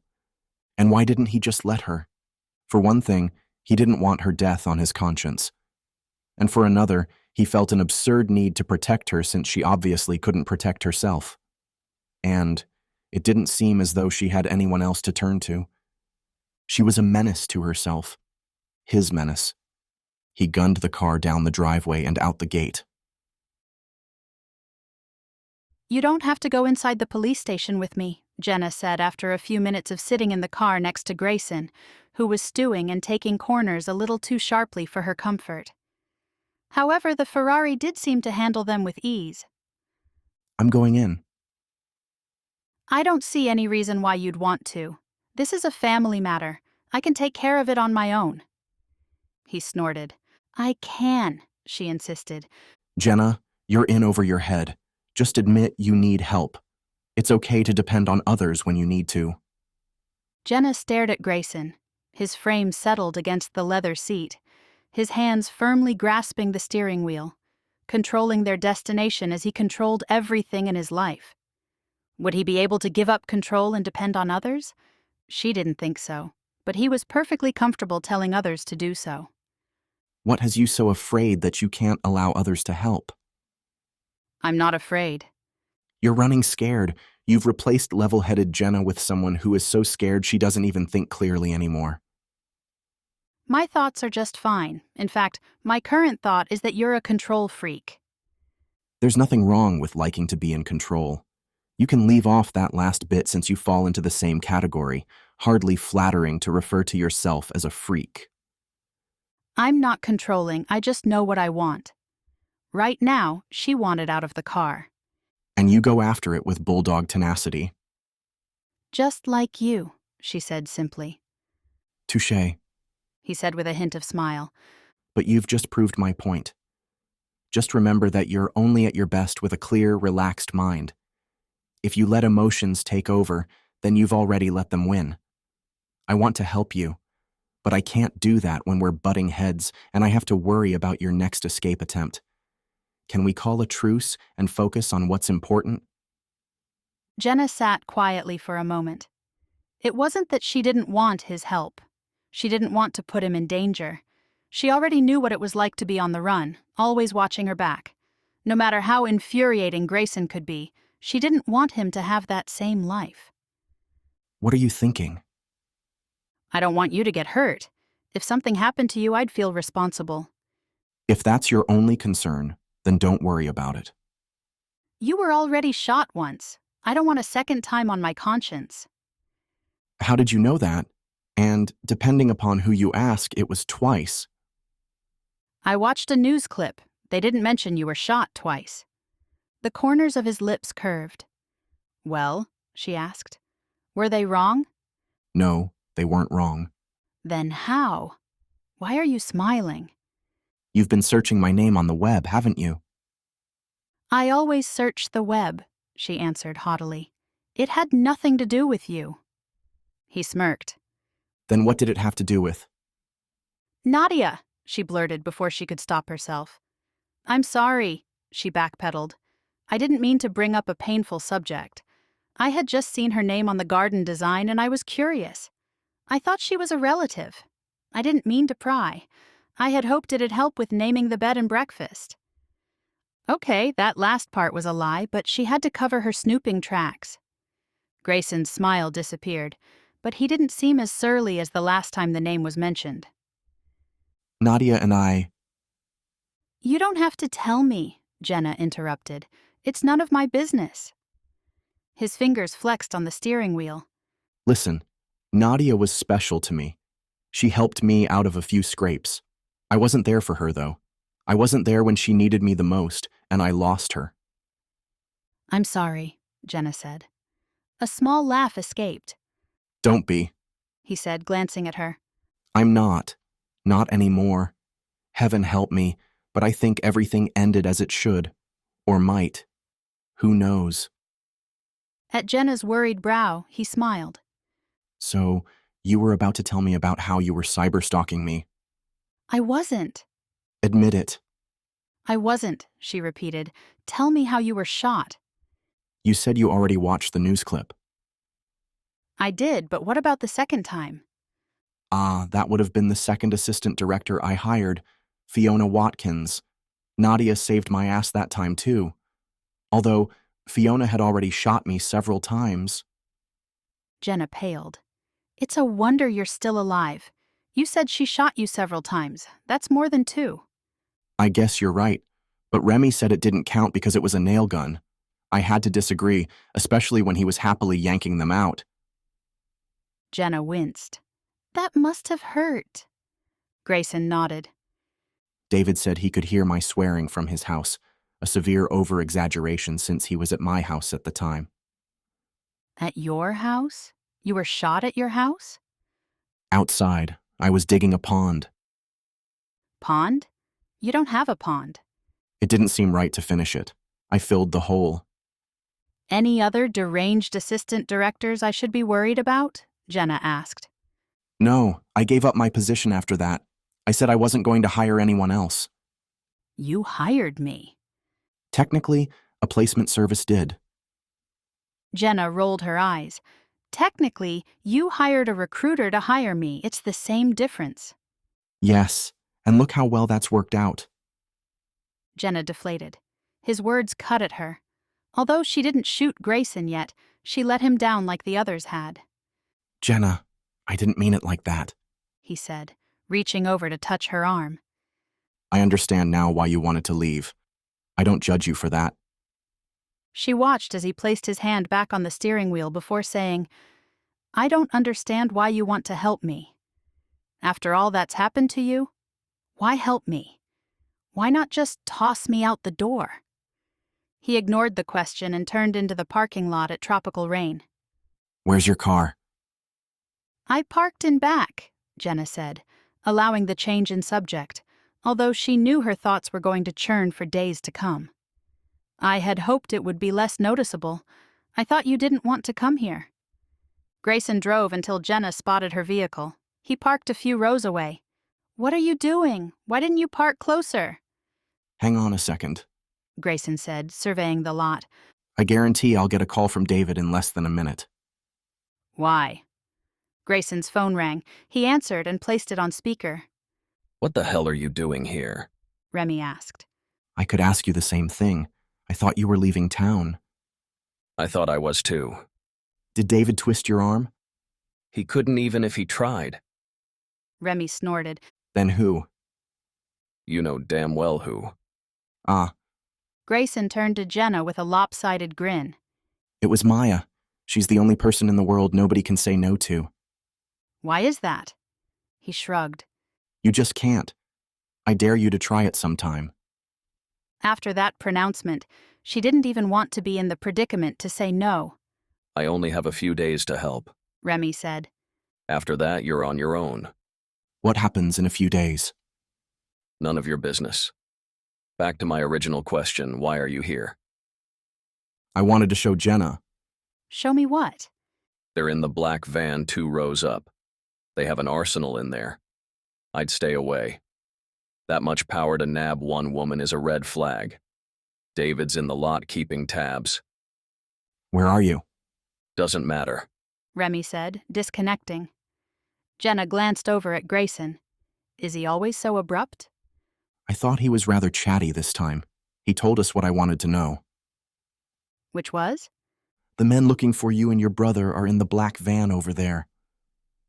Grayson pointed. They would have kidnapped you before you even unlocked the door. Jenna wilted against the seat. She knew she was in danger, but seeing them waiting for her made her realize just how much danger she was in. Suddenly she was relieved that Grayson was willing to help her, and that he'd acted like a wild boar when she tried to leave, if he hadn't stopped her. Grayson touched her shoulder. Should we go home now? Jenna nodded. He drove out of the lot, checking the mirror to make sure they weren't being followed. Do you still want to go to the police? "No, don't bother," she said, her breath shaky. "They've had a year to find these men, and you found them in less than a day. What are Remy and David going to do?" Knowing them, I'd have to say I have absolutely no idea. But whatever it is, we're going to stay far away. "Why?" Grayson scratched his jaw. Let's just say they tend to be very destructive. "Destructive?" Grayson nodded. And abrupt.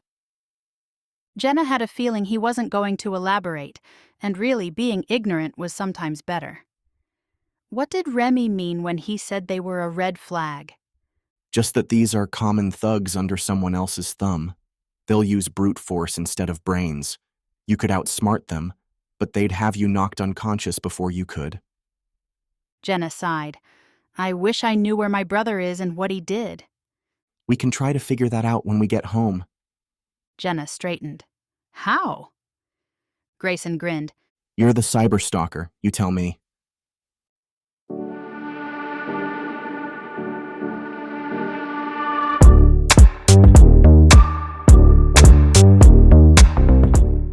Chapter 15. Grayson and Jenna walked into the house together. She felt like a balloon that had leaked its helium and was left on the ground, withered and saggy. Jenna! Maya bounded over to them. It's about time you got here. She gave Grayson a quick hug before snatching Jenna's hand and leading her to the great room. I can't wait for you to see all the clothes we picked out. We?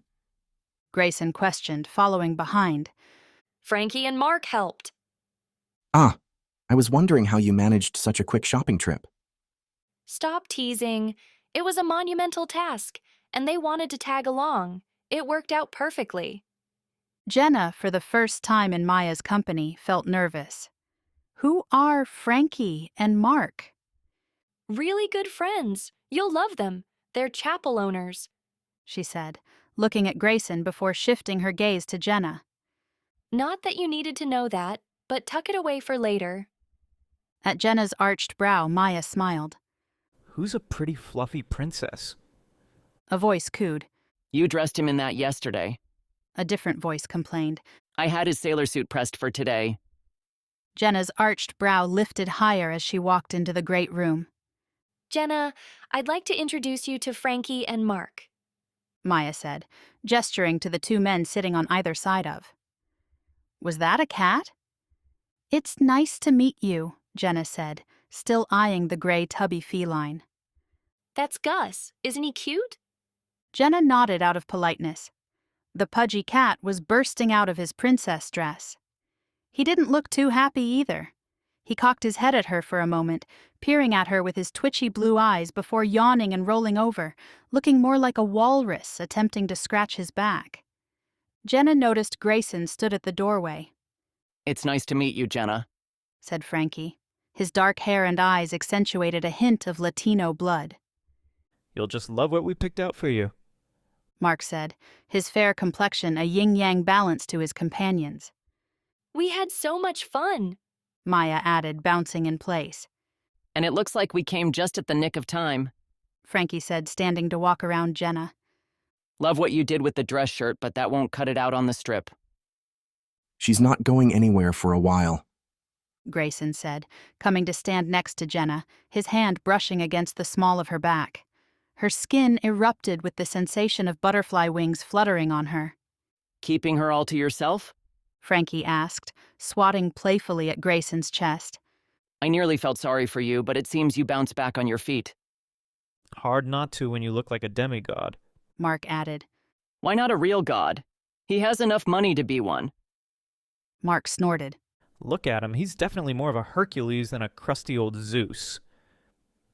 Well, when you put it that way, I guess you're right. But I still think we should take his money into consideration. Jenna didn't know if she had moved closer to Grayson, or if he'd moved closer to her, but she was right up against him as Frankie and Mark lobbed back and forth about Grayson's money and gorgeous physique. She didn't know what the fuss was about. Sure, Grayson was handsome despite his untamed beard, and sure he was rich, although he couldn't be as rich as they claimed. But there was something about Grayson that made her think they weren't far off the mark, and for once, she hoped for something that would never happen. Grayson's hand traveled from the small of her back to her waist, settling on her hip. Or could it? She tentatively looked up at him and blinked as he gazed back. There was laughter in his eyes, and a gleam that she hadn't seen before. Do you want to see what we bought? Maya asked. Jenna tore her eyes away from Grayson and nodded to Maya. Maya clapped and hurried over to the side table heaped with shopping bags. You bought all of this? Jenna asked, wandering over to a bag to peek inside. This mountain of shopping bags was all for her? There were more clothes here than what she owned. And shoes! Boxes were stacked to the point of tumbling over. Frankie and Mark scurried over. They tittered with Maya as they brought out one designer label after another, gushing over the fabric. And look at this fabulous gown, Mark said. A princess would trade her tiara for this. We'll need to go back and buy killer heels for it. There just wasn't enough time to accessorize like we ought to have. Let's go tomorrow, Maya suggested to their enthusiastic nods.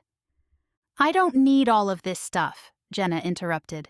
I have no need for a ball gown. Oh, and we'll have to get her to the salon. These tresses need a little bounce. Jenna's mouth fell open. She can't go anywhere, Grayson said. Jenna felt a surge of relief until Grayson winked at her and said, But you can bring the salon here. Maya squealed as she bounded over to Grayson to hug him. Jenna's breathing grew jagged. She couldn't pay for all of this. It'd take a lifetime to cover the costs. She fell into the couch next to Gus. Are you okay? Grayson said, kneeling in front of her. She wheezed, shaking her head. I can't afford this. His head cocked to the side, attempting to get a better look at Jenna's downturned face. His fingers gently lifted her chin. You don't have to pay for anything.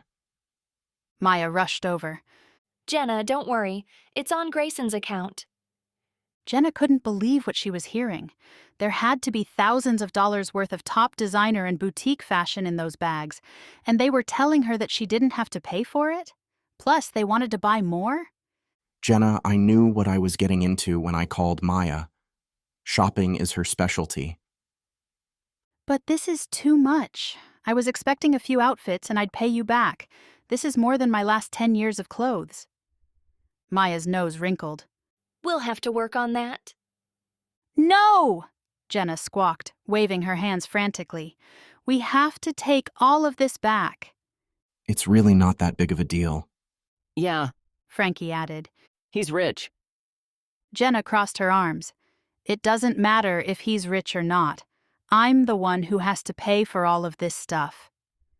They looked at her peculiarly, as if she was a Picasso mixed amongst Monets. But it's already paid for, Maya said, her mouth turning into a pout. You have to keep it. I can't, Jenna said, wondering if Maya was going to cry. She looked awfully close to shedding crocodile tears. She really hoped she wouldn't. Now Jenna could understand why it was difficult to say no to her.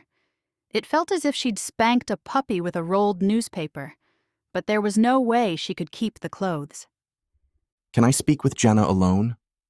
Maya's smile was instant. Of course.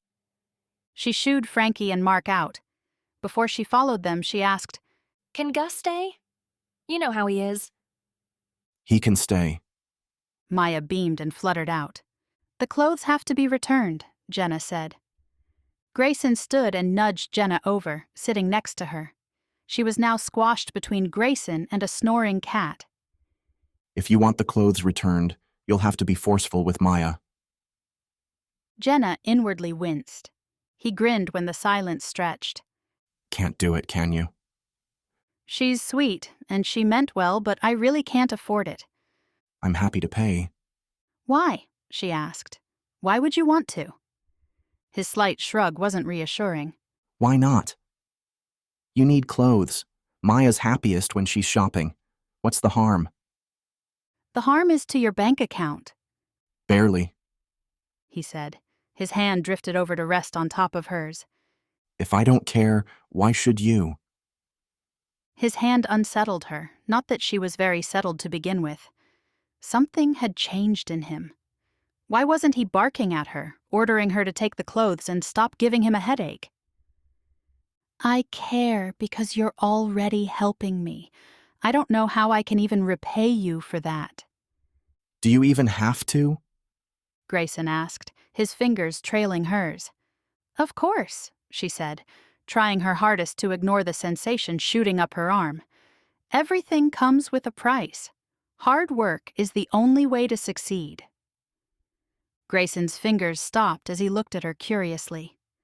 Don't you agree? She asked, wondering why she felt the loss of his fingers so keenly. I used to. And you don't anymore? He shook his head and stood. Many things have changed my views. He said and paced over to the fabric heap. Okay, Jenna. Since you feel strongly about this, and I have a feeling nothing I can say will sway you, tell me what you'd like to do, keeping in mind that you have to tell Maya the verdict yourself. It all has to go back. Grayson gave one single nod and called for Maya to return.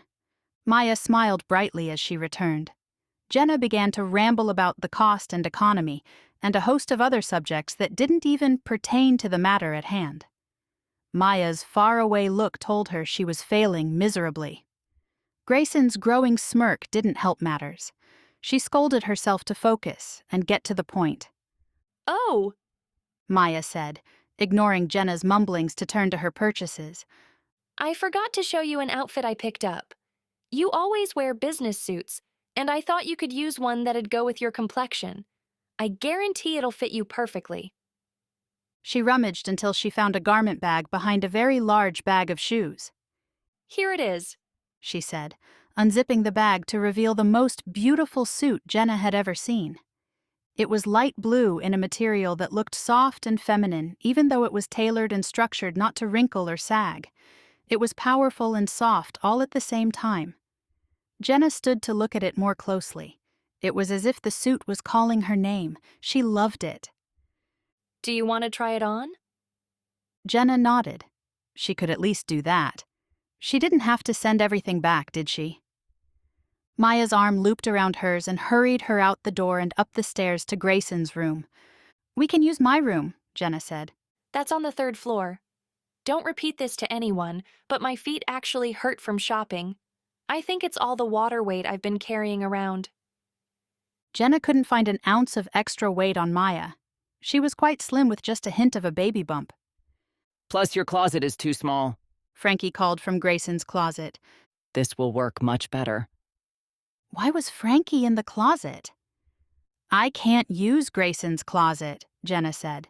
What was she saying? She couldn't even keep all the clothes to fill the closet. Just try on the suit, Maya urged. Jenna took the suit into the bathroom and closed the door. There was no harm in trying on the beautiful creation. Maybe it wouldn't fit, and then her job of returning it would be made that much easier. Do you think Grayson needs all of these shoes? Jenna heard Frankie ask. Probably not. Good, because we'll need the extra space. I know just where to put these handsome devils. Stop trying to steal his shoes. Mark complained. You have enough at home already. Frankie gasped. You can never have enough. A knock sounded on the door. Does it fit? Let me see. Jenna finished with the last button and opened the door. It's perfect. I knew it would be. Jenna glanced into the mirror. It was perfect, and it felt divine. Whatever this suit cost, she was willing to pay. But how? She had no money and no job, plus she was stuck here. Let's go show Grayson. Wait. Jenna had wondered what her change of mind was about until Maya reached over and pulled Jenna's hair down and over her shoulder. She ran her fingers through Jenna's hair a few times before giving her a nod of approval. Grayson sat in a chair near his unlit fireplace, waiting for Jenna and Maya to reappear from the bathroom.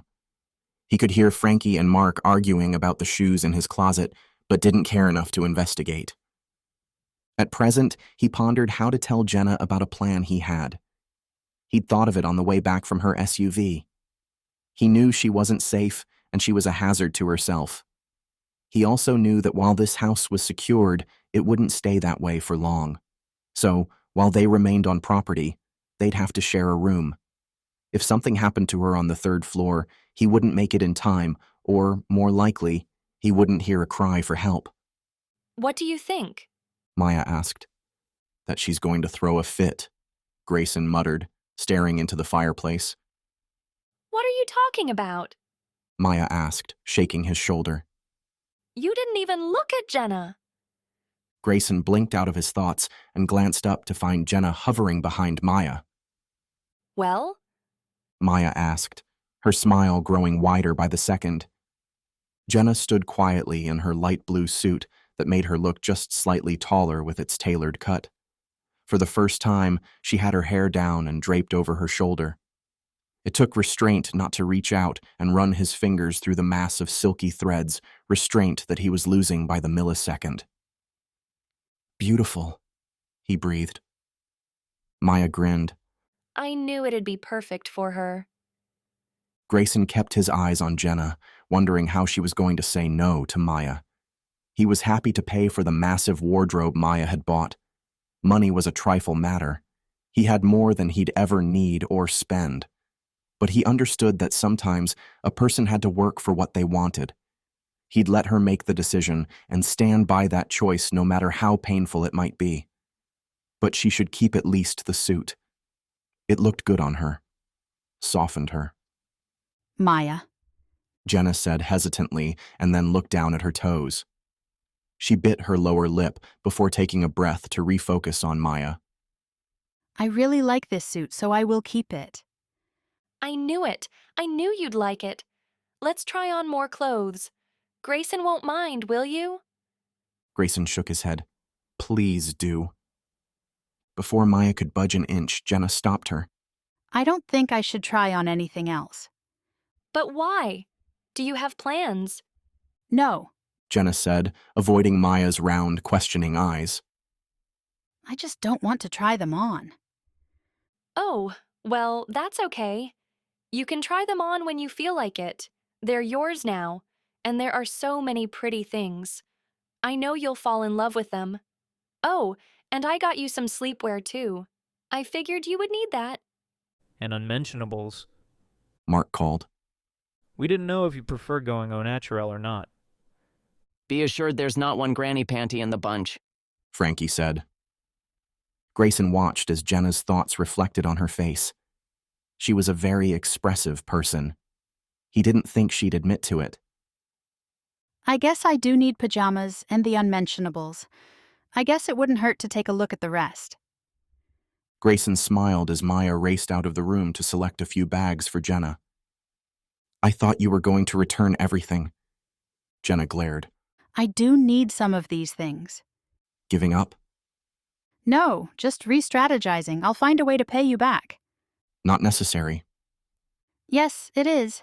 she said, gazing down at her suit, her lips pressing into a fine line before opening into an O. How firm are you about selling your house as is? The papers are signed. Her hand waved off the technicality. You can get out of it. For a hefty fee.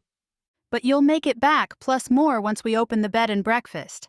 I'll take care of everything for free in exchange for you buying the wardrobe. Jenna's hopeful eyes rested on Grayson. Grayson leaned back in his chair, settling comfortably as he watched Jenna's composure shift between uncertainty and hope. He let the seconds tick away. Well? She finally asked. What's in it for me? He asked. His smile was internal. More money. He shrugged and glanced at his nails. He really needed to wear gloves in the garden. He had never thought much about his hand's appearance, but the hard labor was taking its toll. I have enough money. You'll finish your project. I know you don't like to leave anything unfinished. I think of it as a growing experience. Jenna's lips pressed together again. He tried not to let his smile slip onto his lips, but the corners started tugging up. He rubbed his beard, wiping off any trace of a smile, and looked up innocently at Jenna, who scowled back. It'll keep me busy on site. Less of a chance for me to wander off. I believe you already promised that you wouldn't wander off, he said, uncomfortable with the direction of the conversation. She shrugged and glanced at her nails, mirroring the same move he had used. The little tease. Grayson slowly stood. He walked to stand directly in front of her, so close that she had to tilt her head up to look at him. If I agree to this, there will be conditions. Like what?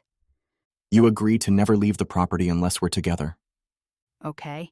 And? And? Isn't that one condition enough? Hardly. You will also do everything I ask of you without question or complaint. Her stance instantly became defensive. What kind of condition is that? I could hardly agree to something like that when I don't know what you'd ask of me. It's nothing sinister. I wasn't thinking sinister, but... Her face flushed. Grayson's smile broke through. She swatted his chest, which only made him laugh. I wasn't thinking of that either. I just meant that if there's work to be done, or if we are in danger, you'll follow my direction and not lock horns with me like usual. I already have a request that I know you'll balk at. Like what? You have to agree first. That's not fair. Life rarely is. So do we have a deal? Maya bustled into the bedroom with shopping bags. What do you want to see first? She asked, her radiant smile beaming. At first, Grayson thought Jenna would argue the point, but as Maya began pulling out one article of clothing after another with such enthusiasm it was infectious, Jenna sighed, shoulders sagging. I agree. What's your first command, oh great one? You're sleeping with me tonight.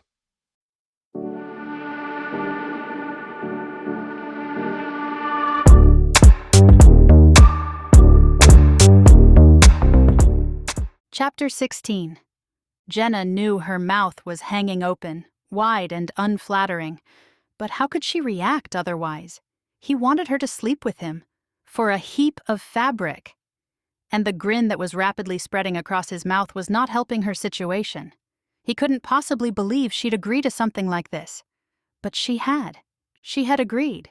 Well, that just meant that she was going to have to unagree. They hadn't signed anything. I didn't agree to sleep with you, Jenna said. Her words hissed in a whisper so as not to reach Maya's ears. Maya was so absorbed in her purchases that she probably wouldn't have noticed anyway. You said you agreed. I heard you. Grayson said. Yes, but I didn't know I was agreeing to take orders from a lunatic. Sounds like you should have read the fine print. There was no fine print. It was a verbal agreement, which is now canceled. There's always fine print, and your verbal agreement is your signature. I'm erasing my signature, Grayson laughed. You can't do that. Then I rip up the contract. Rather impossible since it's verbal and binding. Jenna stomped her foot instead of what she wanted to do, throttle the man standing in front of her. You said there'd be no sex involved, she gritted. I never said anything of the sort. In fact, the word sex never even passed my lips. But you said you weren't thinking of it. Correct. I wasn't thinking of it at the time. But now... Jenna swatted his arm and turned to storm away.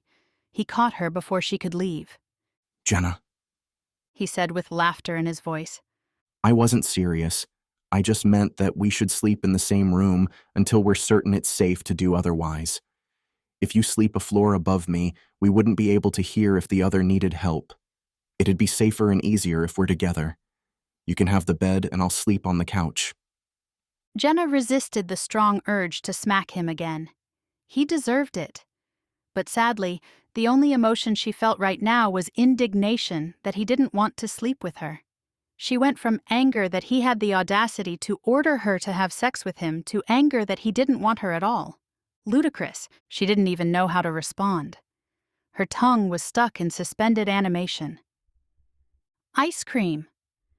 Huh? Grayson asked, tilting his head. Jenna shook Grayson's hand off her. I need ice cream, maybe some wine. Do you mean Mr. Miller's wine? Shut it, Jenna barked and stalked downstairs. Bring me a glass. Grayson's voice followed her. She snorted, like she was going to bring him anything. He didn't even like her enough to want to sleep with her. It didn't matter. It wasn't like she wanted to sleep with him either. He had a way of getting under her collar. Somehow the rude, unattractive gardener became Grayson. Just Grayson. Rude, strong, opinionated, commanding, controlling, and utterly handsome, even with an ugly beard, especially when he smiled Grayson. Jenna stormed into the kitchen, grabbing a bowl and spoon. She dug through the freezer to find Death by Chocolate ice cream. She then trolled the wine for a dry red. When she had her bowl heaped with ice cream in front of her, she drowned it in red wine. She had the presence of mind to drape a dishcloth over herself before she dug in. No matter how upset, she didn't want to ruin her beautiful new suit that cost a giant chunk of her ego.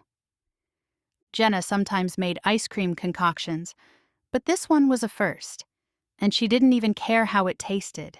She wanted ice cream, and she needed the numbing effects of wine before she made a fool out of herself yet again. It didn't taste foul like she had suspected. The sweet competed with the dry wine for a unique flavor. 10 minutes later, she was licking the bowl clean. Unfortunately, that's how Grayson found her. Another chunk of ego bit the dust. His eyes traveled from her dish towel bib to her empty bowl and then to her mouth. You have a bit of ice cream, he said, gesturing to the corner of his upturned lip. Jenna wiped her mouth off with the dish towel and then discarded it on the counter. I want to be alone. I have to make tea for Maya. I think she overexerted herself today, and now she's on the couch moaning over a nauseated stomach. Oh. Grayson filled the kettle and set it on the stove. He then picked up a wine glass and poured a generous amount from the bottle still sitting on the counter before settling next to Jenna. She inched away. I owe you an apology, he said, sipping the wine. I don't know what it is about you that makes me want to taunt you. As crazy as it sounds, I enjoy our spars. You do? She asked, realizing that it didn't sound all that crazy. She might bristle with hostility at the time of their skirmishes, but she never shied away. She charged in with the same level of bull-headed tenacity that he did. He nodded. At first I didn't, but I keep finding ways to engage you. It's become almost a game. I'm sorry I didn't clear up the confusion right away. Which time? She asked. If he apologized for everything, she'd know he was lying, and she didn't want him to be sorry. It meant that everything they'd fought about had been a mistake. Nothing about these past days had been a mistake. Not really. His smile was instant. I'm only sorry for the latest error. She returned the smile, feeling it down to the tips of her toes. Then I'm only sorry for hitting you when I should have known you were teasing. You hit me? His question mocked, at least twice. Didn't feel a thing. She swatted him again, only this time he caught her hand against his chest. She tried to tug it away, but he kept it solid against him. She looked up to find his eyes on her. The laughter that had been there before was gone. Perhaps he wasn't teasing after all. Maybe he did want more.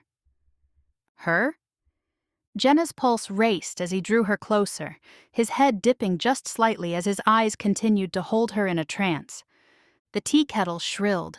Jenna jumped at the sound, ripping her hand away from Grayson. He stood to walk over to the stove and remove the kettle from the burner. Would you like some? Jenna shook her head, wondering if she had imagined everything. How could he casually make tea when she swore he was just about to kiss her? Her hands were sweating, her heart was lodged in her throat, and her head had floated into the atmosphere.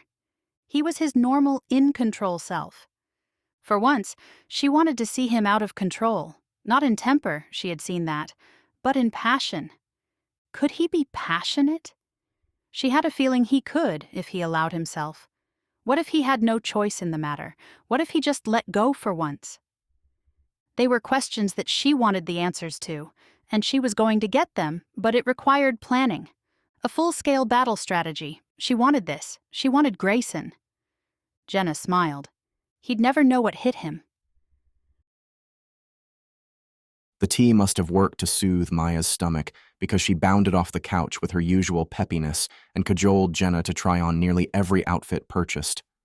Grayson watched as the fashion show commenced, with added commentary from both Frankie and Mark. Even Gus had waddled upstairs to watch the show, although Grayson suspected it was for the hot dogs Mark had hidden in his handmade kitty care bag that looked exactly like Princess Gus. Poor Gus. Grayson knew Maya would purchase bright, skimpy outfits, but nothing could prepare him for how Jenna looked in them. What little self-control he had before the tea kettle whistled was nearly tapped out seeing her in little shorts with a shirt that hugged every curve, the neckline dipping low. Her hair was still down, tossed over to one side as if it was in the way. She had no idea how sexy it was, draped over her shoulder, swaying along her breast as she moved. He'd have to sleep on the couch in the same room with her and not touch her. Torture. Grayson wasn't sure if she'd accept advances from him. In the kitchen, he almost thought she'd let him kiss her, but then the whistle blew and she returned to his little commander, not the soft, kissable woman he'd had just moments before. He wasn't going to make another move unless he was certain. He didn't want to ignite her temper. He needed a plan, a strategy. This was nothing more than a struggle between them. He had felt her desire even if it was momentary. He'd keep her safe and win the war. Grayson smiled. To the victor go the spoils. And it came in such a lovely package. Jenna dug through the clothes heap, frantically searching for pajamas. Grayson had already made his bed on the sofa and was settled in. She, on the other hand, wasn't remotely prepared. Maya had said she bought pajamas, so where were they? Was there a bag missing? Is everything okay? Grayson asked, peering over a book. I think a bag is missing. How can you tell? He asked, eyeing the knee-high debris pile she was wading through. I can't find pajamas, and Maya said she bought them. They might still be downstairs. I'll go check, he said, setting his book down. Thank you. I still haven't reached the bottom yet. I'll keep searching here. Grayson, clad only in pajama bottoms, stretched as he rose and wandered out to the hallway. This was never going to work. Never. Never. Never. If he wanted them to stay together, they should have at least moved to a different room. She didn't want to sleep in his bed. On the other hand, she didn't feel as alone as before. She always felt safe in this house, but she had still felt alone in her trouble. Now she had 3 seemingly capable men helping her. it lifted the burden. She could already feel the tension that was constantly gripping her shoulders starting to melt away. Now, if only she could find the dang pajamas so she could will herself to fall asleep instantly and not toss and turn. With a sigh, she gave up her hunt. She had reached the bottom and couldn't find anything. I think Maya might have exaggerated. Jenna turned to find Grayson standing in the door, holding a pink boutique bag. Their eyes met, and Jenna knew instantly what was in that bag. "You can't be serious," Did you find anything else? he asked, motioning to the pile.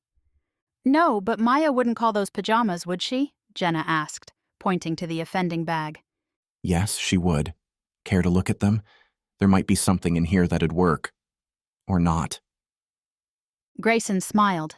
Jenna took the bag from his outstretched hand.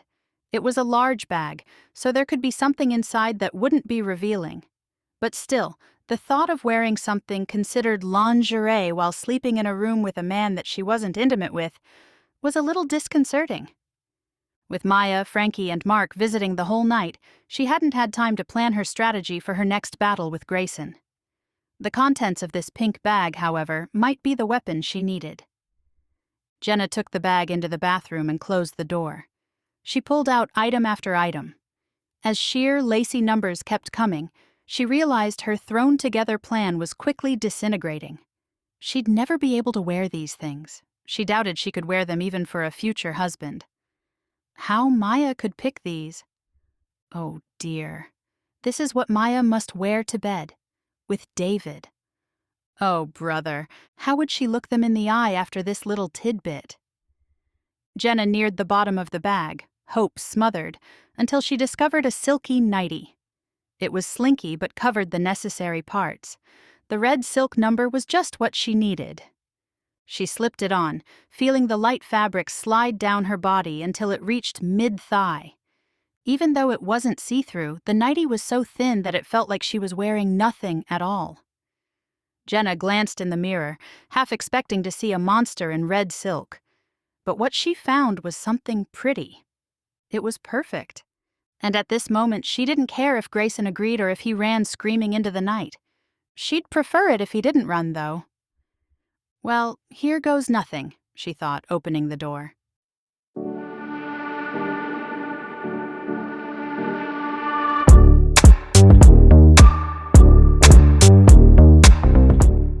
Chapter 17. Grayson settled onto the couch, arranging himself as comfortably as possible, which was difficult since he was taller than the couch was long. Finally, after a few failed attempts, he managed to find a position that was decent enough not to have limbs stuck out at awkward angles. He had expected Jenna to run out of the bathroom in her adorably disgruntled way. He'd seen what was in the pink bag and knew she wouldn't wear any of it, especially with him in the room. But a guy could hope. Leave it to Maya to pick out something she'd wear for David. Oh God. Now his mind was contaminated with David and Maya. He did not want to know what his sister-in-law wore or didn't wear to bed. Grayson scrubbed his hand over his face, attempting to erase all thoughts. When he heard the door open, his eyes flashed over to find Jenna peeking her head around the door. Don't look. Are you wearing? He coughed. Dear Lord, she couldn't wear that see-through stuff. He'd never get to sleep with her practically naked only a few yards away. He wanted her to wear it, but not now. Not yet. Blood pounded through his veins, just thinking of it. I'm decent, she said, her cheeks glowing. but I'd rather if you didn't look. Why? Because I said so. She huffed. Fine. He reluctantly agreed and closed his eyes. He heard movement and could no longer keep his eyes shut no matter how hard he tried, which, if he admitted, wasn't very hard at all. He opened them to find Jenna climbing into bed in a red silk nightie, which clung to her curves and fell high on her leg, shifting even higher as she slid under the covers. He shouldn't have opened his eyes, he scolded himself. He was going to regret that decision the entire night. Did she just smile? Good night, Grayson, Jenna said, the smile tinting her voice. Pleasant dreams. Grayson smothered the pillow over his head and groaned. A small defeat. She knew exactly what she was doing when she told him not to look. She knew he would. He smiled under the pillow. The next move was his. Jenna woke early to find Grayson sprawled on the couch. His legs were hanging off the side and his arms were tucked under his head where the pillow should have been. It, however, was on top of his face. Odd. She gently lifted the corner of the pillow to see if he was breathing. The rise and fall of his chest suggested as much, but she checked anyway. The movement disturbed him. He stirred, tossing out his arm as he turned, brushing against Jenna. She let go of the pillow and stepped back. To her surprise, he had taken the bait the night before. She thought he might do something that would indicate his desire. But instead he said a hollow goodnight and proceeded to fall asleep. Maybe that was his indication. Well, whatever it was, she had work to do. She promised to get the bed and breakfast operational, and she wanted to search the web for anything that might lead to her brother. One clue was all she needed. Jenna showered and changed into a tight, button-down shirt and a skirt. The skirt was so short it'd have been more useful as a rubber band. She could have worn the pretty new suit, but she wanted to save that for when the business was open and she had to look her best. Jenna located the laptop and brought it down to the kitchen. She set it on the counter while she made coffee and toast, checking occasionally to see if she had any messages. She was happy to find that some of her paperwork previously submitted was processed. The bed and breakfast was off to a good start, even with the missed days. It was time to start a marketing campaign. There was no point in opening if there were no guests. Then, she'd tackle recruiting staff. It'd take a few weeks to hire the right people and then a couple of weeks more to get them trained. When her coffee and toast were made, she took everything to the table and sat down. First, she'd investigate. There was no way she'd get anything accomplished if she was constantly thinking of Adam. It felt as if she was opening Pandora's box when she typed his name into the search field, pausing at the Enter key. She didn't think it'd produce any information that she didn't already know, but she was afraid to stumble across something that she couldn't undo. What if he was really dead? She had to find out one way or the other. It was time to stop hiding in her shell. Jenna pressed enter and closed her eyes. Hey, I thought I'd find someone here. A voice said at the doorway. Jenna clutched her failing heart in mid-scream and her eyes flew open. "You scared the hell out of me," I heard, David said, touching his ear.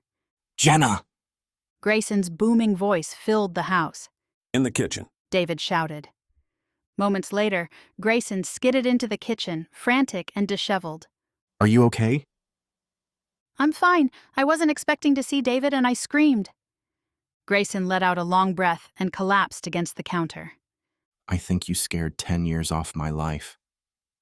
Before Jenna could put his mind at rest, Grayson grew rigid as if suddenly remembering something terrible. His face strained. Why didn't you wake me? We're supposed to stick together. You could have been killed before I even made it here. "Killed? By David?" she asked. You know what I mean. "Yes, but I forgot. I was just making coffee and thought I'd start work. You were sound asleep. I didn't want to wake you." Wake me next time. What's the point of sleeping in my bed if you wander off by yourself later? David looked between the pair. Did I miss something? Grayson glared at him. Get your head out of the gutter. She slept in my bed so I could be sure she was safe. David's brow arched. I didn't sleep with her. I slept on the couch. Jenna thought he was a bit too adamant about not sleeping with her, like it'd be heinous that David would even think such a thing. It chafed a bit, but Grayson was yanked out of a sound sleep and looked terrible. His hair stuck every which way, and his eyes were dark-rimmed. "I think you need coffee," she said, scooting from the table. She tugged her skirt down since it had risen when she sat. How anyone could stand an entire day of wrestling with a little skirt was beyond her. Both men's eyes widened. "What?" she asked, walking to the cupboard. David glanced over at Grayson, who blinked several times before tearing his eyes away. Maya. Grayson muttered to David, grimacing. Ah. David said with a knowing nod and a growing smile. You need to control your wife. Grayson said, which only earned laughter from David as he backed out of the door. Where are you going? I just remembered I have somewhere I need to be. Where? Don't you want coffee? I made plenty. I'll take a rain check. But then why did you come over? Just to let you know that the men are on the move. Remy is tracking them right now. I'll be in touch. So they left my car? Is it safe to get my clothes? Jenna asked, hopeful. No, not yet. He said seriously, but a smirk was aimed at Grayson. I'll let you know when it's safe. Thank you. Anytime. David said, his smirk turning into a wide grin. I'll call you later. It's best if you just hang tight here. Together. Get out. David laughed and waved goodbye. That was odd, Jenna said. Not in the least. He took the empty mug from Jenna. Oh, I meant to fill that, I can do it. I have 2 capable hands. he said, trying for a smile that didn't quite reach his eyes. You're still tired. Go back to sleep. I'm perfectly safe in the kitchen. He looked up from his cup. If you'd like to join me in the bedroom, then I'll go back to bed.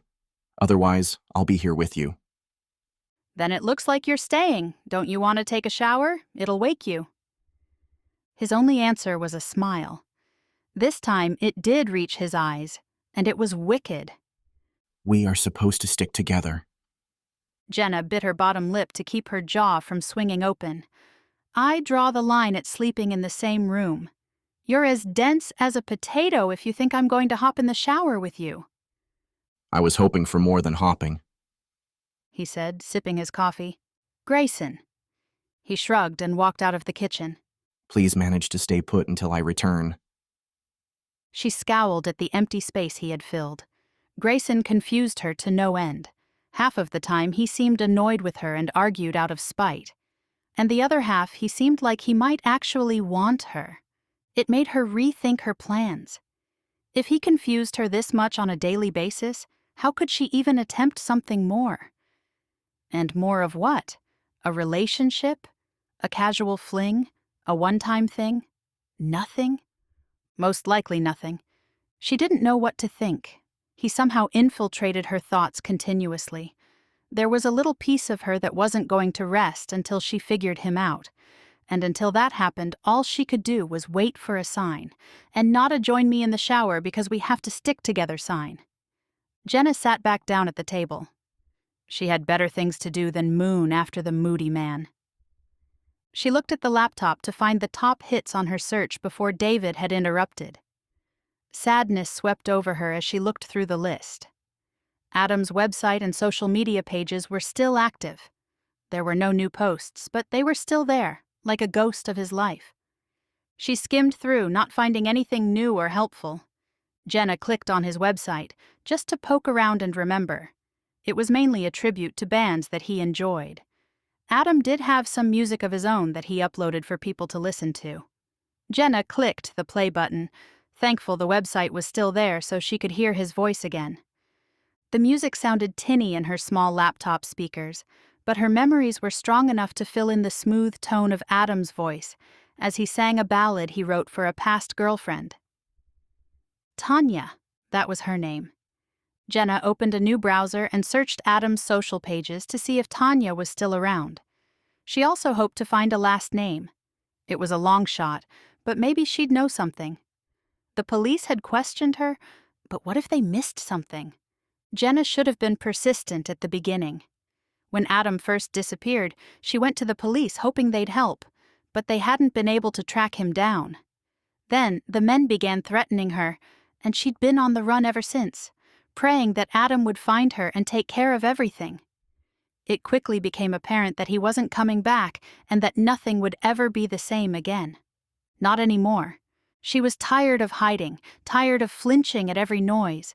She was going to find Adam, alive, please, and then come up with a plan to get the men off her back, except for the man who was currently taking a shower. She wasn't ready to shake him off yet. Idiot that she was. Grayson stood in the shower, hot water beating down on him. He had tossed and turned on the couch for hours before finally falling asleep. When Jenna's scream woke him, he flew out the door, jamming his toe on the coffee table and ramming his shoulder into the doorframe as he scrambled to find her in his groggy state. And then he found her with barely anything on, and his brother laughing at his predicament. Jackass. Thankfully, Jenna was okay. He didn't think he could have offered much protection in his current condition. He grimaced, remembering Jenna's expression as he basically invited her to take a shower with him. She was not interested. It wasn't as though he'd never been rejected before, but it was rare. And it wasn't as if the offer was real, but it could have been if she had said yes. So much for his plans. She'd basically shot him down with one horrified look. Grayson shut off the water and grabbed a towel. He'd back off for now. The last thing he wanted was to repel Jenna with unwanted offers. He hated receiving them from women he wasn't interested in, and they never knew when to stop. It made them appear ugly and desperate. He was neither. Although, he thought, looking in the mirror, he could shave his beard. It had grown wild. That might tilt the odds in his favor. But not yet. Not when Jenna didn't seem interested. Too many women only saw him for his face and his money. Not one, except for Nadia, could see past all that. Grayson tugged on a shirt. He hadn't thought of Nadia once since Jenna had taken over his life. His mind. Well, except for the times Jenna had mentioned her. If nothing else, he'd be forever grateful to Jenna for that reason alone. It'd make leaving so much easier when the time came. He still had no idea where he was going, but that was easy enough to figure out. And ultimately, it didn't matter as long as his feet were moving. He'd have to call Ian later and see where he was and if he ever found the woman who stole diamonds from his estate. If not, Grayson could help. Now, however, he had to help Jenna.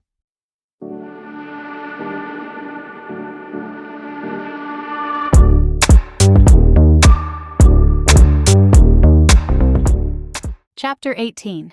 Jenna was searching for ways to market a bed and breakfast when the doorbell rang. Since Grayson was still in the shower, she went to answer it. As she twisted the knob, she heard a growl behind her. Actually, it wasn't much of a growl, but a cursing in a low, gravelly tone. She peered behind her to find Grayson on the stairs, glowering. Were you about to open that door without me? Does nothing I say matter at all? Jenna frowned. It wasn't as if she meant to disregard what Grayson had asked of her, but some things were so ingrained they became reflexive. Hear a ringing phone. Answer it. Hear a doorbell. Answer it. He stalked to the door, scooting her around to stand behind him. He glanced out the peephole and sighed. When he opened the door, she understood why. Frankie, Mark, and the tubby cat were back. Only this time, Gus lounged on a wagon fashioned with a pink satin pillow edged with tassels. Behind him were stacks of boxes and bags. We brought the rest, Frankie said. The rest of what? Grayson asked. Clothes, silly. He tisked and slid past Grayson, heading to the kitchen. I'm parched. I hope you don't mind if I help myself to a libation. Where's Maya? Resting at home. Grayson stepped back to allow Mark to roll through with Gus and parcels in tow. I could go for a little something to quench my thirst, too. Should I make my famous green power smoothie? He didn't wait for an answer as he followed in Frankie's wake. Whatever you do, don't drink the smoothie, Grayson whispered to Jenna. That bad? Grayson involuntarily shivered. Suggestion noted. Jenna and Grayson followed behind the two, listening as they bickered about a chapel. What chapel? Jenna asked, sitting at the counter. She felt Grayson's presence as he stood directly behind her. She resisted the urge to lean back against him. Frankie perched next to Jenna as Mark zoomed around the kitchen, making himself at home. We own a chapel, Frankie said. We'll own a chapel. Mark corrected. If we can get the building constructed sometime before I expire. Frankie waved a lazy hand. I owned All Celebrities Chapel, and he owned Fairy Tale Chapel. They both came to destructive ends. Which was entirely your fault. We've agreed to blame Nadia. He returned with a tisk. You tore down my turret. Frankie rolled his eyes. Did not. It fell. And now we're constructing a new building for the two of us? Jenna glanced up at Grayson, whose eyes twinkled with amusement. He didn't even seem upset that Nadia was blamed for the destruction of 2 buildings. When will you open for business? Jenna asked. It will take almost a year. We've sold our land and bought a bigger lot. Construction has started, so I just launched our website to keep everyone up to date. Do you want to see it? Yes, of course, Jenna said. I have to start a website for the bed and breakfast. Would you mind if I asked you a few questions? Mark snorted. Don't get him started! Frankie had already scooted over to the table and plopped down in front of the laptop, ignoring Mark. The first thing you'll need is a web address. Did you get yours yet? Not yet. Well, you can buy it through a provider and use their software to create a page. I thought it might be easier to hire a professional to design it. You could do that, but you'd still need the web address. How does that work? Jenna asked. Do I buy it once and it's mine forever? No, most of them are annual renewals. Oh, Jenna said, wondering why that piece of information bothered her. Now behold, Frankie said, turning the screen to Jenna. My newest website created for Anything Goes Wedding Chapel. Oh, Jenna gasped, looking from the screen to Grayson, who wore her same stunned expression. I told you it was bad. Mark said to Frankie. You're going to scare our customers away. What's wrong with it? Frankie turned to Jenna. You like it, don't you? Jenna floundered. It means she doesn't like it. They all looked at the motley page. Anything Goes looked more like a mosaic gone horribly wrong. Why is there a bride with a beard and a groom with a bra? Jenna asked. Tacky, right? Everyone knows you have to wax if you're going to wear a bra. I was going to ask why there's a half-person, half-goat. Grayson said.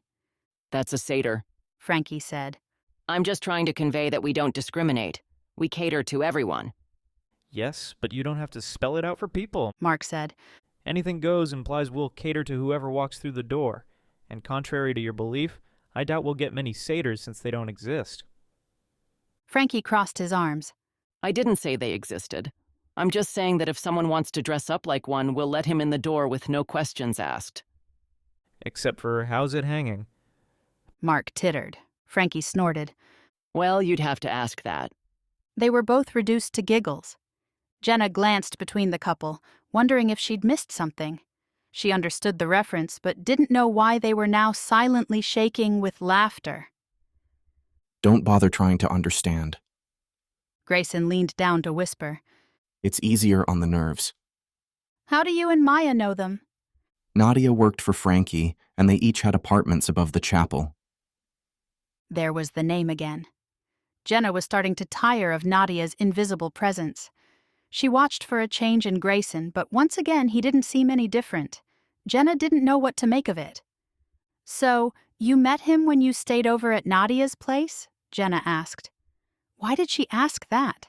She didn't want to know the answer, and she certainly didn't want to know if he'd slept with Nadia, although she was pretty sure she knew the answer to that. Grayson's curious stare made her have to concentrate on not fidgeting in her chair.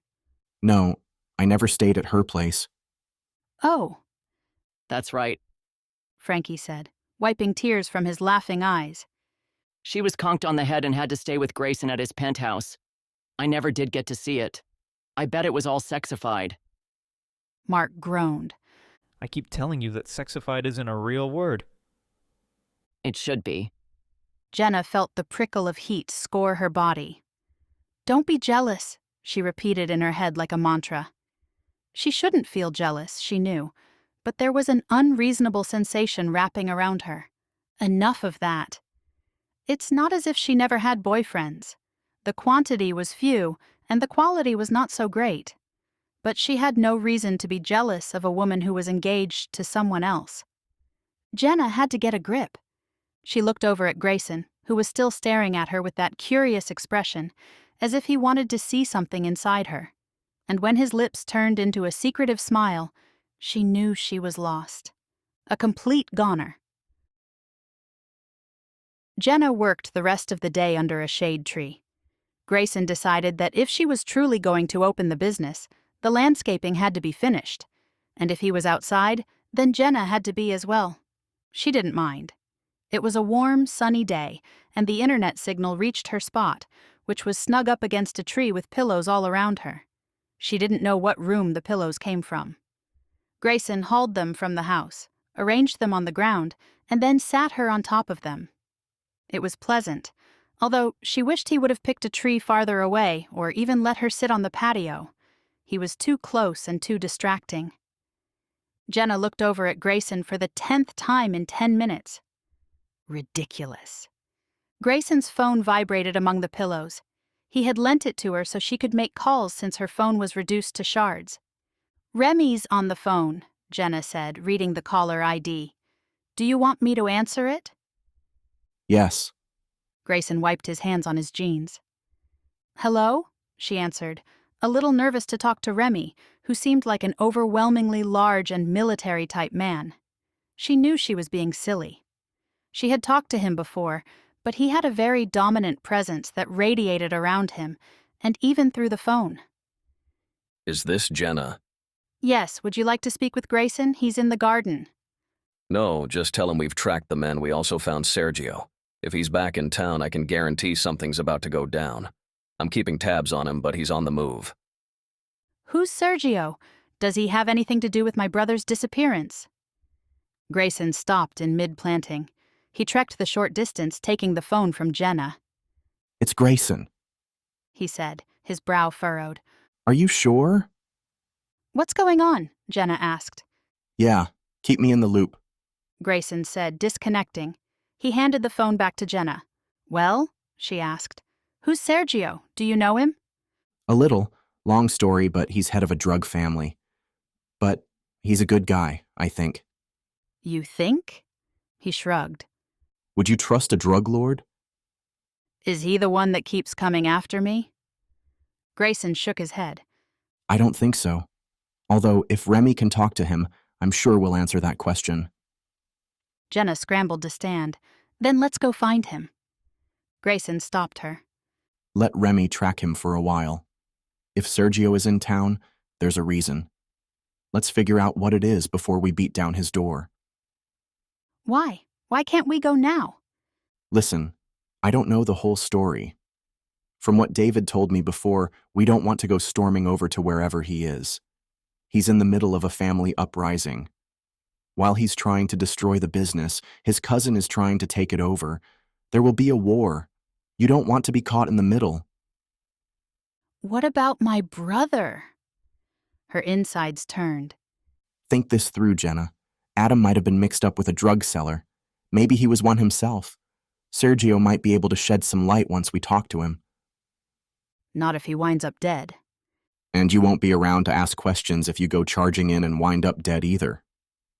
Fair point, she grudgingly admitted. How do you all know Sergio? Caleb had sent Nadia his trophy from his tournament win in Panama. It contained a memory card with Sergio's brother's DNA. They thought he was dead. Turns out he was alive and undergoing cosmetic reconstruction. I'm not sure what happened to him. I can thankfully say it's the one time my family or I didn't put Nadia in danger, although David did play a role in it as well. Grayson's arms dropped. His head fell back, glaring at the sky. We did put Nadia in danger. Again. Jenna flinched. What's wrong? Jenna shook her head. Nothing. I'm just a little stressed out. It wasn't a lie. She was pushing the walls of her limits. But it wasn't why she flinched. It was that name again. She felt overshadowed. What are you working on? He asked, thankfully switching the subject. I was looking into web designs, but I wasn't sure about a business name yet, so I don't want to move forward. Did you have any in mind? Yes. Well? Jenna contemplated until Grayson's brow arched. You might think this is dumb, but when I first arrived, I felt I had reached a safe haven, someplace I could stay and never be found. An escape. It was like a dream. You have a beautiful house and garden.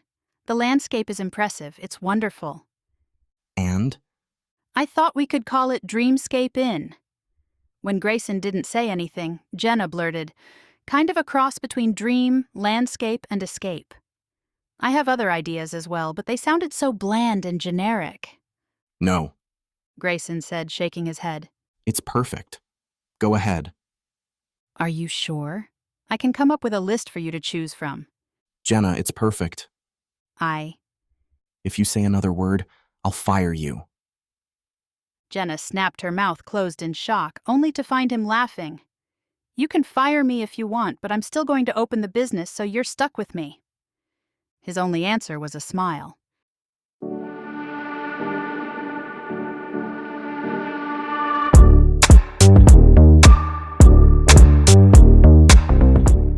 Chapter 19. Grayson felt a crick growing in his neck as he spread the dirt around the last hedge. Finally, he was done with the maze and could move on to a different section of the garden. He straightened, stretching his arms and back. Damn, it felt good. As he picked up his tools, he surveyed the creation that took weeks of back-breaking labor. Right now, it looked like a pretty design on the lawn, but in a few years, when the hedges grew tall, it had become a place a person could lose themselves in, however briefly that might be. He had designed it for Nadia, but it was Jenna who he wanted to chase through it, losing himself with her. Crazy how she'd shifted from adversary to someone who was scarily close to stealing his heart. Jenna could claim it if she wanted to, simply by being so near and looking up at him with those soft, brandy eyes that narrowed when he exasperated her. He enjoyed that. She could steal it, but he wouldn't ever allow the bad luck that dogged him and made Nadia's life hell shift to Jenna. It was bad enough that her brother put her in such a predicament. Grayson would make sure she stayed safe, even if that meant keeping his distance. He had already given up any plans to conquer his little sergeant. He looked over to find Jenna in the same spot he'd left her, mumbling to herself as she had the entire afternoon. "What are you working on?" he called. "I can hear you grumbling from over here." What? She asked, not paying attention. Grayson wandered over and sat near her, his back resting against the tree trunk. "I said, what are you working on? You've been talking to yourself the last couple of hours." Have I? I'm sorry, I didn't realize I was doing that. She said, never taking her eyes off her laptop. Grayson reached over and plucked it off her lap. Hey, give it back. "Not until I figure out what has you so absorbed that you can't even pay attention to your boss." Jenna rolled her eyes. Just give it back. The battery is about to die, and I need to save my work. "What's this for?" Grayson looked at the black screen with a neon green scroll bar running across. I'm playing around with web designs, but I think I'll hire someone. "You probably should. The way this thing is turning out, it'd be worse than Frankie's." Jenna huffed and snatched the laptop. I have better taste than that, which is why I'm calling a web designer first thing tomorrow. "Good idea." Jenna absent-mindedly swatted his arm as she saved her work and powered down the computer. It felt more like a tap and amused him since she probably didn't even know she did it. She was becoming comfortable with him. How long do you think it'll take to get a website up and running? I've never had to do this before. I want it up tomorrow. "Why tomorrow?" So, I can start marketing. "If you want it tomorrow, you're going to have to give the designers a big incentive." Like money. "They'd take other forms of bribes, too, but let's stick with money for now." Jenna's confusion made Grayson grin. At her indignant huff when she realized what he had implied, she reached over and pinched his arm. "You have a tendency to become physical when you're mad," Grayson said. Sorry. She said, not sounding at all sorry. Bad habits of a smaller sibling. "Did you assault your previous bosses?" No, just you get that honor. "You know it doesn't hurt, right?" I never mean for it to hurt. And if you smile at me in that dopey way again, I'll do worse. "Yeah? Like what?" Jenna looked at him, her eyes lingering around his beard. I'll shave that thing off while you're sleeping. "Perhaps I'll shave it off tonight before you can exact your revenge." She smiled. I'd win either way because then I won't have to see it anymore. She reached over to playfully tug it, bringing his face closer to her. "Are you sure you want to win this round?" Grayson teased. All he had to do was move forward a scant inch or two, and their lips would touch, but he wouldn't. Jenna immediately let go of his beard and floundered in the pillows, trying to stand. Dinner. What? I'll go make dinner. She said, crawling from the pillows. She stood and gathered her laptop. I thought we could go out to dinner. Jenna hugged the laptop. There's no need. There was a need for Grayson. If he had to see her bounce around the kitchen in her tiny outfits again, he'd lose it. A restaurant with a table between them would be much safer. Be ready to go in 30 minutes, Grayson said, brushing past Jenna as he headed inside. But there's... Who's the boss? Grayson tossed back. A smile twitched on his lips when he heard her indignant huff. Jenna marched into Grayson's bedroom. She had given him a few minutes' head start to jump into the shower as she stewed downstairs. Must he be so provoking? She knew he did it on purpose. Well, now he did it on purpose. She could hear the water running as she raced into the closet where some of her new clothes were hanging. The rest were still in a pile. Her fingers drifted over the selections, thinking the hanger would provide more cover than these tiny things. Well, if he could be provoking in his I'm the boss way, she could be provoking in her own way. Not that this would be her normal provoking way, but she didn't have much of a choice anyway. And Grayson deserved it. She slipped a slinky black number off a hanger and closed the closet door in case Grayson chose that moment to come out of the bathroom. It was bad enough having so much exposed skin. She didn't want him to see her unmentionables, too, which were rather uncomfortable. Maya must have bought every lacy, bum-showing contraption the boutique had. Jenna stripped off her clothes, discarding them in a corner. She'd have to remember to buy a hamper. Grayson had one, but she didn't feel comfortable mingling their clothes. And where was the laundry room? She had yet to discover it. It made her wonder what other rooms and discoveries she had yet to find. Jenna struggled with her dress. It hugged a little too tightly. She pulled at the hem, tugging it down. The full-length mirror showed it didn't look overly tight, but it felt like a bear hug. It'd have to do, she thought as the sound of running water stopped. Grayson would be ready in a few minutes. Shoes? Jenna hurried from the closet and over to the stacked shoeboxes, dragging her fingers through her hair to comb it as best as she could. She kneeled in front of the boxes, trying to read the labels. She didn't want to open every box if she didn't have to. Scanning the labels, she found one on the bottom that looked promising. Jenna bent over to get a better look. Jesus. Grayson breathed. Jenna popped up, peeking behind her to find Grayson near the bathroom door. Oh, I didn't hear you, Jenna said, attempting to stand. Every time she moved one way, her dress shimmied the other. Grayson watched in fascinated horror. Can you turn around? I seem to be having issues. Grayson quickly turned. A little too quickly. The least he could do is be a normal man and leer for a few seconds. Jenna stood and rearranged her dress. It wasn't too far out of place, but it was a little too close to exposing her lacy frills. You can turn around now, Jenna said. I'm decent. Grayson slowly turned as if he was afraid, and by the way he let out a gusting breath, he must have been holding it for some time. I'll be ready to go in a minute, Grayson said, moving to his closet to blindly grab a pair of shoes. but take your time. I'll meet you by the front door.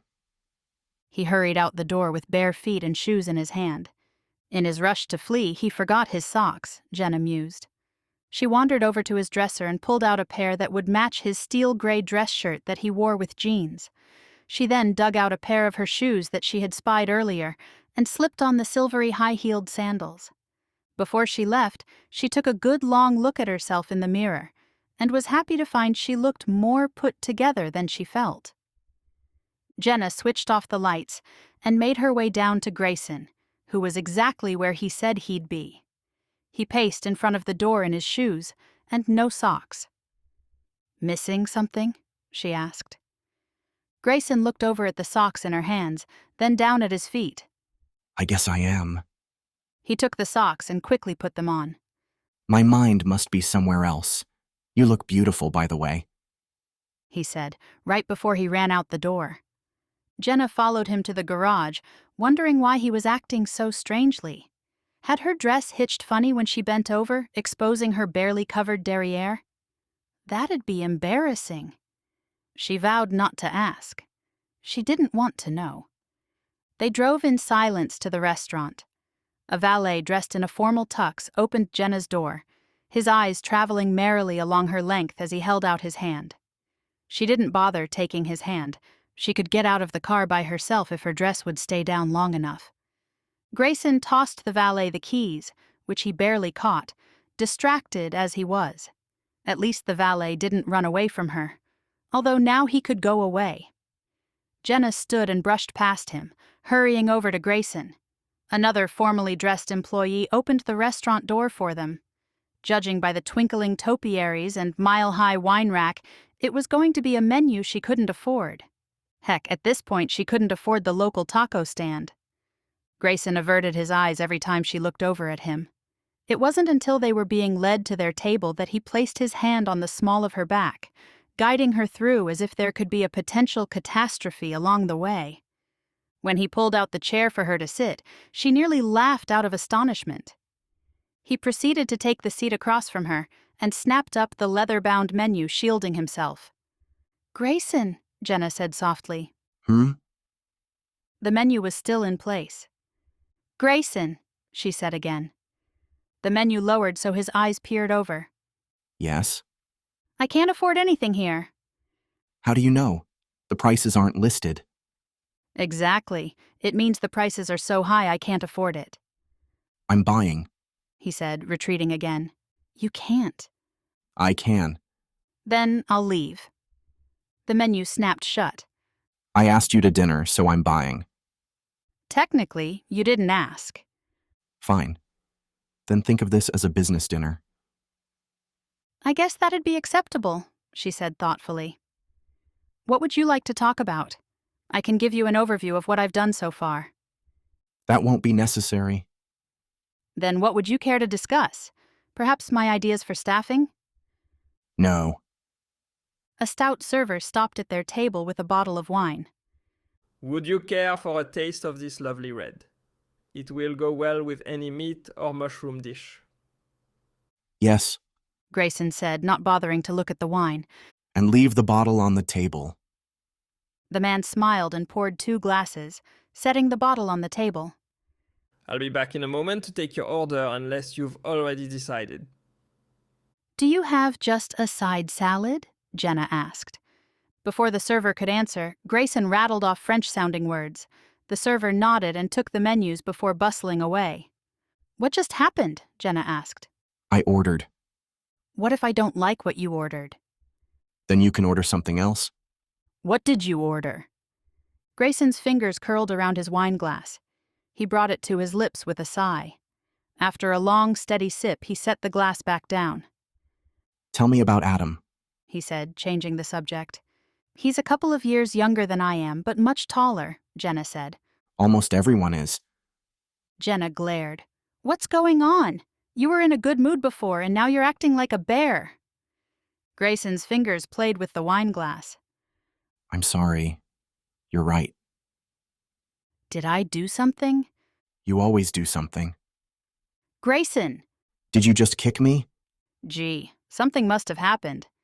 "It still didn't hurt." Jenna crossed her arms. "I'm sorry." Grayson said, laughter in his voice. "I was a bit out of sorts." "A bit?"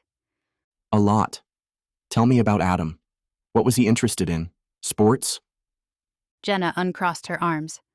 "Music. He played guitar and sang." "Was he in a band?" Jenna shook her head.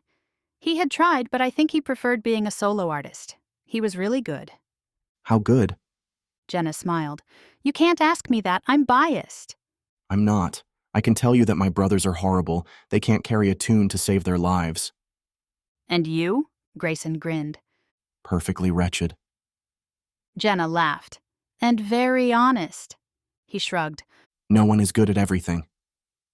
"True. I'm, as you say, perfectly wretched as well. My brother, however, could carry a tune. I was just listening to one of his songs earlier." "You were?" How? He has music on his website. I checked to see if his page was still up.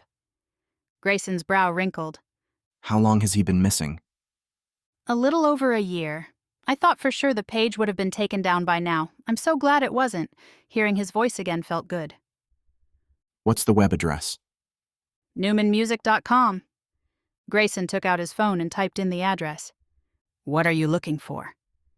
I'm wondering who the service provider is. I don't know, but I keep thinking about what Frankie had said. What did he say? Grayson asked, scrolling the screen with his finger. That normally you have to renew your domain every year. How can Adam's website still be active if that's the case? The police have been monitoring his credit cards. He hasn't used them. Someone could have paid on his behalf. Wouldn't the police have noticed? Not if they're only tracking his credit cards. Grayson brought the phone to his ear. Hey, David, can you find out who's paying for NewmanMusic.com? Jenna shifted in her seat. Both fear and giddiness were swirling inside. Someone had to know something. If David could give them a name, she could at least begin searching. It was a lead, and she'd take whatever lead she was given. When Grayson ended the call, she wanted to hop over the table to hug him. She was so thankful to have him on her side, no matter how baffling he could be at times. David will call back, Grayson said, stowing the phone in his pocket. Do you know of anyone that would have paid for his website? I would. Besides you. The only person I can think of is his old girlfriend, but she told the police they had broken up months before his disappearance. Do you think she's lying? I didn't at the time. Now I'm not so sure. The server swept in and slid a plate in front of her first, and then Grayson. He topped off the wine glasses and asked if there was anything else he could do. Grayson's airy wave effectively sent the server away. Jenna casually inspected her plate, which contained fancily arranged steak, veggies, and potato medallions. The savory scent made her mouth water, and the mushroom cream that was drizzled on top made her want to forego the niceties of table manners. But she wouldn't. Jenna draped the napkin over her lap, looking over to find Grayson had ordered the same thing. She took a bite and tried to concentrate on the delicious flavor that was mingling on her tongue, but her mind drifted to Adam. Is there something wrong with the food? Jenna quickly smoothed her pinched brow and shook her head. No, it's really good. Thank you. Then why did you look like you smelled a dead skunk? I did not look anything of the sort. I just thought about Adam again. We were just talking about him, and I can't seem to shake the feeling. What feeling? That he's close and needs help. We already know he needs help. Just enjoy your food. I'm sure by the time we're eating dessert, David will have information. Grayson was right. She'd enjoy the moment while David investigated. It wasn't every night that she was treated to an expensive meal in a fancy restaurant. Dessert? Jenna repeated, trying to keep the enthusiasm out of her voice. I have more than plenty right here. I think you might change your mind. Why? This restaurant is known for its gelato. It's made fresh every day. The sea salt caramel receives rave reviews. Jenna closed her mouth to keep from drooling. You might be able to twist my arm. It's not hard to do when I know your weakness, he said with a grin. Jenna suspected that Grayson didn't know he was becoming her weakness too, and it was going to stay that way. Heaven help her if he knew that little tidbit.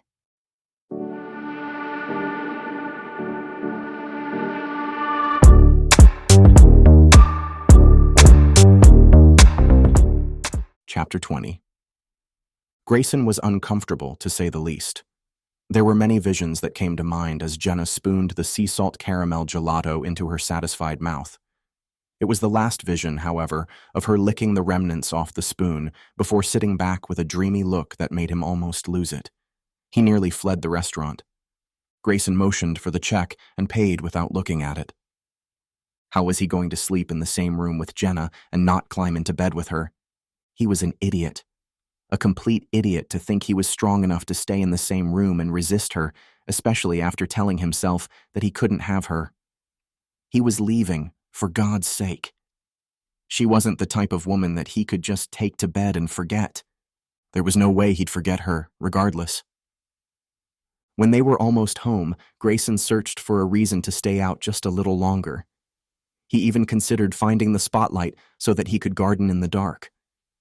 So when David called, informing him that there was a lead on Adam's website, he spun the car around and headed back to town.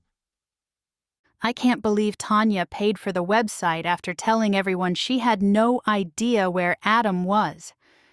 Jenna fumed after David disconnected. Could she have paid out of sympathy? Please, she doesn't have an ounce of sympathy in her. Are you sure you want to talk to her? Grayson asked, trying to be considerate yet hoping she'd say yes. Even a tense conversation would be better than going home. He never thought he was a chicken, but for once in his life, he was terrified of a woman, actually, of himself with her. I want to talk to her. I'm so mad. Jenna's foot tapped rapidly. And Adam as well. How could he do this and not tell me? Grayson stopped himself before he reached over and patted her leg. We don't know the whole story yet. She might not know where he is. Oh, she does. The witch. I take it you know her pretty well. I know she's a liar. Grayson nodded. She is. When I get my hands on her, I'll... Yule? Grayson prompted. Jenna sighed. I don't know. This time, Grayson did pat her on the knee, quickly returning his hand to the steering wheel. We'll figure it out when we get to her place. Hopefully David's information is correct and we can answer some of your questions. Could he be wrong? David? No. He's normally spot on, which means we should be to her place in less than a mile. Jenna's hands clenched at her side. Grayson turned down a side road that led to an apartment complex. It was made up of older brick buildings without any added landscaping to brighten the stodgy square mass. Do you see apartment number 5? Grayson asked, surveying the door numbers that were all facing the parking lot, connected by cement walkways and staircases. First floor on the right, Jenna said, pointing to the corner apartment. Grayson parked in a spot closest to the door. Are you ready? More than ready. Jenna gritted and pushed the door open. Grayson followed as she stalked down the walkway and over to the door with a crooked 5 hanging on for dear life. Jenna banged on the door as if she were the authorities searching for a wanted criminal. He was tempted to hold her back in case she decided to throw her shoulder into it. He wouldn't be surprised if she did. The lights were on, but no one answered Jenna's obnoxious pounding. Grayson, thinking that Jenna's hand had to be bruised, blocked her from continuing. I know she's in there. Would you want to answer the door when a crazy person is beating it to death? Jenna's brow pinched.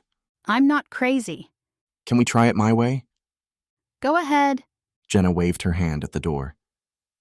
Let's see what you've got. Grayson turned the doorknob and opened the door. Much better. Jenna's jaw sagged. She left her door unlocked? That was just luck. Grayson shrugged. It worked. He peeked around the door and nudged it open a little wider. Maybe she's not home. What kind of person leaves without locking the door? The same kind of person that leaves without shutting off the lights. I don't like this. Something doesn't feel right. Tanya? Grayson called and stepped through the door. Tanya? Grayson, let's call the cops. Jenna squeaked, plastering herself behind him, no longer the riled woman beating down a door. He tried to focus on the room before him and not the woman flattened against him. It was an average rectangular apartment. There was a kitchen and a living room, with a bathroom off to the side and a small hallway that he assumed led to the bedroom. The furniture was from 2 decades ago, and there was a small flat screen with an antenna. It made him suspect the resident didn't have very much spending cash, especially to pay for a supposed dead man's website. Adam had to be alive, and he must have given her money to pay on his behalf. Grayson lifted an empty stone ashtray from the battered coffee table and slowly walked toward the bedroom. Jenna was right. Something had happened. Jenna's fingers curled into the back of his shirt as she peeked around.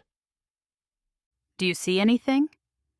They neared the bedroom door that spilled light from the cracked opening.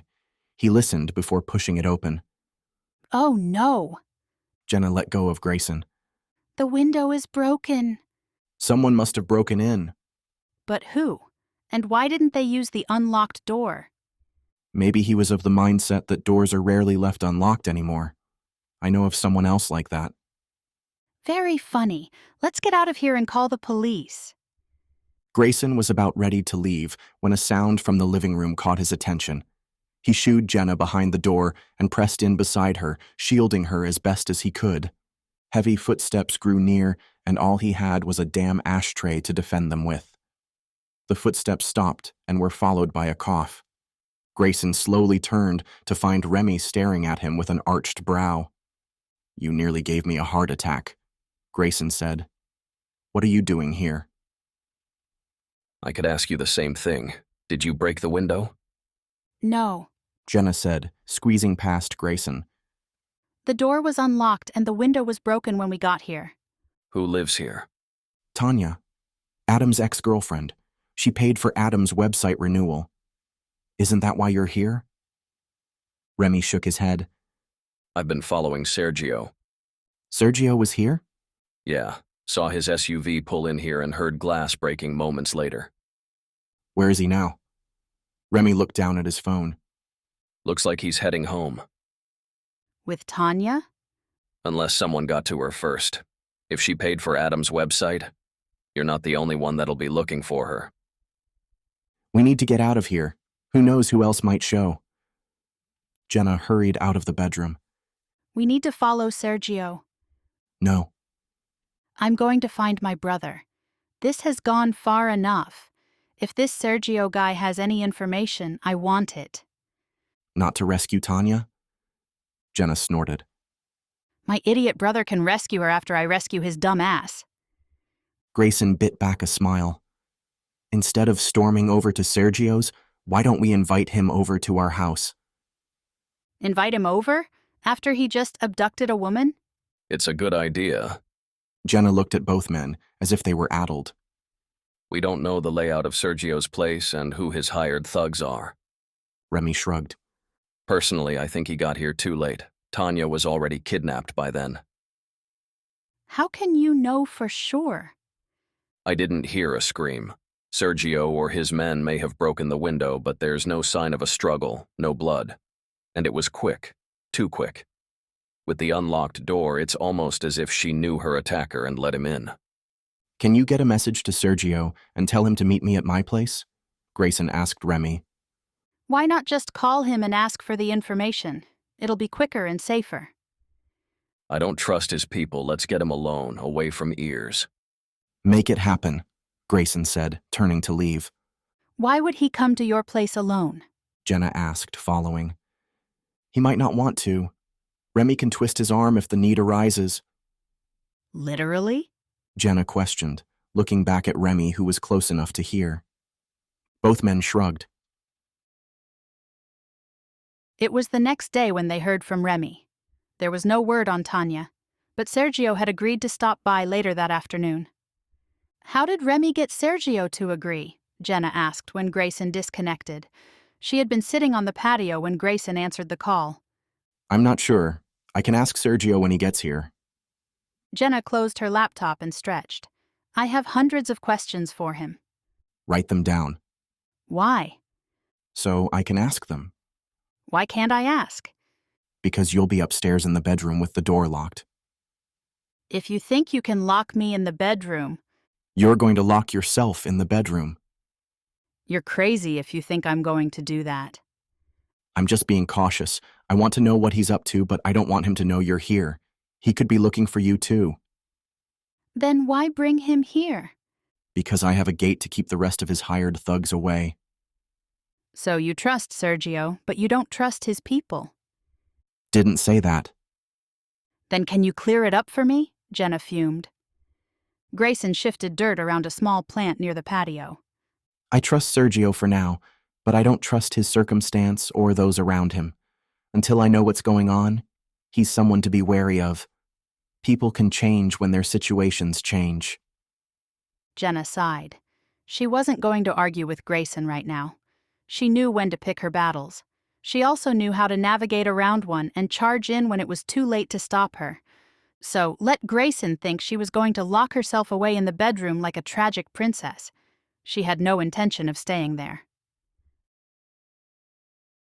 Remy and David arrived at the house 30 minutes before Sergio.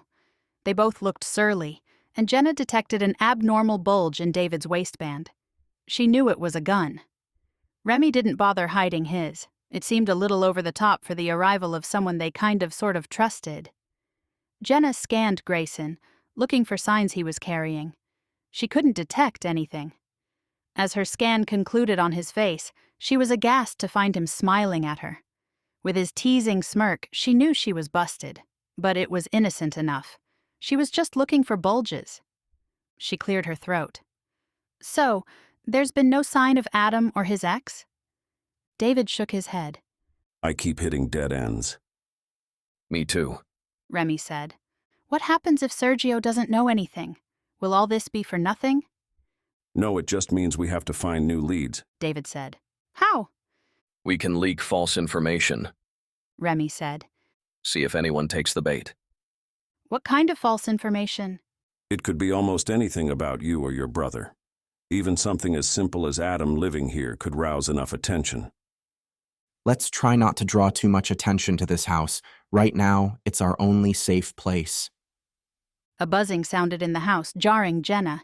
He's at the gate. Jenna, head upstairs. Jenna did as Grayson requested, although it was only to the top landing so she could see Sergio. She hid in a shadow, waiting. Her breath caught when the doorbell rang only a minute later. Remy cracked the door open. Anyone with you? She strained to listen but couldn't hear the answer. Remy stepped back and allowed a man to enter. Compared to Remy, he was short and scrawny, but that could be said about anyone standing next to Remy. She'd have to wait to get closer, but she could tell he was of Latino origin. His dark hair was pulled back into a short ponytail. What's this about? Sergio asked. Where's Nadia? I believe Amsterdam. David said with a shrug. You said she was in trouble. Sergio glared. Technically, Remy said that. What the hell's going on? Is she in trouble or not? Caleb could probably answer that, but he's in Amsterdam too. Sergio's hands clenched into tight fists. Enough, Grayson said, stepping between the two men. Come with me. We have a lot to discuss, and I'd rather not have to listen to David all day. The corners of Sergio's lips twitched. He gave a slight nod and followed Grayson. Jenna leaned forward to see what room they were heading to when Sergio's eyes snapped over to her. She was trapped in his dark laser stare, caught out of her own stupidity. She couldn't move. She was like a breathing statue. Actually, she wasn't breathing either. Right before Sergio vanished beyond her sight, he winked, unbalancing her. She caught herself before crashing into the banister. He'd winked at her. Sergio knew she was spying and didn't give her away. Jenna wasn't sure what to think about that. She wasn't sure about many things, but she did know she wasn't going to give up just because Sergio had caught her. He probably didn't even know who she was. He might have thought she was Grayson's current fling, for all she knew. Jenna crept down the stairs and headed for the study. Voices drifted beyond the cracked door. She tiptoed over and pressed her back against the wall, leaning near the door. So, why am I here? Sergio repeated his question. I was going to ask you the same thing. Unless I'm mistaken, you wanted me here. That's not what I meant. Why are you in the country? I thought you left to take care of a family situation. Family situation? Sergio's laugh was scratchy. If it were so simple. Well? Why do you want to know? Because I have a feeling our paths are crossing again, and I need answers. Really? Jenna peeked in to find all four men standing with their hands on their hips. None looked comfortable. Did Remy just flex his biceps? Maybe he just twitched. Really? David said. I have nothing I can tell you. My business is my own. People's lives are at stake. Sergio's laugh was brittle. Do you think I don't know that? What the hell do you think I've been doing all this time? Writing my memoir? That's what I'm trying to find out. Sergio shook his head. Stay out of the way. I don't want any more deaths on my conscience. More people will die if you don't give me answers. Grayson said, staying amazingly calm. It was as if he was conducting a business meeting. Who? Adam Newman. What do you know about him? Stay out of my way. Sergio turned to leave. He's mine. Jenna was about to retreat until she heard Grayson. I can get him for you, but we have to work together. Jenna's throat constricted. What was Grayson thinking? Sergio paused before turning back to the men. I'm listening. We'll help you find him in exchange for information. What kind of information? I want to know who else is after Adam. What did he do that he owes so much money? If you don't know, I have a hard time believing you'll be able to help me. What's it to you, anyway? Why do you care what happens to Adam? Let's just say I have my reasons. Sergio smirked. Would your reason happen to be a pretty brunette? Grayson's jaw clenched. There are many pretty brunettes in the world. Could you be more specific? The one listening outside the door.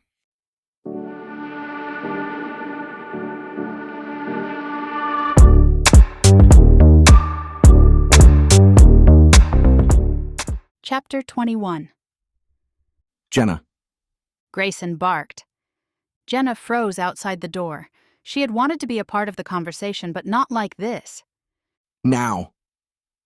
She rolled her eyes and pushed the door open to find Grayson and Remy glowering, and Sergio and David smirking.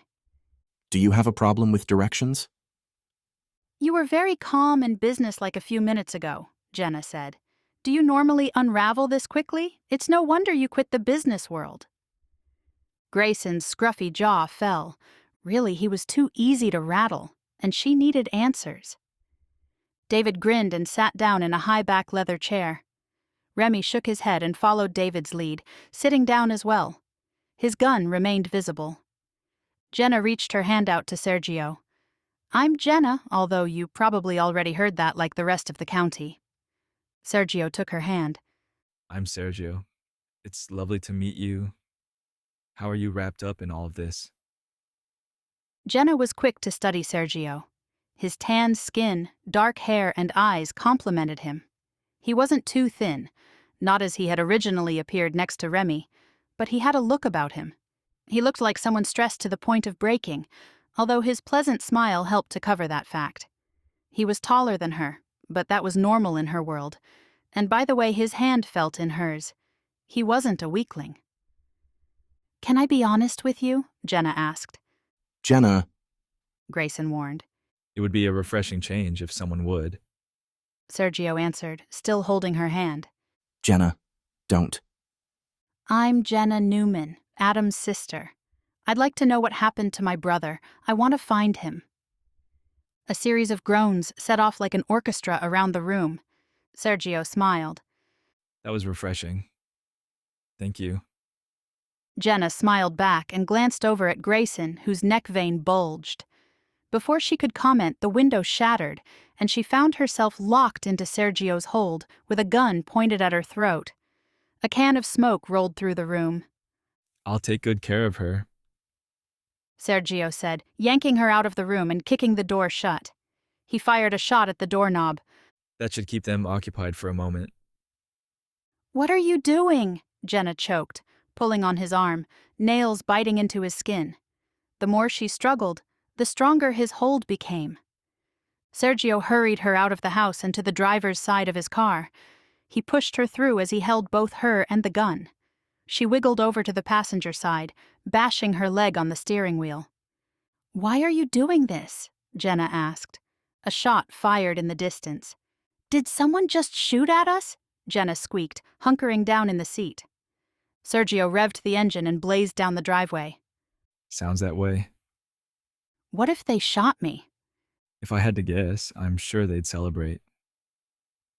Jenna's jaw sagged.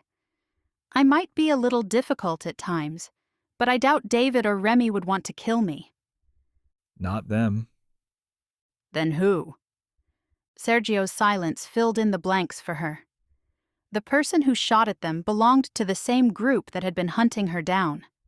Sergio's men hadn't been the ones who shattered the window, but he did take advantage of the situation. After a few minutes, Sergio said, I had to take you before they did. I knew they followed me. Remy knows where you live. I assume they do too, Jenna said, crossing her arms. And put that thing down. It's not like I'm going to jump out of the car with you driving 90 down a country road. The speed limit is 55, by the way. Sergio eyed her cautiously but lowered the gun. Now, can you tell me what's going on? Jenna asked. You're the bait. The bait for who? Adam? So he is alive? Jenna asked, hopeful. Yes, for now. Jenna burst into tears. It wasn't as if she hadn't suspected it, but there was that part of her mind that had so many doubts. To hear that he was alive.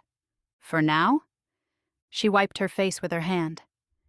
What did he do? Why are so many people after him? Sergio's gaze slid to her. Did you hear the part where I'm using you as bait to lure your brother? She waved her hand. Yes, but what did he do? Sergio shook his head. I must be losing my touch. No wonder I can't get the family off my back. Well? He was at the wrong place at the wrong time. What wrong place? What wrong time? He's a musician, no? Jenna nodded. A drop was supposed to be made in a guitar case at a club. I think your brother picked up the guitar case thinking it was his. Can't you just forgive him if it was a mistake? It's not me who has to do the forgiving. It's my cousin. He's never been the forgiving type. It's always been his way. Your brother can pay back what he owes, or he can pay in blood. Personally, I'd go with money. My cousin has a nasty streak. Nasty streak? You don't want to know. Then why are you after Adam? Are you turning him over to your cousin? Jenna demanded. Sergio turned into a driveway. A gate closed behind the car as he drove through, heading for a large, weather-beaten house. Guards were posted all along the front. You don't mess around, do you? Jenna breathed. Sergio rolled to a stop. Out. But I can only keep you safe if you follow my direction. Things are not always as they appear. Out. Jenna swallowed the huge lump forming in her throat and slid out of the car, watching as large, dark men surrounded her. Sergio spoke in rapid Spanish. She could tell by the tone of his voice that he was barking orders, which were quickly being carried out. Men on either side of her grabbed her arms and hauled her forward. As she moved between them, she mentally kicked herself for busting into Grayson's study. She should have locked herself in the bedroom and waited. She had a feeling she was going to find herself behind a locked door anyway. She'd much rather be behind Grayson's. What did Sergio mean when he said that things are not always as they appear? He had appeared to be a reasonable person before he kidnapped her. She walked into the house, feeling the weight of a dozen stares targeting her. She kept her eyes down and kept moving. Sergio was not nearly as frightening as the guards who were watching her intently. She was led to a sparsely furnished bedroom, and thankfully, windows to escape through. Unfortunately, her journey didn't end there, but instead in the walk-in closet. The door slammed behind her, and a metal scraping noise could only mean they had locked her in. Her only consolation was the fact that there was a light, and it was clean. Empty, but clean. And that Remy knew where Sergio lived. Not that it mattered. She doubted they'd be able to rescue her here. It was impossible with the guards posted out front, knowing people were on their way, and not just Grayson, Remy, and David, but Sergio's cousin as well. And Adam, he'd be walking straight into a trap. She felt sick. What the hell happened? Grayson snarled through tears, ripping the hose away from David and dousing his face with water, which felt as if it were blistering. Remy snatched the hose and let the water run over his red, blotchy face. Sergio dropped a number on us. And took Jenna. Grayson yanked the hose back. What the hell are we going to do? David bent down to splash water on his face. If you're going to hold the hose, at least hold it higher. Grayson's veins pounded as his blood pressure spiked. Didn't think Sergio had it in him. I forgot how bad this shit burns. It's probably because you're getting old, can't handle it anymore. Remy's large fist plowed into David's arm, knocking him down into the wet grass. Sensitive, are we? David asked innocently. Grayson's hands clenched into a fist, cutting off the water. They were idiots. He should have never listened to them. Can you at least tell me who fired the shot? What shot? David looked at him quizzically. You didn't hear it? Both men shook their heads. Was it in the house? No. It sounded as if it was far away. Maybe outside the gate. No wonder we didn't hear it. We don't all have delicate office ears. No kidding.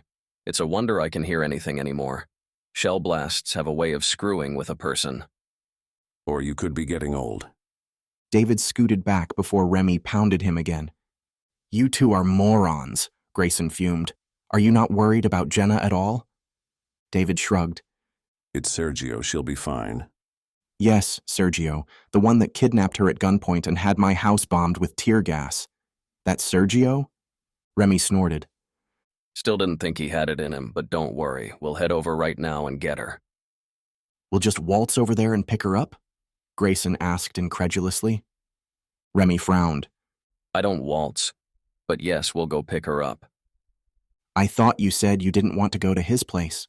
You said you didn't know the layout and there were armed men. And now we have no choice. Can I at least have the water now? Remy held his hand out for the strangled hose. Grayson simmered. Was this a joke to them? Could they not see the danger? He shoved the hose over to Remy. David rested his hand on Grayson's shoulder. Grayson shrugged it off. He had no experience in this and had to rely on two men who thought it was a joke. For once in his life, he felt completely out of control. He was lost. Jenna was slipping away. You will do something, now! Grayson barked, feeling his body shake. Or at least tell me what to do before I go insane. Remy looked up from the water. David shook his head. Grayson. David started. Tell me what to do. We'll get her back, I promise. Did you forget this is what we were trained for? David nodded. Remy can break into a POW prison blindfolded. A flash ricocheted across Remy's face. For a brief moment, it was as if he had seen a ghost. If David had witnessed it, he didn't let on. Grayson didn't question it. He didn't know what had happened to Remy, but he knew the man had a few scars that went beyond his skin. David rested his hand on Grayson's shoulder. We might seem like we don't care, but we're allowing ourselves a few moments to regroup. To be tense and alert constantly is draining. If we want to stay focused on our mission, then we have to have a moment of levity too. It keeps us sane.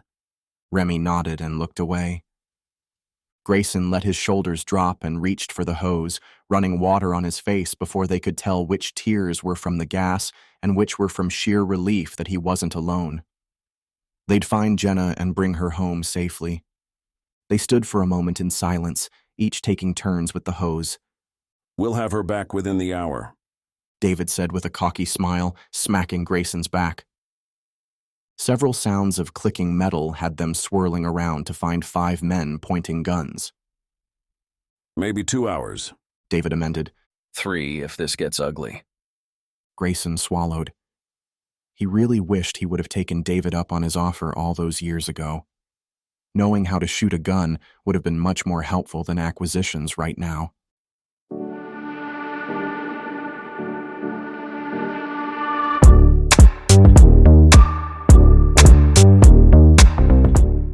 Chapter 22. It looks like your brother has a difficult choice to make. Sergio said to Jenna. She had been allowed to leave the closet as long as she remained with Sergio and 2 armed men. They must think her a superhero to warrant this much muscle. What do you mean? Jenna asked, sipping a glass of water as she sat on the living room couch. It had seen better days, like the rest of the house, but everything was clean, and to her, that was more important. She'd rather sit on threadbare furniture than filthy furniture. She had enough filth in her life. There were a few times she had to stay at motels that didn't even bother changing the sheets. It was all she could afford at the time. It seems my cousin has Adam's girlfriend, and I have you. Who do you think he'll try to rescue? Jenna's stomach turned. Ex-girlfriend. And I should hope neither. Why? Sergio questioned, his dark eyes assessing. Why would I want to be the bait that allows his capture? I'd be rooting for yourself this time. Jenna narrowed her eyes. Why?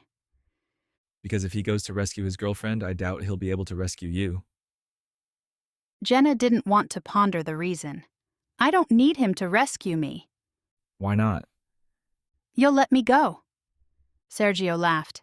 Is this before or after the skies rain gold coins? You don't want me. You just want my brother. I have no money and you have nothing to gain by keeping me. Except for a headache. How long were you planning to scream? For as long as it took to get someone to open the door. I figured. He sighed. I could just gag you. Or you could let me stay here with your menacing guards. Sergio glanced over at his two men who had more neck than brains. He stood and headed for the door. I'll be right back. I'd stay where you are. They tend to shoot first and ask questions later. The aftermath is never pleasant. Jenna grimaced. I'll stay right here, but can you at least tell me where I am? An abandoned ranch on the outskirts of town. It suits my purposes for now. And then what? Revenge. Grayson was shoved to the ground with a hard barrel pressed against his skull. David and Remy were beside him on their knees. Stay cool, Remy whispered. Stay cool. Grayson nearly laughed. How could this possibly get worse? Jenna had been kidnapped, and he couldn't do a damn thing about it because he was about to become target practice for these gunmen. Stay cool. He used to say it to his business partners right before high-tension takeovers. But this was nothing like that. Or was it? Grayson gave a slight nod of acknowledgement. If they wanted cool, that's what he'd be, no matter how horribly it grated. He ran over possible scenarios while listening to the Spanish-speaking men. He didn't have a clue what they were saying, but it seemed as if Remy did from the way his eyes flickered every once in a while. Grayson would follow Remy's lead.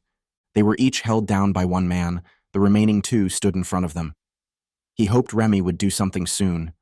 5 men against 3, 5 guns against 2. Grayson normally liked odds, especially when it came to house odds at his casino, but this didn't sit so well.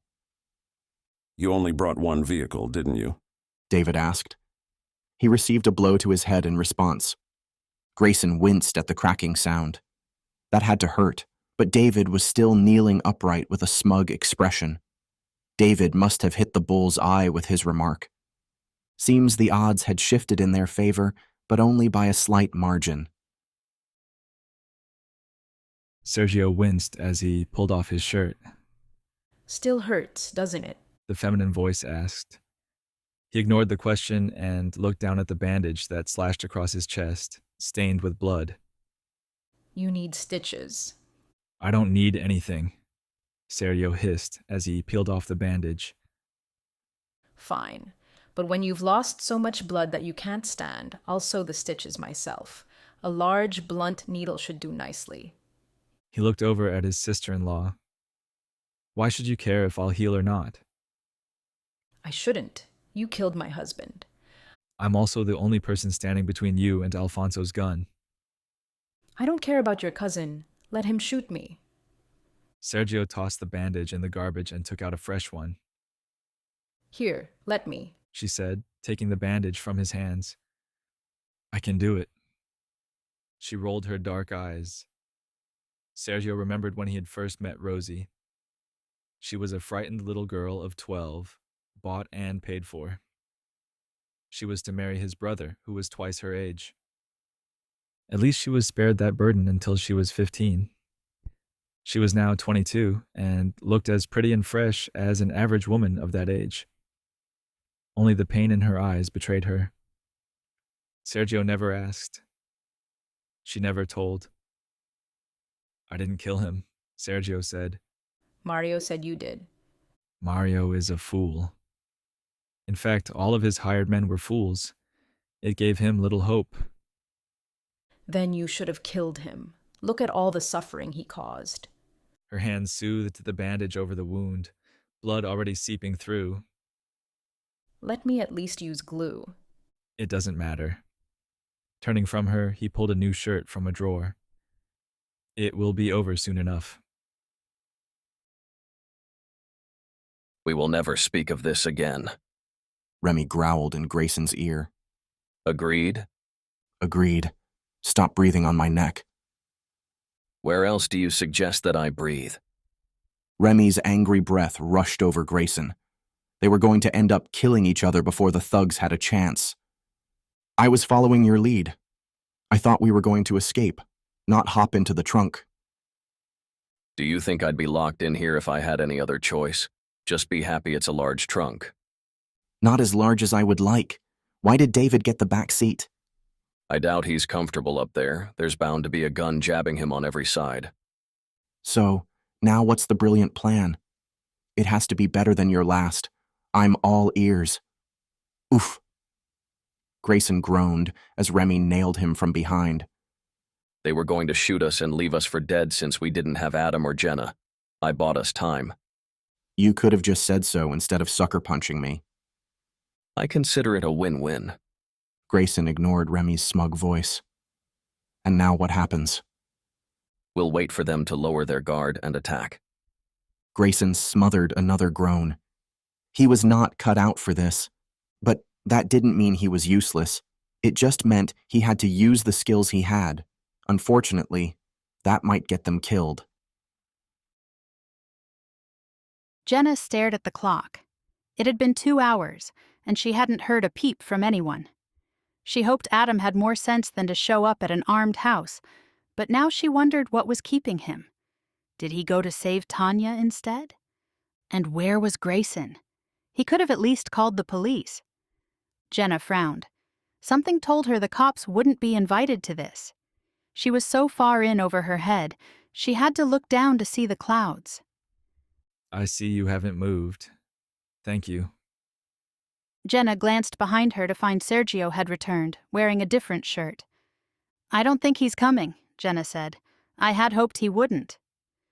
But now you're afraid he went to rescue the girlfriend instead? Ex-girlfriend, but yes. Why are you so sure she's an ex-girlfriend? Sergio asked, sitting in a chair. Jenna shrugged. They broke up many times and she's very manipulative. I really thought he'd finally had enough. Hearts can be blind. Jenna eyed Sergio. Is your heart blind? They all are. Jenna nodded, thinking of Grayson. I think you're right. Sergio paused. You're not afraid of me, are you? No, I saw a picture of you and Nadia on the internet. You seemed happy. You know Nadia? No, but I seem to be the only person who doesn't. He smiled. It's amazing how people's paths cross. I'm sure you'll meet her eventually. Jenna didn't know if that was a good thing. She wasn't afraid of me either. Sergio said as he stood. I'll see if I can find anything out about Adam. Thank you, Jenna said. Before Sergio could leave, she asked, Can I use your computer? No. But I have work to do. I'm under a deadline. Think of this as a mandatory vacation. Jenna wrinkled her nose. Sergio walked over to an end table and opened the drawer. He took out a pad of paper and pen, tossing them on the coffee table in front of Jenna. Old school style. Jenna picked up the paper and pen with a sigh. It was better than nothing. If she was stuck here, at least she could get some work done. It had helped take her mind off of everything else. For now. Grayson's knees were beginning to bruise from the amount of times he had been shoved down onto them. He was currently kneeling in front of a man sitting at a solid oak table, eating from a platter heaped with meat. You were supposed to kill them, the man drawled, tossing down his napkin. He sat back and eyed the 3 men on their knees. Grayson leveled his gaze. There was nothing to gain by acting weak. He needed information that he could use. And just by surveying the man, he knew he loved gold. The multiple piercings on his ears, eyebrows, and lips were gold. It dripped from his neck in thick chains. Each finger wore a gaudy ring, one that spanned 3 fingers. He was encrusted with gold. Even a few of his teeth were capped with the precious metal. This man, who had to be in his late 30s, had a weakness, and Grayson was going to feed into it.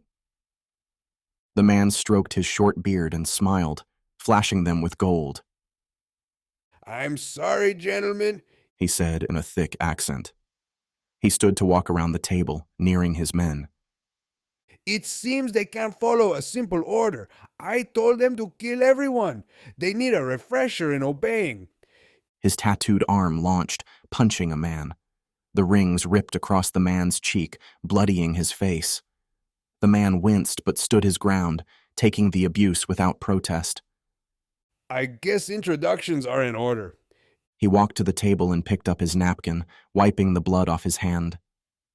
I'm Alfonso Ortugas. I assume one of you pleaded with my men to save your necks. So, what was it? What pathetic bribery did you offer? I'll pay off Adam's debt, Grayson blurted, realizing he should have done it right away. It would have saved them all from this. And what was 100,000 to him? He'd gladly give it away to help someone and keep his knees their normal color. You're gonna pay off his debt? Grayson nodded. Why? To save a man. It's worth 100,000. 100,000? Alfonso laughed. He owes 10 million. The 100 grand was to buy time. Grayson didn't blink at the exorbitant amount, but he felt it as a punch to his gut. 10 million was a little different than 100 grand. Still, it was only a small gouge to his account. And it's not just for one life, Alfonso continued. I count 3 in front of me, plus the boy, his sister, and his girlfriend. That's 6 lives, no? 10 million for 6 lives, and the debt is cleared, Grayson offered. Alfonso stroked his beard again. And who will honor the blood debt? Blood debt? Alfonso smiled, his gold teeth flashing once again. No one leaves here unless the blood debt is paid. 1 bullet for 1 life. Sergio slammed the phone down. He should have never agreed to go to Grayson's house. He just wanted the girl to lure Adam. He knew Alfonso would come for him. 1 bullet for 1 life was the latest information he'd received. By the time Sergio was through, Alfonso would have a dozen lodged in him. The final shot would be for his mother. Sergio pushed away the pain eating away at his insides. He would know revenge, but now it seemed as if he had to plan a rescue before Alfonso killed again. Sergio couldn't have more deaths on his conscience. He had enough blood on his hands. Before he left, he checked on Jenna, who was scribbling frantically on the pad of paper, stress etched on her face. He turned to leave, but was stopped by her voice. Take me with you. Sergio looked over. I can't. I heard what you said on the phone. The walls are thin. She said, unshed tears brimming in her eyes. Take me with you. I can't.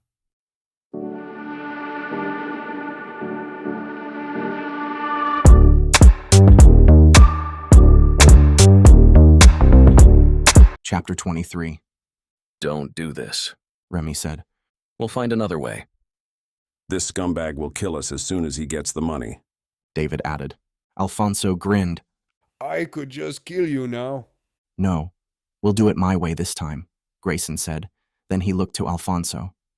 Give them the keys to one of your cars. Release Tanya into their care and let them leave. Then I'll transfer the money. Including another 6 million for the blood debt. 1 life, $1 million. Yes. He shrugged. 16 million total. Who am I to squabble? Alfonso nodded to one man and then leaned over to whisper to another.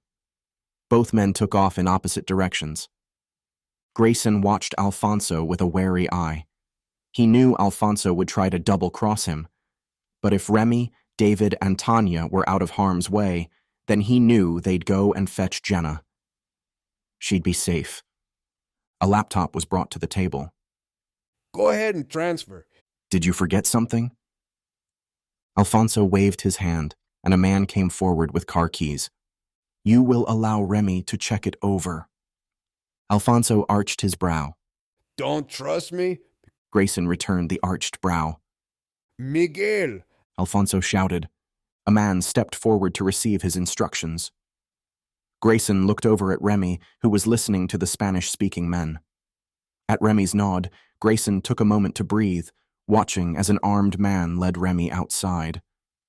Alfonso's phone rang. He answered it and was quick to shout orders at the remaining men. I don't like this, and David whispered. This has the makings of a trap. I'm sure there is a trap somewhere, but you'll be more useful on the outside. Alfonso is too greedy to let 16 million slip by. And once he gets his 16 million? Leave that to me. Before David could argue, Alfonso turned to them. We'll have to wrap this up. I find I have a cousin I need to kill. Grayson didn't like the sound of that, not only because he knew Alfonso was talking about Sergio, but because Sergio had Jenna. We'll get to her first, David whispered. Just keep your cool.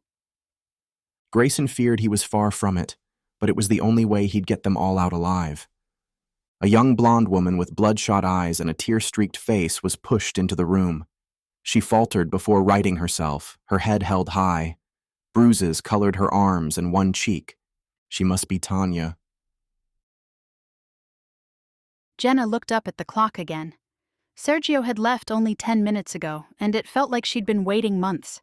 There was no way she could continue to work. She'd been looking at the same list the whole time.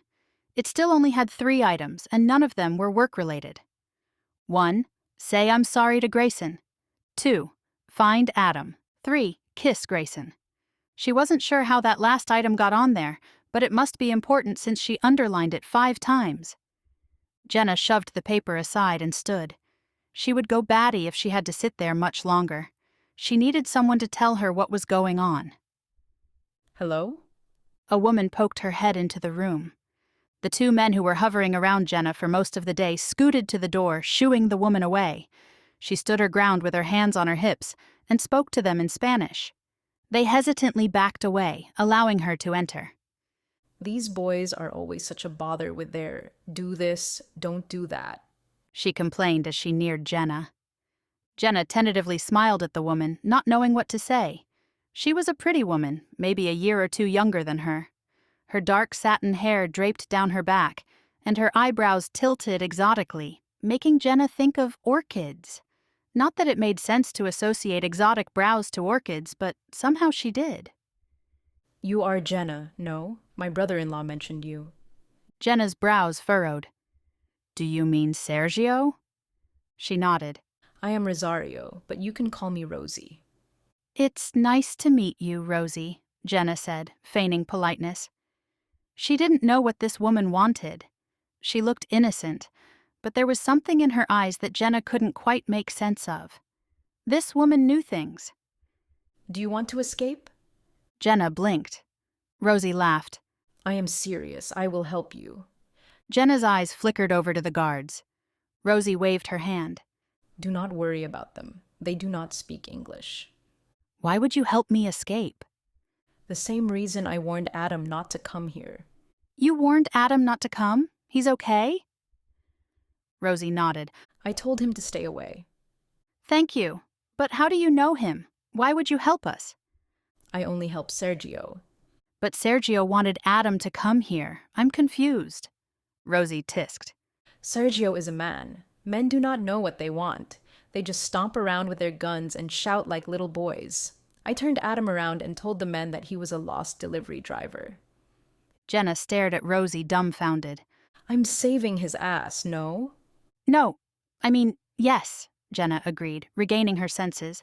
How do we escape? She turned to the 2 men, linking her arm through Jenna's. The men blocked the door until Rosie used a stern voice, shepherding them out of the way like disgruntled sheep. Rosie led Jenna out the door and up the stairs to a bedroom. The 2 men followed behind. She slammed the door before they could enter. Won't they come in? Into my bedroom? No, not if they value their lives. Rosie crossed the little bedroom with faded, pink-flowered wallpaper. She looked out the window and nodded. Perfect. I will need you to talk while I open the window. Why? It squeaks. Jenna blanked. Tell me about your gray man. Gray man? The man on your list. Rosie prompted. The one you want to kiss. You saw that? I see everything. His name is Grayson. He's my boss, or was, or I don't know. I hated him and then I liked him. He has an annoyingly scruffy beard that I want to shave off, but I kind of like it now. He looks good without a shirt. He pushes me until my breaking point and then smiles like that is supposed to put me in a good mood. Sometimes it does. Jenna huffed. He's bossy and teasing, but also thoughtful. He makes tea for his sister-in-law all the time since she gets morning sickness. I like this Grayson of yours. It is time to go. Jenna walked to the open window and looked down. A rope tied to the bed snaked through the window and down to the ground. Let's go kick some ass, Rosie said with a grin. Grayson sat in front of the laptop, his fingers poised over the keyboard. Alfonso had let Remy, David, and Tanya go without even a backwards glance. It put Grayson on alert. He knew Alfonso wasn't done yet, but he did seem anxious to leave. A gun cocked behind him. I'm waiting. Grayson glanced behind him. The gun wasn't pointed at him, but it was ready to shoot. I want your promise I will leave here alive, Alfonso snorted. My promise is worthless to you. As soon as I have the money, I can kill you. Grayson slammed the laptop closed. Then kill me now. Guns from every angle targeted him. Alfonso turned scarlet. You dare to make demands after I allowed your friends to leave? We made a deal. I only do business with men who know how to keep their word. You are no man. Grayson knew he hit a soft spot when Alfonso's twitching eyes darkened. He tapped on the laptop, drawing Alfonso's focus back to the money. I give you my word, Alfonso snapped, waving for the guns to be lowered. Grayson slowly lifted the laptop screen and opened the browser. He typed in the web address. I'll need your information. Alfonso snapped his fingers. A small man with glasses arrived at his side. Grayson hadn't seen him before.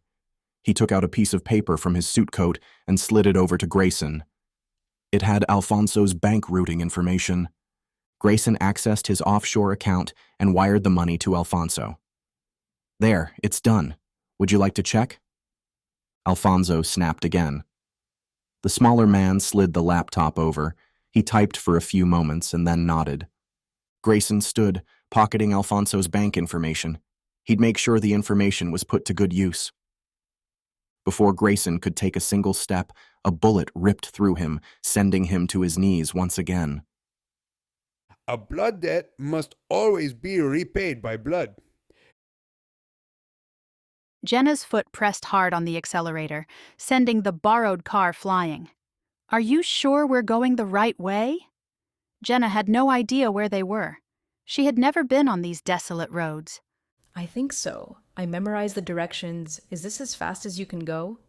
Rosie asked. Jenna's sweating hands strangled the steering wheel. Yes. Rosie shrugged and settled into her seat. You can drive if you'd like. I never drove before. I think you will be faster. You don't have a license? No, I was never allowed to go anywhere. I think you're making up for it now, Rosie smiled. I have a lot of making up to do. A dark car barreled down the road toward them. The car had to be going as fast as Jenna. She slowed down to find them doing the same. As they passed each other, both sets of occupants recognized the other.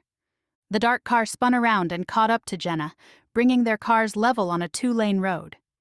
Jenna's already stressed hands began to ache as she concentrated on steadying the car. Stop. David leaned out the window, shouting at Jenna. Rosie reached her arm over and rolled Jenna's window down, blasting her with air. Pull over. David yelled. We are saving asses. Rosie shouted and then rolled up the window. Drive faster. We can't stop now. Jenna blinked over at David, who was still yelling. She stomped on the accelerator and prayed Rosie knew what she was doing because Jenna certainly didn't. Remy swerved his car to tail Jenna down the long, barren road. She didn't want to ask Rosie again, but she had a moment of panic that they weren't headed where they were supposed to. Or worse, headed into a place they had no business being. Heaven help her if Grayson had to save her from a worse predicament. She'd never hear the end of it. Turn left up ahead, Rosie said, pointing at an unmarked dirt road. Jenna's already sour stomach turned rancid, but she did as directed and charged down the rough path, kicking up a cloud of dust. A lone house sat at the end of the road, looking as if it had popped out of nowhere. There was certainly nothing around it. It looked rather like a brick bunker, squat with tiny windows. That's Sergio's car. It was the only car. Something didn't feel right. Jenna had assumed they'd be crashing a family feud, not a single man's pad in the middle of nowhere. Parking next to Sergio's car, Jenna looked around, searching for something she could only feel. Damn it. David growled, slamming his car door and wrenching Jenna's open. Do you not know the meaning of the word stop? Something's wrong, She's right. Remy said, scanning the building. Stay here. David ordered, sounding so much like Grayson that Jenna had to concentrate hard not to roll her eyes. Where was Grayson? Why wasn't he with Remy and David? The sick feeling plowed over her again, stronger this time. As soon as David and Remy were out of sight, Jenna scooted out of the car. Rosie was right behind her. So was Tanya. Where did Tanya come from? She didn't look good. Bruises spotted her skin, but she nodded her head to continue. Jenna didn't have time to ask questions. She had to find Grayson. They scurried alongside the building and up to the front door, which was cracked open. She could hear threads of voices coming from a room or two away. She pressed the door open farther and poked her head in. Did someone say blood? Rosie asked, her head wedged between the door and Jenna. Oh my God. Dread filled Jenna as she raced through the house, searching for the voices. She stumbled into a large room with an oak table splattered with blood.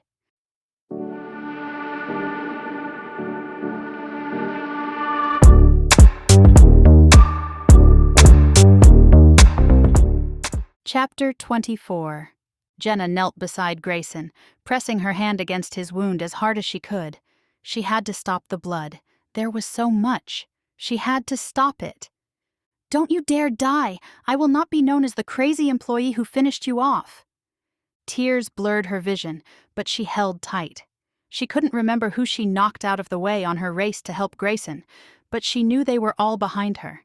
Someone's shirt was wrapped around Grayson's shoulder, drenched in blood. He was unconscious, sprawled on his back with a crimson halo. Sirens screamed in the distance. It seemed as though it was only a blink of time before she was nudged out of the way by a swarm of blue. A blanket wrapped around her, and a bottle of water was pressed in her blood-stained hands. She clung to it. Jenna. Remy said, stooping so she could see his face. We're heading to the hospital. Do you want to come with us, or can I take you home? I'm coming, Jenna said, gulping down her fear and shaking away the fog. Who's with Grayson? David is with him. You did good, he said, clamping a hand on her shoulder. She didn't feel like she did good. Grayson was shot because of her. She was no better than the other employees who shot the poor man. He needs to quit working. Employees are bad for his health. Remy cracked a smile. He might think differently. You can ask him later. He hauled Jenna to her feet, bracing her as her knees wobbled.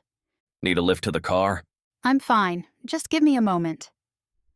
Remy nodded and stood dutifully while she regained her senses that had been shattered by the sight of blood. So much blood. Will he be okay? There's only one way to find out. Jenna gave a curt nod. Let's go. Jenna sat numbly in a chair next to Grayson. He was alive and patched, but was still in critical condition. She had watched as Remy and David paced like caged lions in the waiting room, watched as the doctor came out to give them the news, and watched as Grayson slept.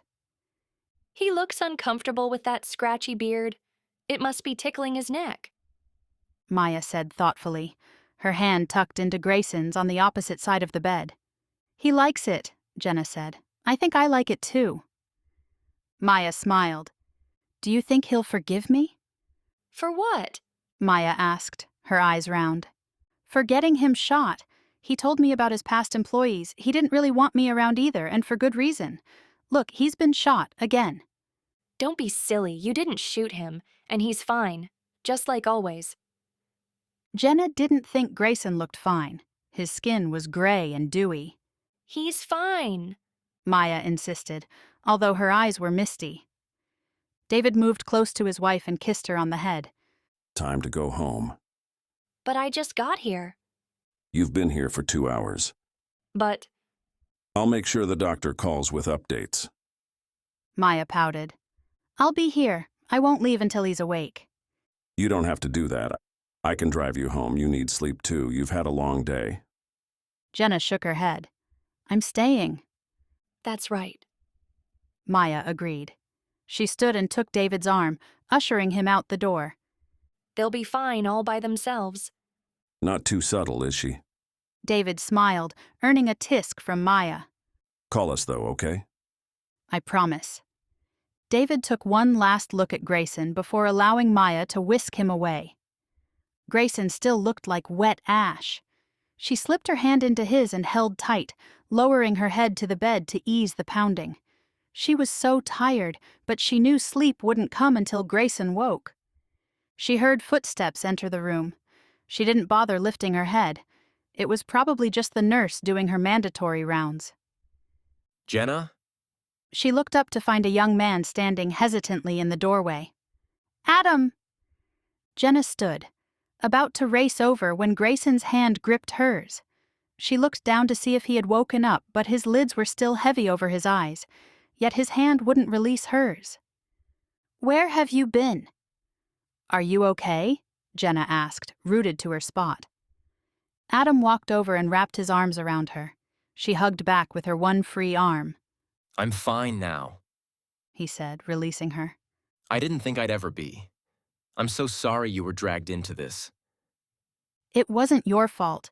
You didn't know you picked up the wrong guitar case. But when I found out, I got scared and threw it into the garbage. I should have known someone would come looking for it. I put everyone in danger. And now it's over, right? New panic set in. Maybe it wasn't over. It's over, but I don't know how I'm going to repay your boss. Jenna looked at Grayson. I'll find a way. You'll round up 16 million? He scoffed. 16 million, Jenna sputtered. He nodded. According to Sergio, that was what cleared the debt. That and the... He gestured to Grayson's bandage. Dear Lord. Jenna sank into the chair. How are we going to repay him? I already owe money for clothes. Is that what he bought you? Adam asked, brow raised at her tiny outfit. His sister-in-law, don't bother asking. I'm too tired.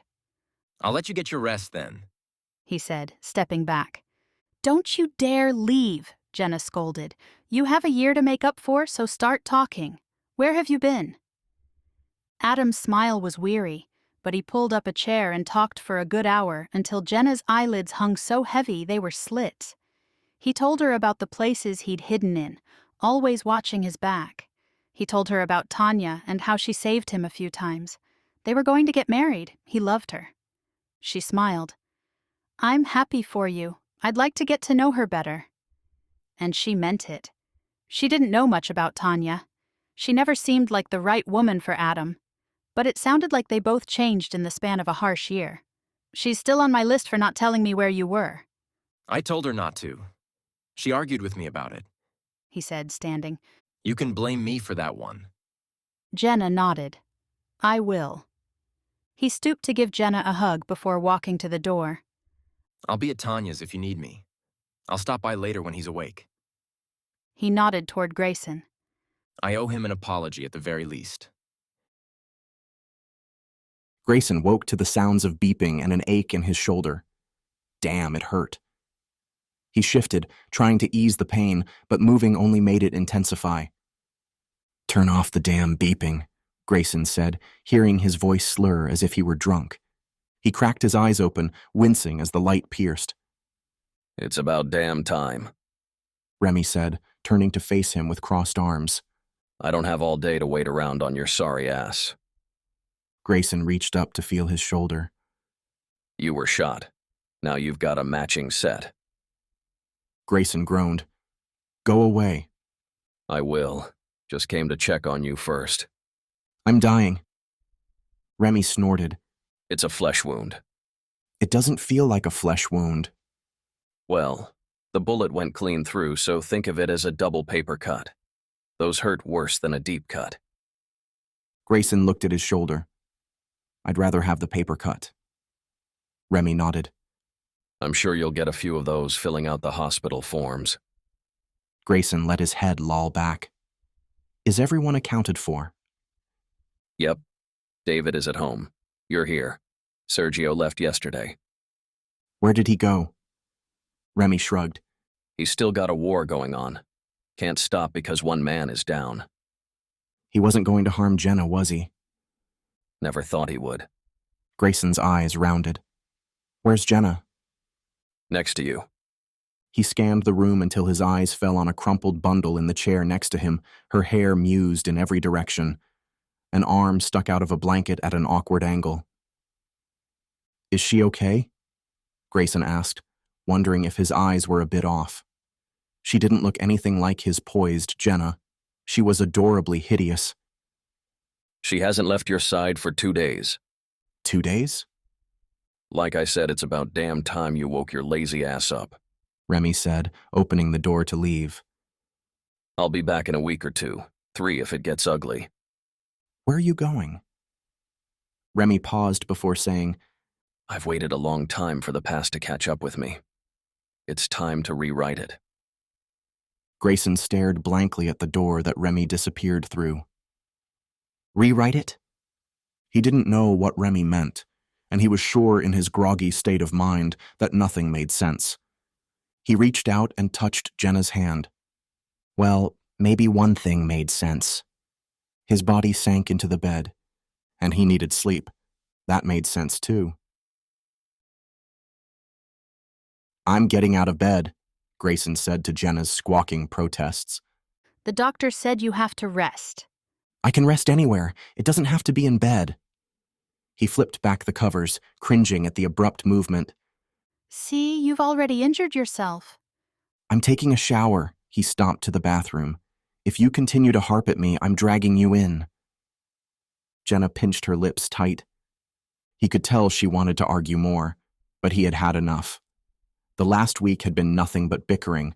His head hurt, his body hurt, everything hurt. He wanted peace, not forever. 10 minutes would be great. He closed the bathroom door and turned the shower knob. Don't get your shoulder wet. He sighed and shut off the water. A soak in the hot tub would work better.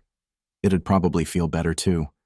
He turned on the water and then the jets when it was full. Stripping off his shirt and pants, he sunk down as far as he could go without wetting his shoulder. He let his head rest against the cool porcelain while the rest of him was submerged in swirling heat. It was heaven. I just have to ask him one question.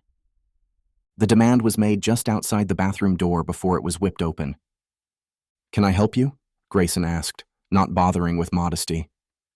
We've hit a snag with the landscaping design, Frankie said, sitting on the edge of the tub, obviously not bothered by immodesty either. I don't care about snags, Grayson said. Your queen fired me. Mark fired you? Grayson arched his brow. Oh, you mean Jenna? She can't really fire you, can she? I was knocked out on pain pills those first few days. She took over. Grayson rubbed his forehead. It can't be stopped. I guess you're right. Let it go, right? Frankie stopped and groaned. The song Mark's been singing nonstop just invaded my brain. Grayson closed his eyes and counted to 10. When he opened them again, Frankie was still there, humming. There was a reason you came in here. What is it? Oh, right. So how set are you on your design? I've got this cousin who has a fabulous idea, and Mark has an idea or two. Did you run any of these ideas past Jenna? Frankie nodded. She's the snag. Do it, Grayson said, a smile brewing. Yay! Frankie clapped. Just wait until you see the mirror ball fountain. It'll knock your socks off. I'll go order it now. I bet I can have it here by tomorrow. Grayson's smile grew. I can't wait to see it. He laughed out loud when Frankie left the room. By the time Frankie finished landscaping, the yard was going to look like a drag queen's fairy tale, and he didn't care. Not one single bit. It felt good, and suddenly he felt better. Perhaps it was time to pester Jenna again.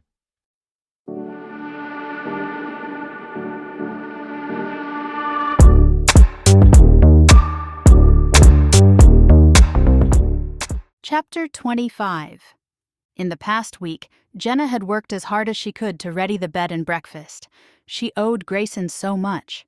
The least he could do is recover properly and not give her a hard time. She wanted to surprise him by having a nearly functional business. She knew it wouldn't be fully functional. That'd be impossible. What should I do with this? June asked. Some man just dropped it off. He was crying like a baby. Jenna took the garment bag from June. Is he still here?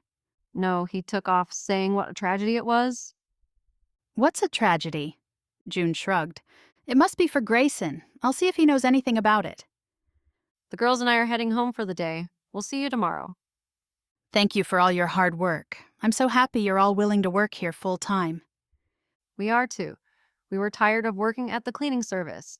This has always been our favorite house. Jenna nodded. Mine too. See you tomorrow. Bye, Jenna called, heading to the staircase. She quickly climbed the stairs and entered Grayson's bedroom. Hello, Jenna. Grayson's voice came from behind her. It sounded smooth, silky. She didn't trust it. Jenna turned and found he was less than a step away. She moved back. He stepped closer. She held out the garment bag, stopping him. Is this yours? A man just dropped it off. Grayson took the bag and unzipped it. It must have been the tailor. I forgot I had ordered this suit. He was crying. I was his favorite customer. I'll hang it up for you, Jenna said, reaching for the bag. Grayson tugged it away. Don't. If you have to do something with it, then give it to someone who needs it. Otherwise, I'm tossing it in the fire. Jenna glanced at the cold fireplace. I have matches. Jenna rolled her eyes. I'm hanging it in the closet, she said, snatching the bag before he could tug it away again. Jenna, Grayson warned, following her to the closet. She whipped open the closet door and hooked the bag onto the rod. Done! Grayson yanked it down and stormed down the stairs so fast that Jenna had a hard time catching up. She finally caught him at the front door as he swung it open. Where are you going? to return the suit. You can't return it. It was tailored specifically for you. I've paid that man a small fortune. I'll pay him another just to take the bloody thing back. You're being ridiculous. Grayson stopped. Pain filled his eyes. I know it sounds ridiculous. I can't make you understand. I lost everything that mattered because I was too blind. I was absorbed in my small world, not knowing what was happening around me. These damn suits bound me into a life I thought I wanted. It wasn't the suits, I know, it was me. he admitted, his voice cracking. But it's easier to blame the suits. Jenna stepped closer, wrapping her arms around him. You still have everything that matters. You didn't lose anything. She didn't look up to see his expression. She could feel it in the way his body tensed. She was about to let go, chiding herself for even thinking he'd want a hug from her, when suddenly he changed. His arms wrapped around her, tugging her further into him. It felt like the first time she walked into the mansion. She felt like she was home. A car zoomed up the driveway, squealing to a halt at the gate. Grayson let go of Jenna to walk the few yards to the panel. He pressed the button, allowing the gate to roll open. They watched as the car rolled through and up to where they stood. Grayson stepped forward as a man hopped out of the driver's side, engine still running. He held out an envelope to Grayson, who took it. You've been served, he said, snapping a picture before jumping back into his car and racing away. What's going on? Jenna asked, looking at the envelope. Grayson rubbed his forehead. I have a feeling someone didn't appreciate being attacked by a hose. Jenna gaped. The realtor? Grayson opened the envelope and scanned the papers inside. Looks like they won't let me out of the contract. I have to sell with them, or they'll sue. I thought you could get out of the contract by paying a fee. You made her mad. She knocked you to the ground. Technically, I tripped and fell over. Why are you defending her when she's suing you? Grayson shrugged. Facts are facts. So you're going to let her win? Sometimes it's not about winning. Grayson slung the garment bag over his shoulder and wrapped his other arm around Jenna, wincing at the movement. Why don't we raid Mr. Miller's wine? He'll never know. Grayson! Okay, he might know, but I'll take the blame. Jenna's lips twitched under her scowl. Jenna had been sleeping in her little room on the 3rd floor now that Adam's debt was repaid and her life was no longer in danger. But at present she sat on the couch in Grayson's bedroom with a bottle of wine between them. It was nearly empty. She had wanted to stay down in the kitchen or even the great room, but he wanted to make sure she could roll him to his bed in case he drank too much, said with a glimmer in his eyes. She doubted he ever drank that much, but it was comfortable sitting next to him. She thought they'd finally made it through all the barriers and become friends. Sort of. Half of the time, she didn't know what to expect from him. Grayson reached for the bottle and topped off Jenna's glass, draining the last of the bottle. Should I get more? Only if you want it. No, I'm good. So am I. Are you? He asked, glancing at her. What will happen if I have to sell this place? Jenna's chest tightened. Then I'll start over someplace else. It's what I do best, she said, attempting to smile.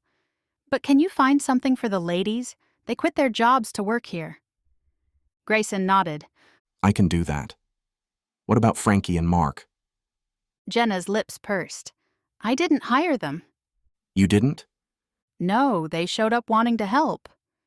That was nice of them. Jenna sighed. It wasn't nice. I gave them one simple task. Which was? To call around for landscapers that'd be able to finish the work on short notice. And they didn't? Oh, they called and then determined that they were better suited for the job. She snorted. Have you seen the new design? Grayson shook his head. No, but I heard a mirror ball fountain was one of the new features, sure to knock my socks off. Jenna groaned. Maybe it's better that we can't open the business. Some things happen for a reason. She solemnly nodded. I'll miss this place, but not Mr. Miller. Grayson's head fell back with a short laugh. His smile warmed her like a cozy blanket. And what about Grayson Miller? Will you miss him? He's not so bad. A lingering gaze caught them for a moment until awkward silence rolled through. Jenna set her wine glass on the coffee table and stood. I should head to bed. It looks like tomorrow's going to be a long day. Why? Grayson asked, standing as well. I'll have to find a lawyer and see if the realtor actually has a case. I'll take care of it. But I'm the manager. I'll take care of it. Grayson smiled. And I'm Mr. Miller, feared by all. Jenna clucked her tongue. Don't be silly. I owe you so much. Let me fix this. You don't owe me anything. Are you kidding? I owe you my life and my brother's life. You were shot because of us. You said employees weren't good for your health, and I didn't believe you, not to mention the bags and bags of clothes that keep arriving. Well, maybe the clothes. Grayson, Jenna smacked his uninjured arm. I'm serious. I owe you, and I want to fix this. I'm serious too. You don't owe me anything. Why? How could I not? Grayson's lips touched hers. It was a tentative, fleeting kiss that surprised her and, from his wide expression, surprised him too. Their eyes locked, neither one moving closer nor retreating. Jenna. Grayson started. She backed away, hearing regret in his voice. I think I'll head to bed. My bed, she specified, then kicked herself for the obvious. She turned to bolt. Wait. She didn't. Her feet moved quickly as she fled down the hall and up the stairs to her bedroom. She raced in and whipped the door closed. Son of Ah. Grayson's muffled curse sounded through the door. Oh no! Jenna ran back to the door, opening it to find Grayson holding his shoulder. Are you hurt? I didn't know you followed me, Obviously. he said, stepping into the room. Jenna inched back. Do you want ice? No. Jenna scooted further away. Pain meds? No. She was running out of space, and Grayson kept advancing. I didn't mean to hurt you. You don't have to look like you want to take a bite out of me. What if that's exactly what I want? His reply was smooth, soaking through her. His tone was at odds with his expression. She didn't know how to read him, and he kept closing in. She squeaked as he reached out, his hand wrapping around her arm. Oh, Jenna stammered as Grayson reeled her in. His head lowered, dipping toward her lips. Oh my. Jenna wasn't prepared for this. Was he really going to kiss her after he sounded repentant just moments ago? His mouth was so close. She could feel the tickle of his beard. Stop thinking. I'm not. His soft laugh brushed against her. You are too. I am not. His fingers threaded through her hair. He gently tugged down, tilting her face up to him. Are too. Before Jenna could retort with a witty, am not, he kissed her. His mouth moved against hers, gentle at first. She savored each breath, each whisper of his lips against hers. She wanted this. She had known it for a while. But did he want her? Or was she just the warm body that happened to be in front of him? Did it matter? No. Yes. Well, not right now. Not when there was a growing ache, a need for this man who was kissing her. For the love of God, stop thinking. He growled, sweeping her over to the bed and dumping her on top. I'm not thinking, I can tell you are. he said, kneeling on the bed in front of her. How? She asked as he leaned over her. His finger skimmed over her lips. They're supposed to be soft. And they aren't? Her question released in a rush of air. He slowly shook his head. Let go of your control. Jenna watched as Grayson kneeled over her, pinning her to her spot. His warmth seeped into her skin, his solid body against hers. His lips brushed against her neck, whispering in her ear. Give me your control. Jenna swallowed. As for thinking, her brain had turned to mush. It was utterly useless. And as for control, it was slipping down a very steep slope. This time, when he kissed her, she kissed him back with the unquenchable need that had been growing on the sidelines for these past weeks, fighting with him, befriending him, and wanting just a tiny spot in his mind dedicated just for her. It was only fair since he took up a majority of hers. Jenna deepened the kiss, smiling to herself when Grayson moaned. His hand slid up her body, pushing her shirt up and off. She wrapped her arms around his neck, bringing his mouth back to hers. Her hands wandered down his strong back, muscles tightening as her hand skimmed across, traveling lower until they settled nicely on his firm behind. Very nice indeed. He groaned. Grayson rolled to the side, taking Jenna with him. My shoulder hurts. Jenna was quick to move, but Grayson was quicker to capture. Stay right here, he said in the demanding tone that now made her toes curl and her breath hitch. She looked down at him from her position on top, him rigid between her legs. But your arm, her voice drifted. She didn't really want to stop. Is absolutely fine where it is, he said, his touch drifting softly over the top of Jenna's breasts, which were pushed up by one of Maya's lingerie choices. Thank you, Maya. And you are absolutely fine where you are. His finger hooked into the front, nestling between her cleavage. He pulled down, dragging Jenna with. Using the tip of his tongue, he followed along the top edge of the bra. God, she was about to come unglued, and he was still fully clothed. Something had to be done about that. Jenna tugged at his shirt, raising it over his head as gently and quickly as possible. He let out a jagged breath as the shirt moved over his shoulder. Sorry, I'm not, he said, discarding her bra a second later. He gazed upon her with such adoration she felt the heat of a blush licking her skin. In order to hide from his vision and regroup for just a moment, she leaned over and kissed him. His hand cupped the back of her head, deepening the kiss. Her breasts brushed against his chest. He moaned, sweeping his hand down her back and pressing her on top of him. Their bodies molded together as they continued their embrace, his tongue mating with hers. With Grayson all around her, her senses frayed, sending her to a place she had never experienced before. Her control was no longer slipping but had plummeted into oblivion. Grayson, now dipping down, touching his lips to her breast, was still coherent, while she was a moaning, boneless mass, falling apart as his tongue teased with such intensity that she couldn't even remember the alphabet. Her hands worked to discard the remaining clothes that kept them apart. Jenna. He moaned as she kissed down his neck and chest, teasing him as he had teased her. Come back here, he ordered, right before his back arched. He reached down and yanked her up so they were kissing again. I can only handle so much, he said, nibbling on her bottom lip. You seem to be doing just fine, Jenna said. Do I? He asked, rubbing his hard length against her highly sensitized spot. Jenna could have sworn her eyes just crossed. Better than I'm holding up, she admitted. Grayson grinned.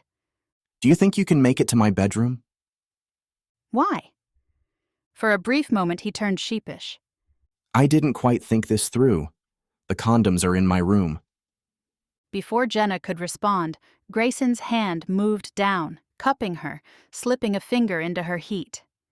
But, she moaned, not wanting to leave the cozy bedroom with his magical hands and tormenting tongue, which was now following the same path as his hand. It will only take a moment, he said, sliding her over as his tongue traveled. But, she whimpered. I'll always protect you, Jenna. Always.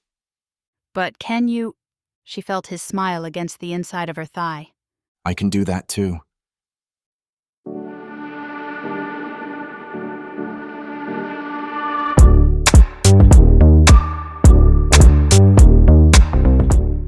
Chapter 26. Grayson woke the next morning to find out Jenna was not only a blanket hog, but a bed hog. The petite woman had claimed the entire king bed as her own, with limbs every which way, and him underneath it all. He wasn't complaining. After last night, he had nothing to complain about.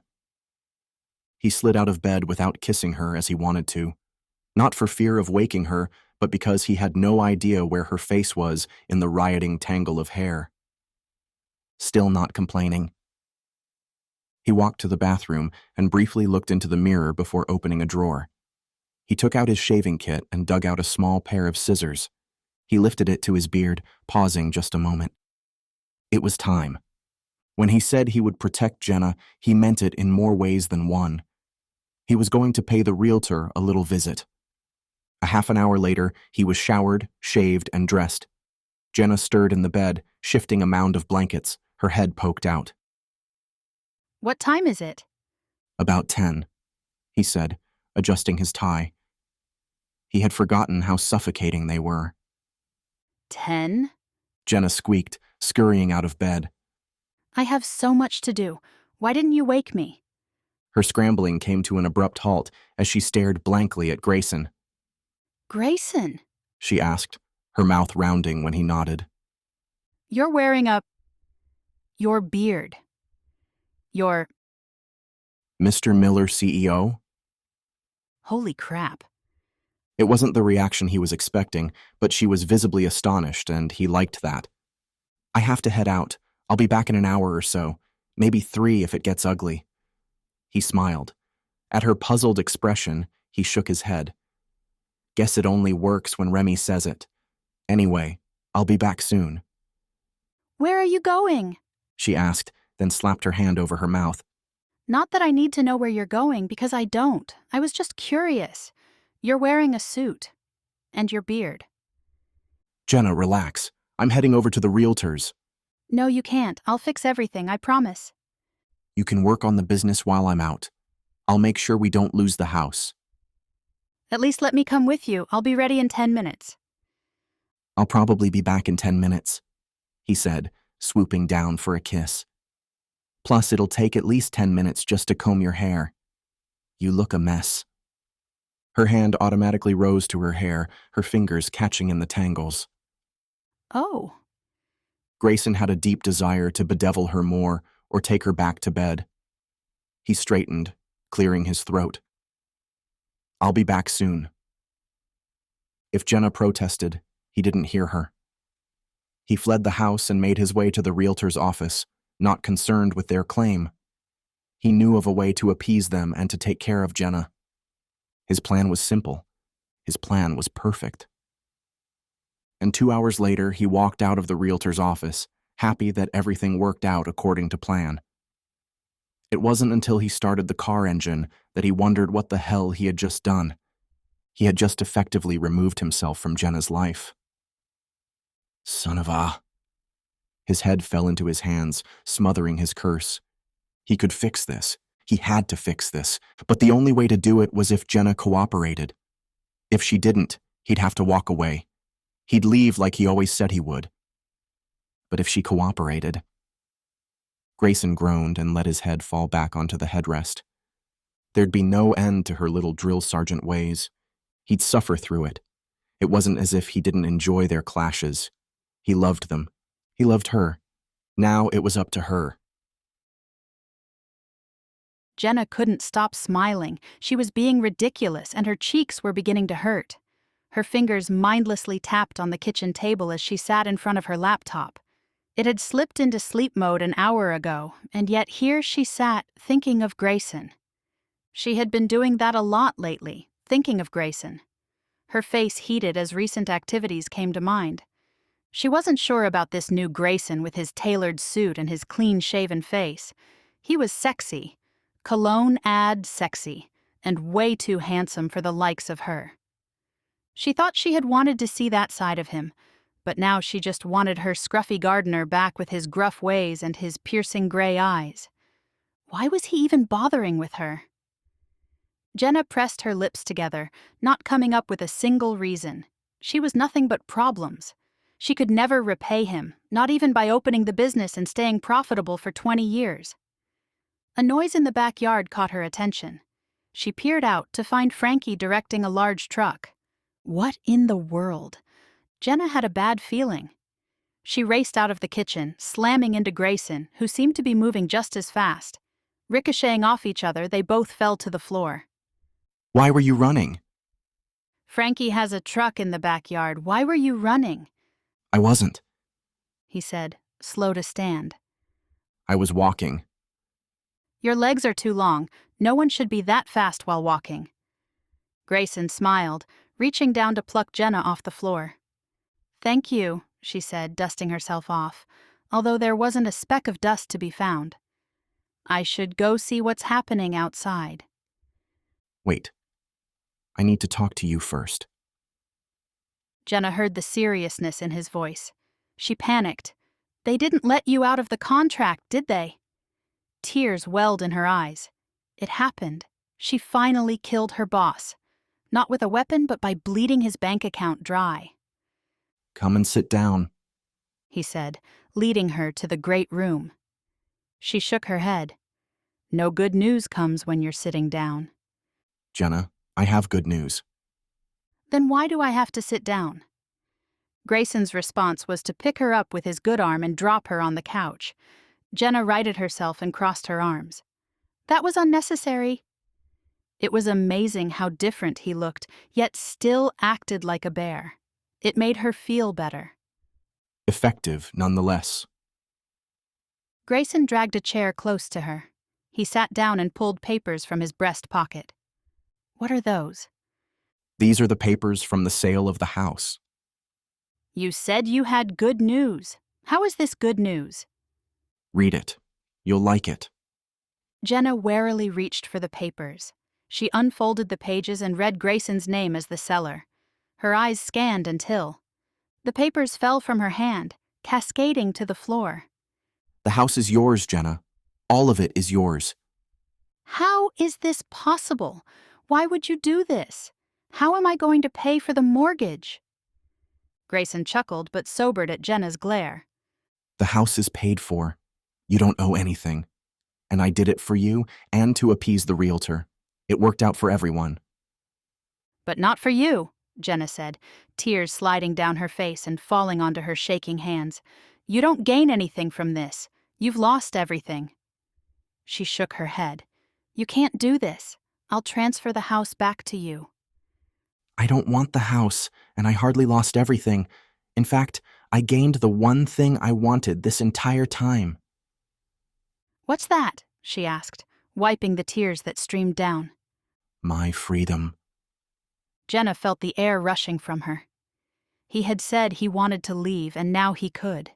He carefully tied all the loose strings and could break free, taking her heart along with him. She loved him, and he was leaving. She didn't want the house or the business if he wasn't going to be there to enjoy it with her. He reached over and squeezed her hand before standing.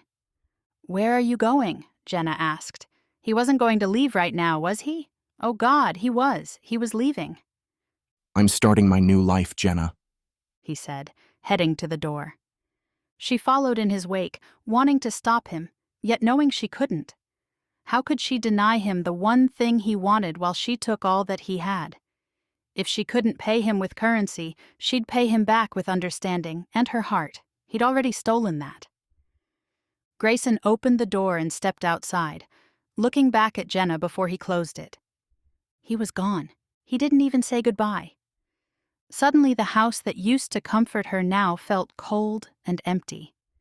She shivered as a steady stream of tears blurred her vision. The doorbell rang. Confused, Jenna opened it to find Grayson standing on the step. I heard you needed a landscaper, he said with a shy smile. I have some experience, but my last manager might say otherwise. Jenna sniffled. I heard the manager didn't know what she was talking about, and you don't look like a gardener. Just wait until you see me with a beard and covered in dirt. Jenna laughed despite herself. What do you want, Grayson? To begin my future. You said that. With you. Jenna hiccuped. I love you, Jenna, he said, stepping inside. He wrapped his arms around her. She stood there, stunned. When her senses returned, she pushed him away. You ass, she snapped. Jenna! I can't believe you did this to me. You spout your need for freedom and then come back and tell me you love me. Are you going to leave again tomorrow or the next? Maybe in a year when you're bored? I never wanted to leave, he said, worry etched on his brow. Then why did you give me the house? I don't care about the house. I care about you, and if you're going to be here, then I want to be here. Jenna softened. From the worry spreading rapidly across his features, she knew Grayson was telling the truth. I guess you can have the landscaping position, but there's a 90-day probation period. I think you'll like my work, he said, closing the door. I'll be the judge of that. He moved closer, crowding her. His arms ensnared her, pressing her to him. His eyes trapped hers in a gaze that made her skin alight with tingles. In that instant, the house became a home again. He made it a home just by being with her. The house itself was just a shell. It needed Grayson, just Grayson. But a thought nagged at her. What's wrong? He asked, the back of his hand caressing her cheek. She sighed. She would just ask and get it over with. That way she'd know for certain, and she'd never bring it up again. Never. Am I Nadia's replacement? Am I the rebound? Grayson's jaw clenched. His eyes turned to cold steel. Jenna broke free from his arms, backing away. She had her answer. Don't go, he said, his voice cracking. Please don't go. I'm not angry with you. I'm angry with myself. I love you, Jenna. I love you so much that it feels like a part of me is missing when you're not at my side. I'm angry because somehow I failed. You should never have any doubts about my feelings for you. You're not a replacement or a rebound. You're Jenna. You're my life. Jenna reached out, hugging him to her. His arms folded around her. She had her answer, and it was better than anything she could have hoped for. I love you too, she whispered. His lips found hers. They stood by the door, molded in their embrace until a series of coughing pulled them apart. Does this mean I can have my old job back? Jenna nodded. And we'll have to sleep in the same room. For safety reasons, of course. Jenna smiled and nodded. Of course. Would you care to give me a tour? We could start on the second floor. I'd love to. The coughing began again, this time with added hacks. Jenna and Grayson turned toward the noise to find 7 people grinning at them. Frankie, Mark, Maya, David, Mary, June, and Zoe all stood at the other end of the entryway near the patio door. It's about time, Frankie said. The fountain is ready to be unveiled. Stop kissing and start walking. Grayson slipped his hand into Jenna's. This should be entertaining. Jenna held back a sigh. She was much more interested in the entertainment on the second floor. They walked out to the patio overlooking the expansive yard that was marred by a fountain. With the round orbs at the bottom and the long shaft rising high into the sky, topped by a disco ball, it looked like a... Jenna gulped. Just wait until you see it in action, Mark said. Behold, the beginning of anything goes landscaping. Frankie connected the plug, springing the fountain to life. Disco music played, water squirted, and the ball spun, blinding everyone as the sunbeams bounced off the mirrors. Jenna turned her face into Grayson's chest and heard his laughter rumble through. "You're fixing this," she said. "As the new landscaper, I order you to fix this." His laughter continued. I don't know. I kind of like it. It'll make a great conversation piece. "Don't make me fire you," I'd like to see you try. he answered, tugging her into the house. Why don't we start with my first assignment? I promise you'll want to keep me around. "What assignment?" His wicked grin answered her question. She didn't waste time following him upstairs. He kicked the bedroom door closed, capturing her in his arms. Much better. "I can still hear the music." I can fix that. "How?" Grayson led her to the bathroom, closing the door behind them. The music was muffled. When he turned on the shower, the music was gone. All that was left was the man dressed in an expensive, tailored suit, looking more handsome than any man had the right to. He tugged at his tie. "Let me," she said, her hands replacing his. "I don't know when you'll wear a suit again." His hands covered hers. I'd wear one every day if you asked me to. Jenna smiled. "I don't think that will be necessary. I'm rather fond of soil-covered gardeners." And do you know what's better than a soiled, covered gardener? She shook her head. Showering with him. He pulled her into the water with him, clothes and all. "Grayson!" Jenna shrilled, her clothes plastering to her skin. "Your suit will be ruined." He shrugged. It's better this way. I'd hate to put the tailor out of business. Plus, your clothes are rather intriguing wet.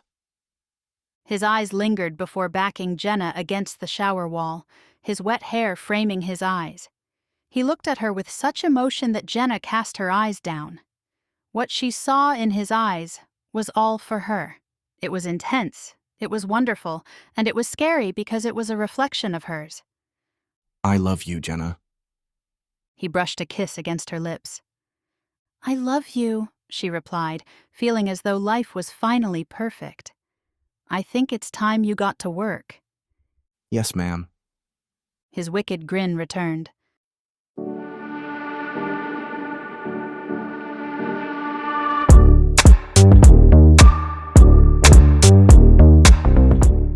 Bonus scene from Nadia Wolf. Somewhere across the ocean. Nadia snuggled into Caleb, who was stroking her back with one hand while staring at the ceiling. The poker tour is almost over. I know. There's only one more tournament, and then it's done. Where is it again? Budapest, I believe. That should be nice, Nadia replied absently. Caleb's hand was lulling her to sleep, which was probably a good thing considering she didn't think she would be able to fall asleep. Tomorrow was the final table. She'd made it to the final rounds again, and the magnitude of that astounded her. Finally, she could consider herself a professional poker player. Not that she didn't think that before, but now she was in an entirely different league. She could sit at the high-stakes tables with Caleb. Are you ready to go home? Absolutely not. I heard Frankie has too much time on his hands. He took over Grayson's house. Frankie will have his own business to worry about soon. And until that happens, I have no desire to return. Caleb laughed. I think we can stall for a little longer. It's not like we're miserable here. She nestled into Caleb, thinking she was far from miserable. The man had invaded her every sense. She was consumed by happiness. It was wonderful. Are you thinking about tomorrow? I had been. Thinking I'll win? Nadia looked up at him, her chin resting on his chest. I'm fairly certain that I'll win. Care to wager? She smiled. He always knew how to bait her. I'm listening. He rolled to his side, kissing her neck. Care to make it interesting, kitten? Always.